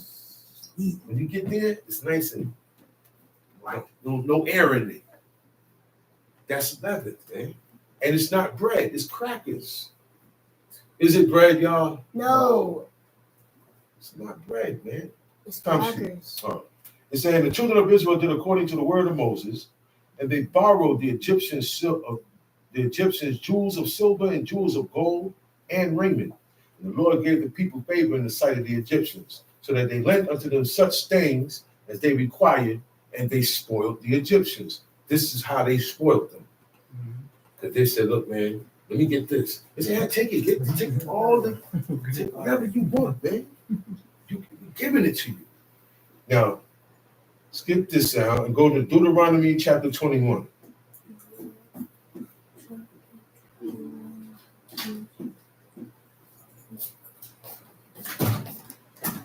Yeah, that's how the bread is leavened, man. Plain and simple. They had dough laying around. They just didn't have time to knead the dough. That's all. We had Deuteronomy 21. That's all. Everybody. That's why God said, you don't bring my offering up with leavened bread. Can't need that. That has to be unleavened. Okay. Time sheet. Deuteronomy chapter 21. If one be found slain in the land which the Lord thy God giveth thee to possess it, lying in the field, and it be not known who has slain him. Now, this is how they solved murder cases back then. We didn't have detectives and police and forensics. Okay, we had the ordinance of the Most High God, and we had God. We was close enough with Him that when we do what He's telling us to do, we get results and answers. That's how it works. So if one be found slain in the land, found somebody got a body, he said, which the Lord thy God giveth thee to possess it, lying in the field, and it be not known who has slain him. That happens a lot. Bodies always get found. You listen to the news, a body always getting found. Body is found in the dumpster. Body was found here. A decapitated head here. Decapitated head there. That always goes down. From back then. So he said, measure unto the cities which are round about that is slain. And it shall be that the city which is next unto the slain man, The closest city. even the elders of that city, The closest city shall take to that body. Okay? That's what God is saying. That's how it went down. He said, look, you measure which city is closest to this body. And we step to that city. And when we get to that city, you say, even the elders of that city. Okay? Automatically. Look. They ain't say, well, look, there ain't nobody here. Y'all can't come and blame us. Look, man, laws of God over everybody. So they said, look, man, we found a body and it's closest to y'all city. So the elders of that city. Why I say the elders of that city? Because that's who's in charge. That's who everybody listened to. That's who was judging in that city. That's who run the city. They are responsible for the actions of everybody in that city. That's how it was. See, back here, it was all for one for all. God looked at Israel as one man. That's why when Achan did what he did, it brought wrath on people. on the whole nation. Okay? That's right. It said, even the elders of that city shall take a heifer which had not been wrought with, meaning it hasn't been worked. You have never put this heifer to work. It has never pulled a plow machine, right? Unto a rough valley, which is neither eared or sown. Now, a valley is a point of land that goes down like a bowl. Right. Like, because when it rains, that valley gets filled, it floods in the valley. Yeah. Because that's the lowest part of the plate of the hills. Most valleys are at the bottom of hills and mountains. So he said, find a rough valley, meaning this is a valley, nobody lives in this valley. Nobody built nothing on this valley. So take the heifer unto a rough valley, which is neither aired or sown. Nobody never planted nothing there. Nobody did farm work there. And shall strike off the heifer's neck there in the valley. It said, take that, kill the heifer by taking off the neck. And the priest, the sons of Levi, shall come near. Mhm. For them the Lord thy God has chosen to minister unto him, and to bless in the name of the Lord. And by their word shall every controversy and every stroke be tried. And all the elders of that city that are next unto the slain man shall wash their hands over the heifer that is beheaded in the valley. And they shall answer and say, our hands have not shed this blood, So now neither have our eyes seen it. those same elders have to come now that are next unto that slain man that's next to that city. He said they shall wash their hands over the heifer that is beheaded. That heifer is on the ground with no head. All them elders got to stand over there and they got to wash their hands. It's a statement, meaning, and they have to say, our hands have not shed this blood, neither have our eyes seen it. Meaning, I'm in charge here. I didn't do this. Neither did I see it or know about it, because I'm responsible for what goes on in my city. Time sheet. Be merciful, Lord, unto thy people Israel, whom thou hast redeemed, and lay not innocent blood unto thy people of Israel's charge, and the blood shall be forgiven them. That's what the elders got to do. They say that, and they ask God to be merciful unto his people Israel, whom thou hast redeemed, because he redeemed us when he got us out of Egypt. Okay? He said, and lay not innocent blood unto the people of Israel's charge. Meaning, don't put that innocent blood on us because we didn't do it. Right. And they have to say this while they're washing their hands over the body of that dead heifer. Right. And it said, well, if they do that, it said the blood shall be forgiven them. Meaning, y'all clear. I'm not gonna look at y'all for that. Time sheet. So shalt thou put away the guilt of innocent blood from among you. And when thou shalt do that which is right in the sight of the Lord. So even murder cases was taken care of. See how easily that is? No forensics, no witnesses. I don't need a snitch on my back. You know how cops, they have snitching informants. I don't need none of that. See the way that God had these people set up, right? They don't need helicopters. They don't need what we got today. Right. They didn't need that. All right? He said, God had made man upright, but he sought out many inventions. So I made you to be upright, but you still went over there and made this device. Okay? And you still went over there and made this, and you still went and did this, and you made religion, and you did this. All those are inventions.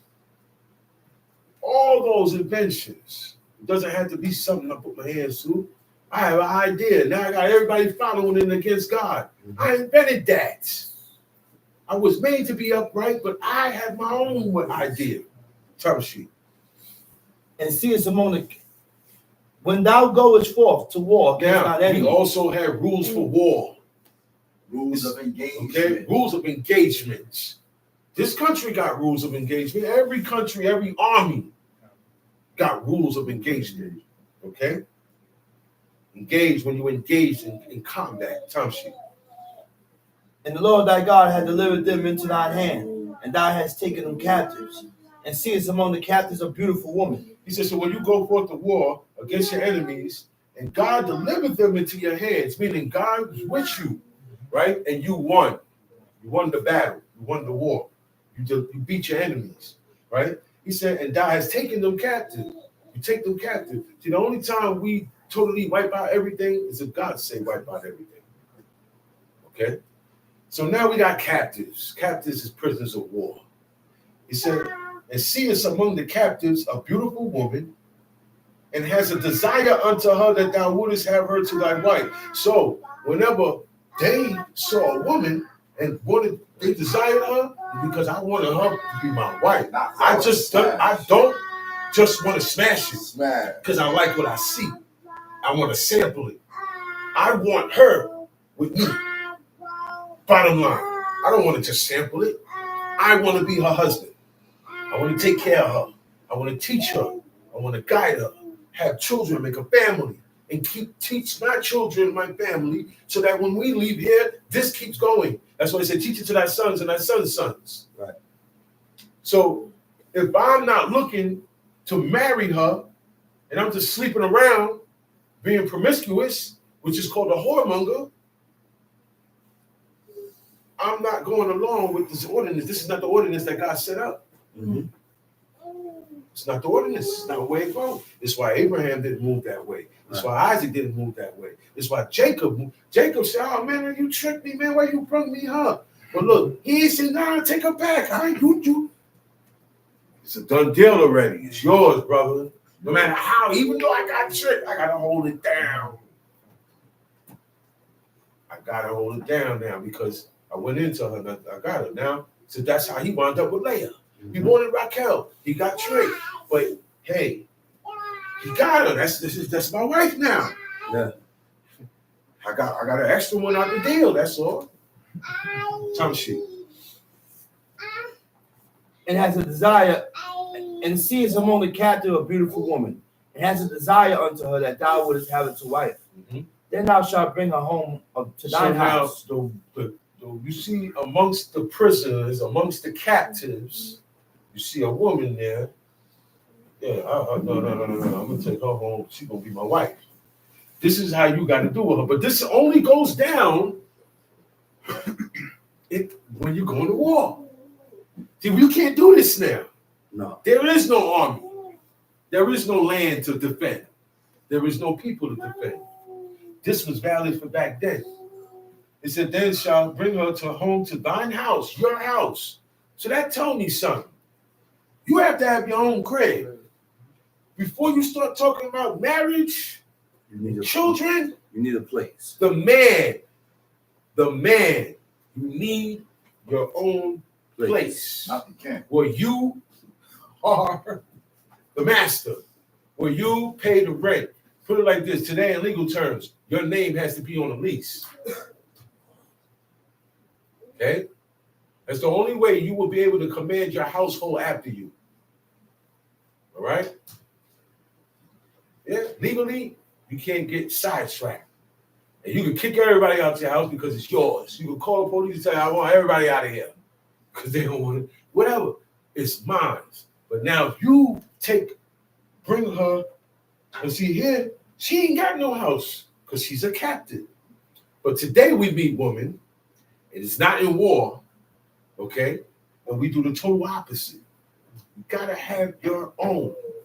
You gotta have something coming in. If I can hardly take care of myself, what I'm looking at, I'm not looking at no wife. I'm not looking at lady. I'm keeping it myself because I'm going to be responsible for her, and I'm not financially responsible.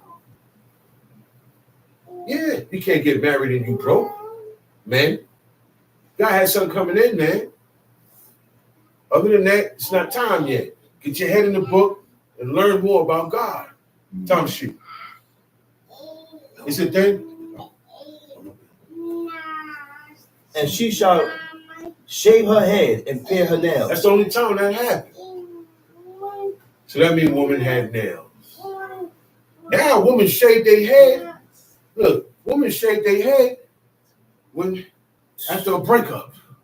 Women shave their head when things in their life go, you know what I'm saying? They shave their head. Women are always shaving their head, cutting their hair. Well, I was stressed, so I had to get a new look. A new start. A new start, a makeover. All this, that's heathen stuff, man.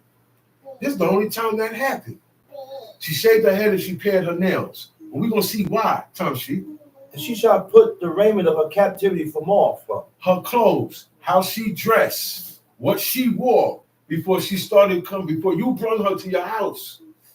Right? That got to change. She got to come out of that. Till all of this happens before you go in there, before you have any sex with her. All of this happens. Yeah. All of this happens. Okay? She shall put off the raiment of her captivity from off her, and shall remain in your house, in thine house, and bewail her father and mother. Okay? Because she lost them in that war. Right. Okay? So she's going to mourn them. Give her a month to mourn her father and mother. Okay? He said, and after that, thou shalt go in unto her and be her husband, and she shall be thy wife. That's how they got their wives from captives in war. Time sheet. And shall remain in thine house and bewail her father and her mother a full month. And after that, thou shalt go in unto her and be her husband, and she shall be thy wife. And it shall be, if thou have no delight in her. Now, she's your wife, right? But now, you don't have no delight in her. Did they have a ceremony? Okay?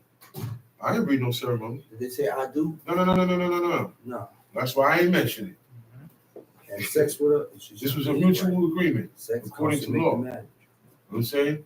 He had to do these procedures first, and then he went into her and by having sex with her, that made her, because I want you to be my wife. So when I have sex with you, you're mine, you're my woman, you're my wife. That's how they got married. The women were virgins. You didn't have whores walking around here. You didn't have little girls that were not virgins by the time they ready to get married. That's right. You didn't have these type of things. You didn't have a bunch of men looking at this. I had her. Yeah, I had her. I got They her. like that. They didn't. It was not like They that, didn't like man. that. It was. They didn't get down like that. All that is whoremongering, whoredom. Okay, and it breeds whores. That's what we got today. Okay, and now you're having children. People are having children out of whoredom, Out of wedlock. which is you're not married. You have children. You're not married. Right. When you have a child and you're not married, they are bastards. The world is full of And bastards. God said about a bastard, he said ain't gonna be established in this. You know what that means? You're not gonna be able to do this because he came from an evil bed. Another form of an evil bed is a child from rape, Incest. incest. You know what I'm saying? Incest is blood and blood, close to kin, brother and sister, uncle and niece. Then you have a kid out behind it. And there's a lot of children being born under those pretenses, under those circumstances. And those are who bad. Now, if I have, all right, my father died, right? Now that he's dead, that does not make him a bastard. Right. He was married when he had me. So he's dead, he's gone. Doesn't mean I'm fatherless. I'm not a bastard.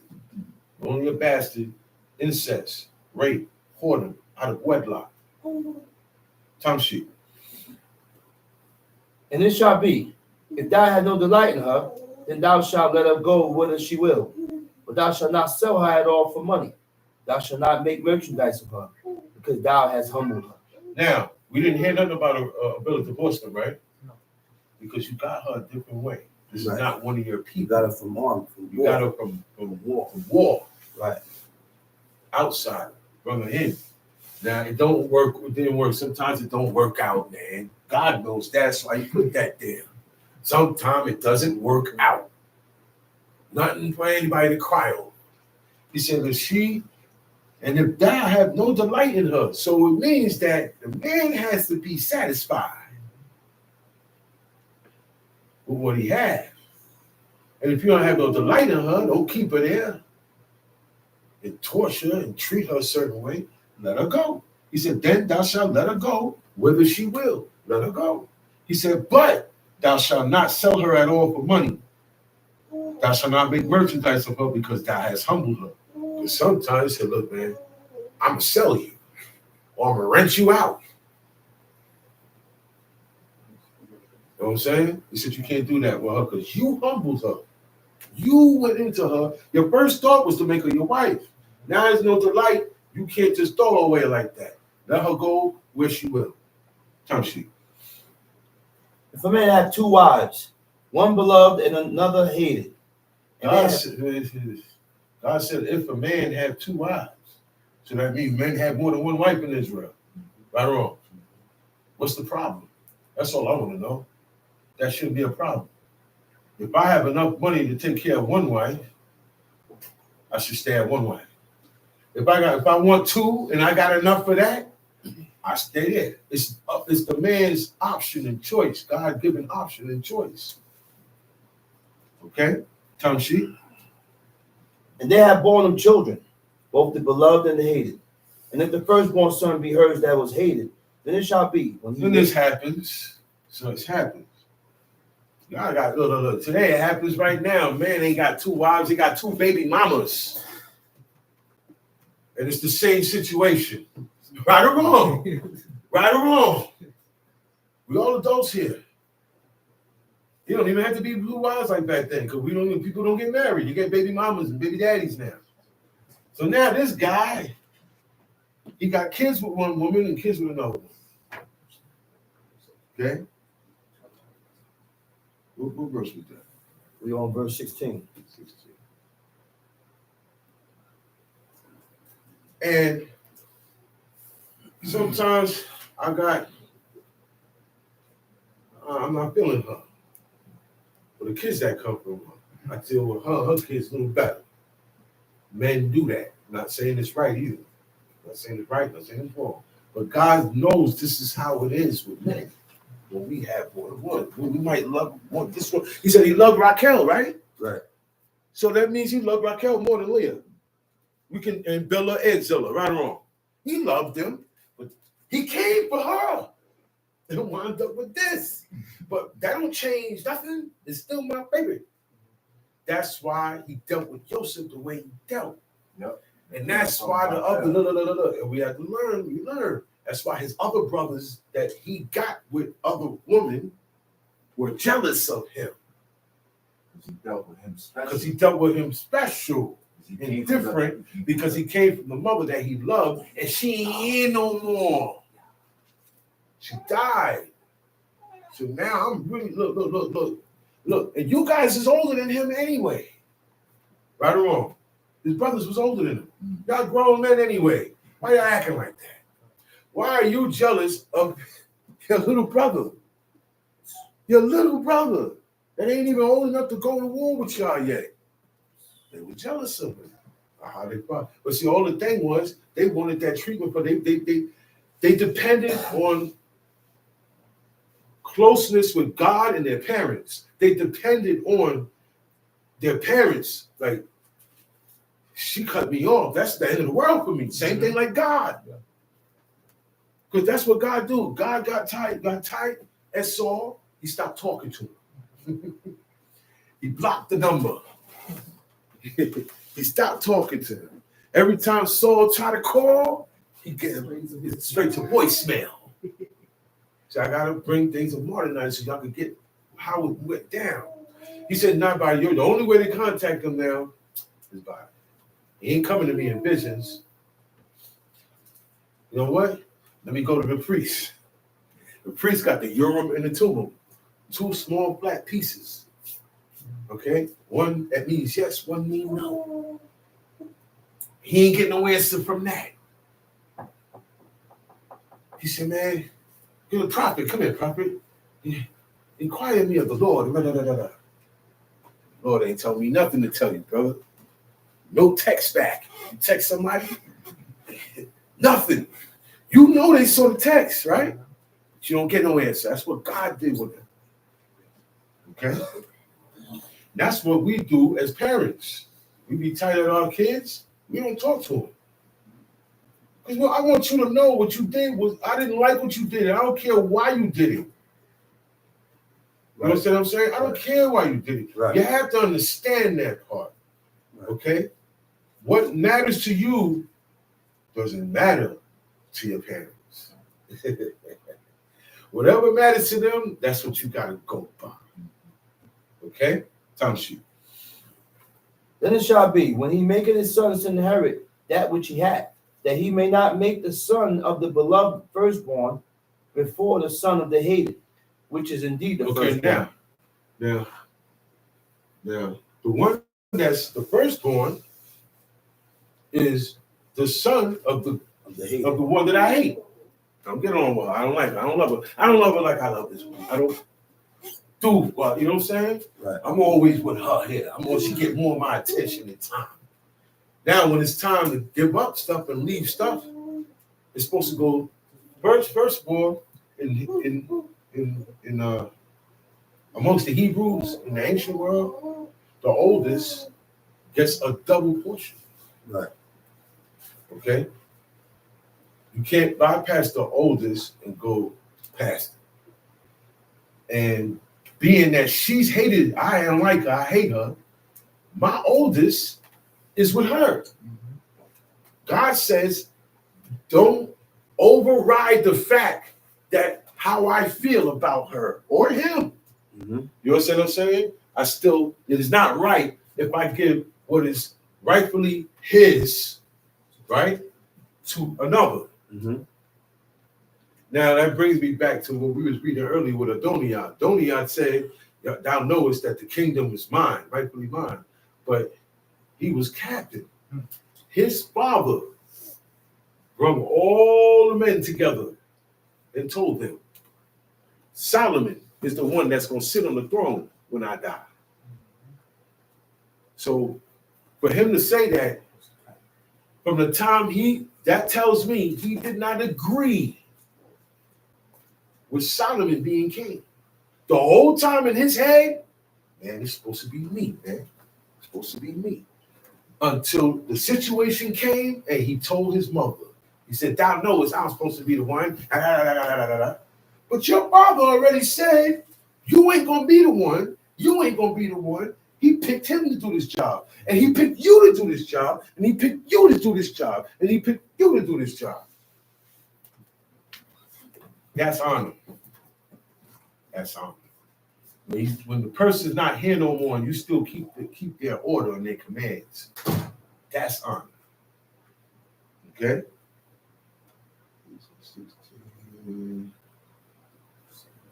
He said, but he shall acknowledge the son of the hated for the firstborn by giving him a double portion of all that he had, for he is the beginning of his strength. The right of the firstborn is his. Okay, verse 18. If a man have a stubborn and rebellious son, we know what rebellious means. You're always going against. You always got a problem. Always going against, always denying, okay? Being an op, always opposing.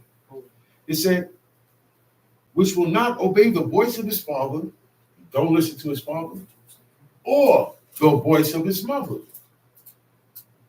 So now, there's times when the father comes to speak to him, he don't listen. The mother comes to speak to him, he don't listen. Right? And when they chasten him, when they get on him, when they rebuke him, right? He still don't listen. He said, then now look, this ain't no little kid. This ain't no 12-year-old. It's a grown man. It said, then shall his father and his mother, both parties, lay hold on him. Okay? Not just the father doing it, not just the mother doing it, because it's going to look like one is wrong and one is right. And if we are one, if my wife and me are one, then we agree to this, because he's not listening to me, he's not listening to you.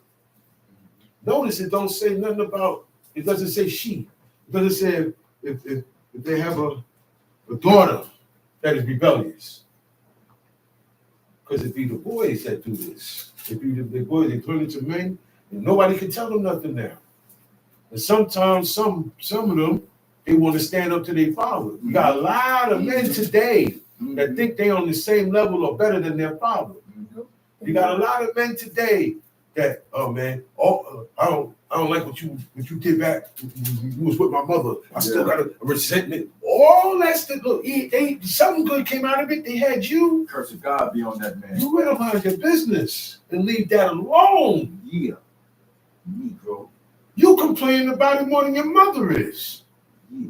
What's up? You can't be standing up to your dad, man. Yeah. Stop challenging him. Stop criticizing him. Okay? Stop downplaying what he say when he not around and other people are there. That. Because I see that's what people do. And if you can't do it to your father, what make you think you can do it to your mother? It said, thou shalt honor thy father. And my mother. No, don't say mother. Just say father. Because that's how some people move nowadays. It said thy mother, thy father, and thy mother. That thy days, They they be long. upon the land. You live a little longer. You get some type of blessings. You get a little easement when you honor your mother and your father. He said, they shall say unto the elders of the city, this our son is stubborn and rebellious. He will not obey our voice. He is a glutton and a drunkard. They take him, you know what they take him to? The judges of the city, the elders. They sit at the gates and they take care of all cases. Okay? Police are taking him downtown to court. Well, that's downtown. The gates, that's your downtown. That's the courtroom. That's your 120 skirmer horn. But the judges that are there, all right, are out of Dan and Levi. Most of them retire. The retirement age for a priest is 50 years old. 50 years old. You start at 20 and you retire at 50. Okay? We have everything here, man. Retirement plan, everything is in here. God got it covered. Okay? And they shall say unto the elders of this city, this our son is stubborn and rebellious. He will not obey our voice. He is a glutton, meaning he eat everything up. He eat everything up. You got a loaf of bread? 4 o'clock. Got a loaf of bread here. 6. Half gone. Before the sun is down. Oh, the bread gone. The 2 end pieces and 2 regular pieces. Somebody, this guy, he don't listen, and he want to eat everything up. Everything. See, these are the characteristics of a son, and they got daughters that do this now. Because women want to be men, they start doing stuff that the men do now. So these are the characteristics you don't want to have. He said he is a glutton and he's a drunkard. So we talking to him and he don't want to listen. All his actions come from him being drunk. And that's the reason why he eats so much, because when you drink a lot, it make you eat. So that's where they go together. But that's not his food, and that's not his house. That's his parents' house, his parents' food. I can't go to nobody's house and be louder than the owner of the house. Y'all know that, right? It's not good to do that. These are not good ways. These are not good ways. Okay? Term sheet. 21. And all the men of the city shall stone him with stones that he die. That guy So gets shall- stoned. That son dies. It is not inhumane. Whatever God say is not inhumane. Whatever God say is right and correct and just. Time sheet. So shalt thou put away the evil from among you, and all Israel shall hear and fear. And if a man have committed a sin worthy of death, and he be to be put to death, and thou hang him on a tree. He said, if a man committed a sin worthy of death, you got sins, you got certain violations that's worthy of death, right? He said, and he be put to death. He said, and if you hang him on a tree, because there's different ways to hang, you kill people. Beheading them, you hang them, okay? Time sheet. His body shall not remain all night upon the tree, but thou shalt in any wise bury him that day. For he that is hanged is a curse of God, that thy land be not defiled. Yo, Jake got hanged. The real story, he got hung on a tree. They don't like to say the real story because you just heard it. For he that is hanged is a curse of God. That's a false story. The story that they told y'all about Jake, that's not even the story. He got hung. He got hung. All right? Same ones that had dinner with him the night before. Same ones. Same ones. They're called apostates. Right? An apostate is a turncoat. What were they called? Apostles. Apostles come from the word apostate. Apostate is one that turned. I was down with you guys. Now I turn. He's an apostate. Okay. Go to Deuteronomy chapter 22. Thou shalt not see thy brother's ox or his sheep go astray, but hide thyself from them. Thou shalt in any case bring them again unto thy brother. Whatever. It's just telling me I hold down whatever belongs to my brother. Okay? We don't have oxes and asses today, but I have that same mentality. I'm like that with your wife, and I'm like that with your children, because that's also your possession. Right. You know what I'm saying? I'm not going to see nothing happening to them or anybody doing anything to them. I don't care if I'm mad at you or you mad at me, because it said, "Thou shalt not see thy brother's ox or his sheep go astray, and hide thyself." Why would you hide yourself? Some type of animosity there. Yep. That overrides that. Okay? I see my brother Sean, his robe on the floor. I'm going to pick it up and put it back up there. It's as easy as that. It's as simple as that. See. Hatred will make me say, man, get that food stuff. Right or wrong? Mm-hmm. Hatred will make a person do that. Hatred will make me neglect my brother's possessions. Okay? I see his oxen and his ass going astray. Because animals, when you don't have them on a leash or in a gated area, They run they away. run away, they run off. Time sheet. And if thy brother be not nigh unto thee, If he's not near, or if thou know him not, then thou shalt bring it into thine own house, and it shall be with thee until thy brother seek after it, and thou shalt restore it to oh him. yeah, they're going to seek after it. Did not Saul go looking for his father's cattle? Mm-hmm. You going to go get it. See this dude, he ran after his servants. Mm-hmm. That's why I said don't turn in the servant that escaped from his master. There's a reason why that servant escaped from Shimei. Yeah. God stirred that up. All of a sudden now everything's going fine, and guess what? Two of his servants run off. And this guy not thinking, instead of sending somebody or going to the king himself, say, "King, I got two servants that ran off. I don't want to go out of Jerusalem because of I made a promise. the promise that I made with you and the oath that I took." And he's a righteous man. He will say, send this guy, or he will get it done. But it was meant to happen that way. All of a sudden, his servants run off. Mm-hmm. A good master, servants don't run from. Right. That's all I'm saying. A good master, servants ain't running from. Back in the slave days, they said, "Nah, I'm good. My master, he's a good master. He treat us good." You had a lot of slaves like that. And they did. They'll tell him. No. Yeah. They did. You had a lot that did treat those black slaves good. Not everybody got done dirty. They call them house niggas. Okay? And guess what happened? The house nigga wound up with the estate. A lot of slave owners died and left property to their best slave. That's how you got a lot of people that own stuff down south. Mm-hmm. And it's passed down. And when you look, it comes from the slave master. So if you're a good master, I don't care how much a slave is, they're going to say, "Yeah, man, look, man, I love my master." He said, "Man, I don't want to go nowhere. I love my master, man.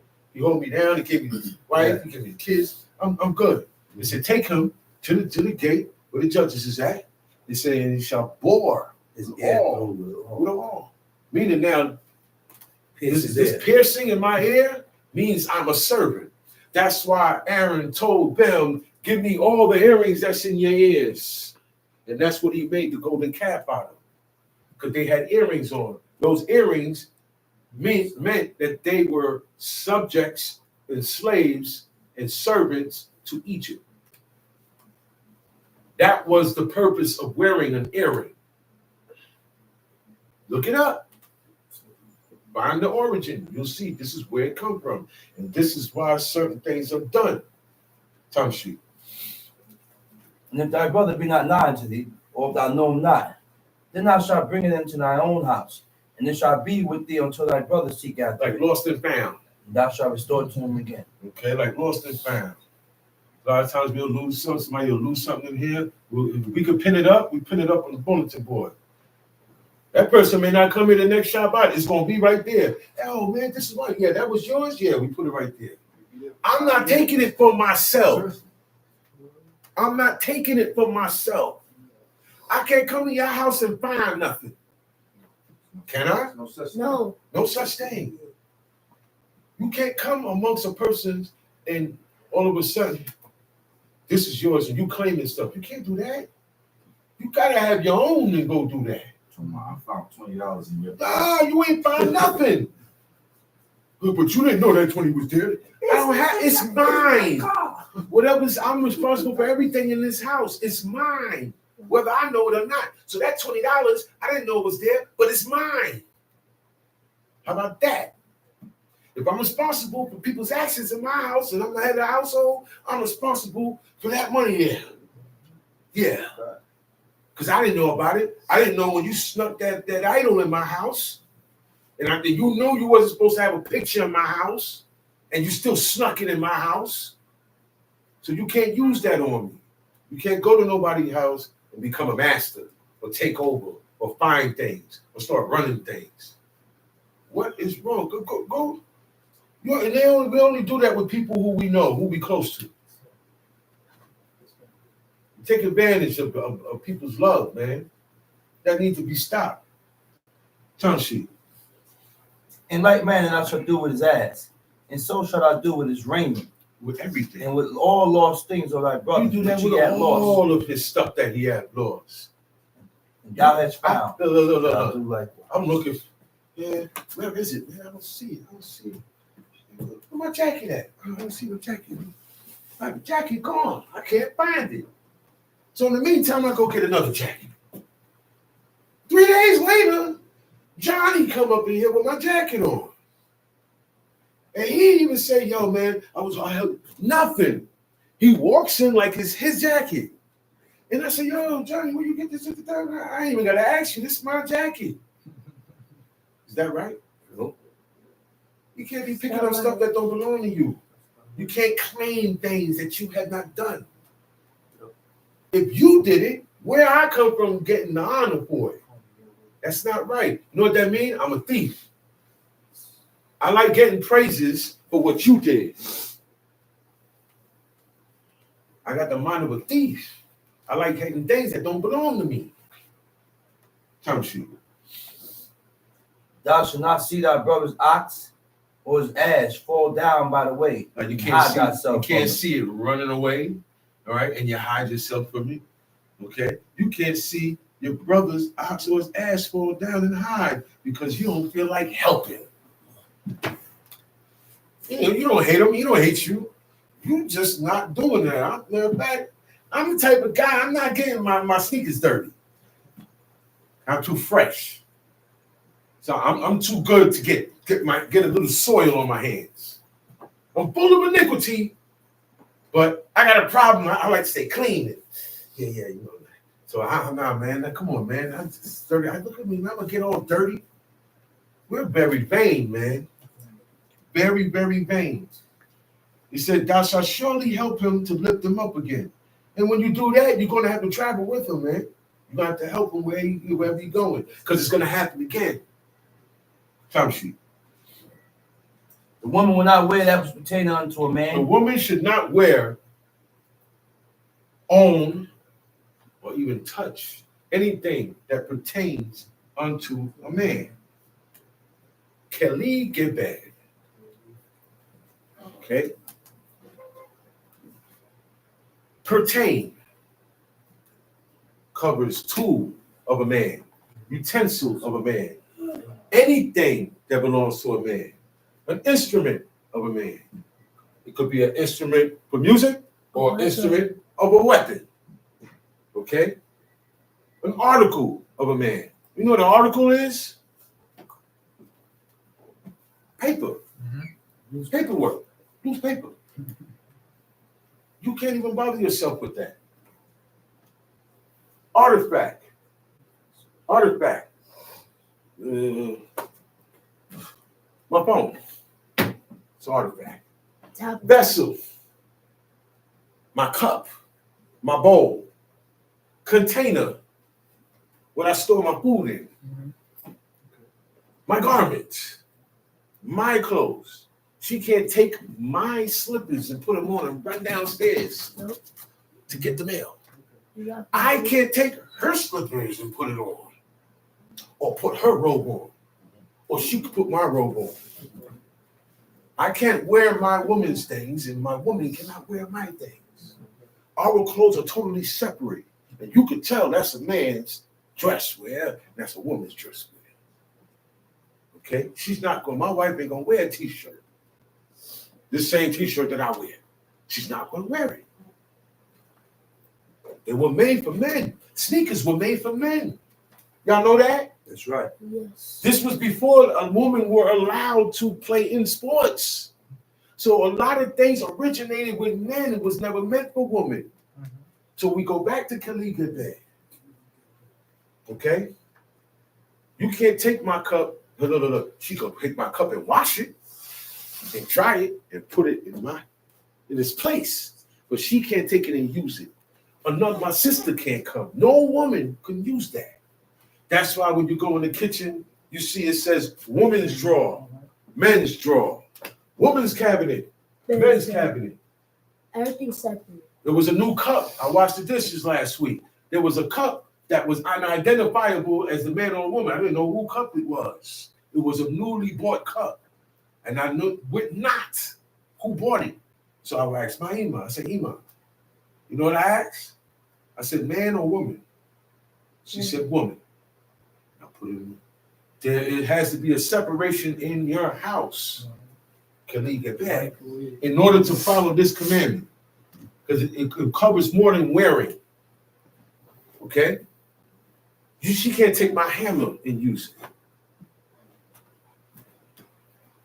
She got her own cups, her own utensils, she got her own blender, her own microwave. We don't share the same things. Okay? Time sheet. Thou shalt surely help him to lift them up again. The woman shall not wear that pertain unto a man, neither shall the man put on the woman's garment. For all that do so are an abomination unto the Lord thy God. So once a woman got on men's clothing, she's a walking abomination. And those dudes that's walking around in women's stuff is walking abominations. Cross-dressers. A woman that wear men's clothing, she is also a cross-dresser. It's not just a man, because you got women that wear pants. Mm-hmm. Pants weren't worn by women until 50s or the 60s. 1900. Y'all know that?